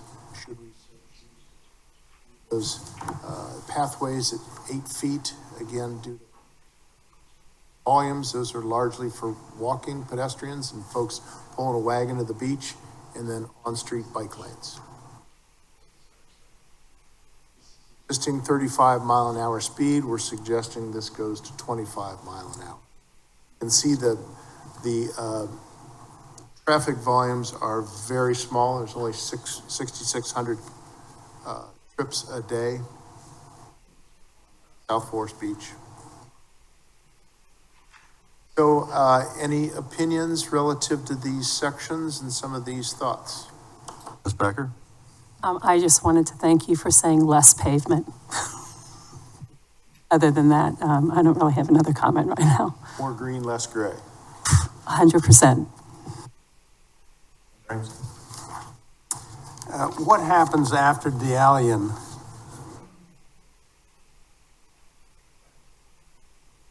I'll handle this. We went back and forth with the team. So the section for South Forest Beach, where we have 4 lanes, it's the same recommended cross-section to go to 2 lanes with a center turn lane and a beachside pathway. We initially started the evaluation only to Dealian, and then on North Forest Beach only to Avocet. So that typical section that Brian had just put up, the expectation is for that same condition to occur. All the way down? Okay. All right. Cordillo. Okay. Way to where? For the balance of South Forest Beach, all the way down to. First Baptist. Cordillo, and then into the ocean gate of Sea Pines. Those are 2 It all lanes. comes together. Okay.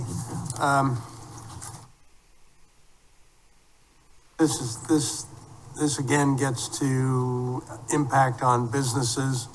That's just something we're going to have to explore. I'll make the observation that North Forest Beach, in that one little section that you're indicating, is about as pure beach environment as we have, with people wandering back and forth and so on and so forth. I don't know if the one hawk serves our purposes, but be careful, because people just love to walk out in that street. I don't know, that's a safety issue that I'd be concerned about. As far as the cross-section is concerned, I'm not as adamant that we should have a bike on this cross-section because of the number of people who are traveling. It's not as dense in terms of car count. But I could be persuaded. I mean, I think that we have the room. We may want to consider it, but I'm not strong on it. Brown? I want to follow up on the question past the Ellen. So are we saying that we're looking to make the bike path improvements all the way down to the back gate of Sea Pines? That, if that's the will of council, to have the on-street bike lane option in the section on South Forest Beach. It would be 2 travel lanes, a center turn lane, and that pathway on the beach side, along with the on-street bike lanes as shown. But additional pathways outside of just the on-street bike paths, I guess is where I'm going. Correct. The pathways as shown here outside, the beach side pathway would extend the balance of South Forest Beach to complement the pathways we have currently on the non-beach side. So, Councilman, this is that section, going south with 2 12-foot bike lanes, bike paths on both sides. Adding those on-street bike lanes, and then we would reduce the width of the off-street pathways to 8 feet. But we're suggesting, though we only studied it down to De Leon, that go all the way to the Ocean Gate at. I guess more to come on that, but I just want to make a comment about the back gate. I mean, currently it goes down to 2 lanes there, and it's very tight. The drainage in that area is, uncovered, right? So I think as we're talking through this, we need to talk through it more comprehensively throughout that area as far as the improvement is concerned. Here. Yeah. Alfred? Well, on this point that Mr. Brown's been discussing a little bit more, in terms of South Forest Beach, there'd be a path on the beach side, already a path on the other side. Yeah, yes, almost, I think it is continuous on that. It is continuous, yeah. On that north side. On the main It meanders, it's of different condition, place to place. It's been there a while, but on the beach side, there is no continuous trail. And were you indicating or suggesting that part of that bike lane would be in the street or separated? So there's 2 options. One has an off-street pathway on the beach side. So, on the beach, this is the beach side here. There's an option with a 12-foot pathway that runs along the beach roadside along the front of those properties. And then there's another option that has a pathway on the beach side, but then has on-street bike lanes included in the roadway section. So there's pathways on both sides in this option, as well as bike lanes on both sides in this option.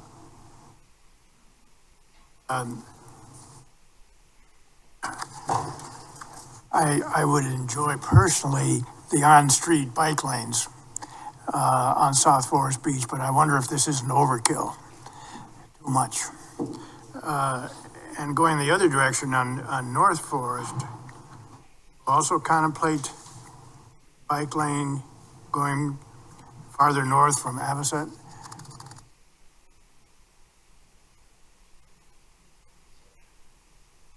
Yes, but the point's well taken. Could be overkill on both of those segments.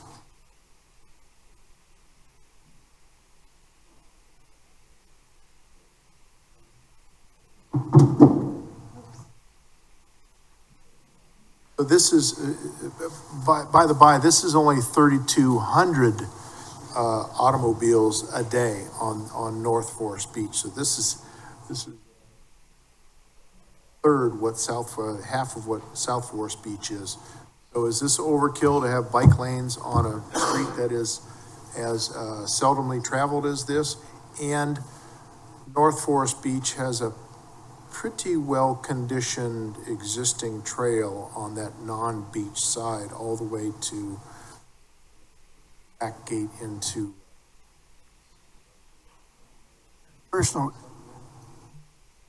As a personal matter, I've never ridden on the bike path on North Forest. It's always been in the street. And given those traffic volumes, Traffic volume. that's just fine. That's just fine. Right? That stretch of South Forest Beach was developed early on, and the bike paths were winding through trees. We try to retain that section for a wider bike path. We're going to be taking down a lot of trees. My question is there a possibility that we could have a bike path in the existing right-of-way, because we're reducing the amount of pavement from 4 big lanes to 3, so that we wouldn't have to be cutting down the trees and then just get rid of the pavement of the old bike path, which is rutted anyway. And David, even, Councilman, and even taking that trail and doing that as need be to miss significant trees. But you're right, we're gaining back an entire lane of traffic and some because we're reducing those. I just want to resist the temptation to cut down a bunch of loblollies and a bunch of live oaks along South Forest Beach. Yeah, this needs to be surgically placed, not take a big yellow machine down there. I agree with Mr. Ames' thought on the bike lane. Stanford? I think South Forest Beach is a neglected roadway. It's dead straight, it's got too many lanes, and it gives us an opportunity to create beautiful road going along there. There needs to be installation of more landscape material. I think the idea of reducing it to 3 lanes, I don't really have an opinion about the bike lanes, where they would be. But I think this road gives a terrific opportunity to create a parkway, which is where it should be in that high tourist area. Thank you. I was going to say what I always say, which is that we continue to look at options for development and expanding. And a lot of that is necessitated by the fact that we are quite likely, if not in fact, at capacity on the island. And to everyone's point here that's spoken about this, it's the idea of maintaining the aesthetic, the ambiance, and the character of who we are on this island, not just in this area, but from the first time your tires touch Hilton Head Island. So that's what I'm going to say and continue to say and keep us focused on.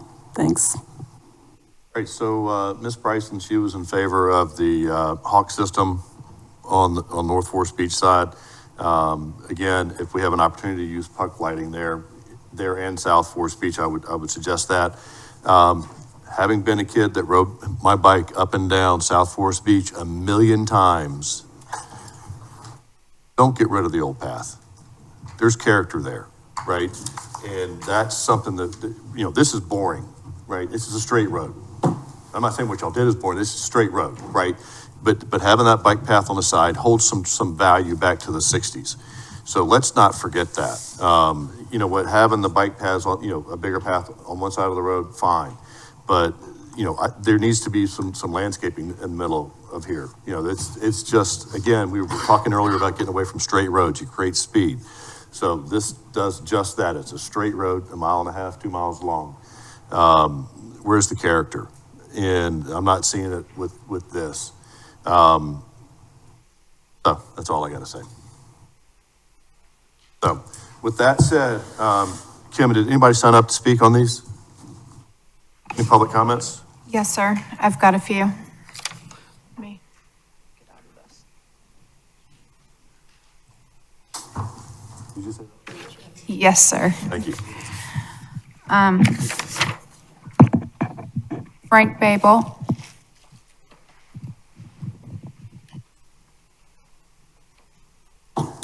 Interest of time, I'll keep my remarks short, and I'll start at the back and go to the front. And I'll try to keep it short. But before I do that, I'd like to thank all of you for what you've done today and what you've done for the 36 companies that rent bikes and sell bikes on this island and all the people who ride bikes here safely. Thank you. We're going in the right direction. We made a lot of progress. Thank you. I mean that. You remember what we did 3 or 4 years ago? We saw a little guy with his little kid going across the Oaks, the buses and cars and everything. Okay, so I'll start at North Forest Beach. I think we just basically need to put 4 stop signs at Avocet. Put some sharrows in the ground, and I totally agree with the mayor. That's a great little pathway. It's good character. Just keep it, don't move it, and just put some sharrows and just leave it alone.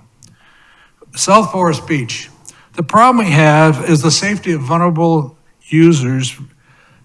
It's problematic getting across the street. It's a real dangerous place where it's amazing. We only had 1 person killed. It's very serious, but we've got a solution. I've been going up that road 20 years and I play a game. I start at Coligny and I go to the end and I see how many cars turn. And I've been doing this for 20 years, more. I count. And more than 85% of the cars turn. It's a place where cars turn. It's not a cars where people are going to Sea Pines. They've already turned on Cordillo Parkway. It's a turning place. So you want a place where people can turn. Now they have to shift over the lanes and then get cut over 2 lanes, and they have to look out for vulnerable users. So the solution is what you come up with. It's a center turn lane where people can shift over and do their turn if they have to turn out. It's 2 travel lanes. It's 2 bike lanes. That's it. It's a bike path on the beach side that goes up to the Marriott, and it's a bigger bike path on the other side because it's really much too crowded. And I think that would do it. And it exists. It's called Main Street in Myrtle Beach. I've got a picture, a movie of it here. That's what they did. They did the same thing. They're filled with all kinds of condos. Condos here on the beach, condos here. That's what they did. And they put a center turn lane, but they also put in a nice median with palm trees and things like that. And it's really special. So go take a look at it. Or I'll look at this. I'll show you it. It's what you ought to do. That's my recommendation. Cordillo to Coligny. Whoa, what happens to the bikers when we don't have a bike lane? We gotta have a bike lane. We gotta continue with just moving it through and just get them through and out. And to, and to Mark's point, these e-bikes, they are coming like gangbusters. Half the bikes being sold now are e-bikes.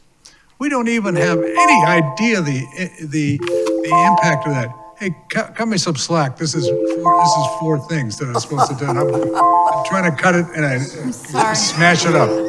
Okay, I have some input. I have some input for you guys this is about bikes, I think, a lot of it. So just give me a little slack. Thank you. Seriously, that's all right. I'm going as fast as I can. So I think you really pretty well nailed Pope Ave, doing very well. So I think we'll get it. I think we'll get that. And Pope Ave, and the idea of trying to put 2 discontinuous types of bikers together is not a good idea, guys. It's not a good idea. We got to put the bikers and we got to get the guys with electric bikes. We got to get them the same place and moving in the same direction. All right, I gotta go on to the next, Frank. I got to. Deborah Urato. Okay, on B, so should I go with the next Frank, one then? we've got council members and staff that have appointments that they gotta get to. Yeah, well, So, I guess. this is your auto. Okay.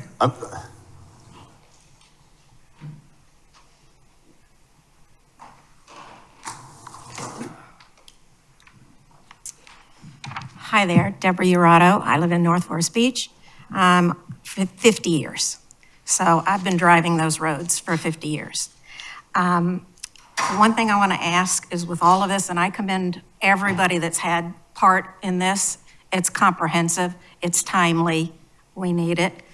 Will there be resident input before decisions are made?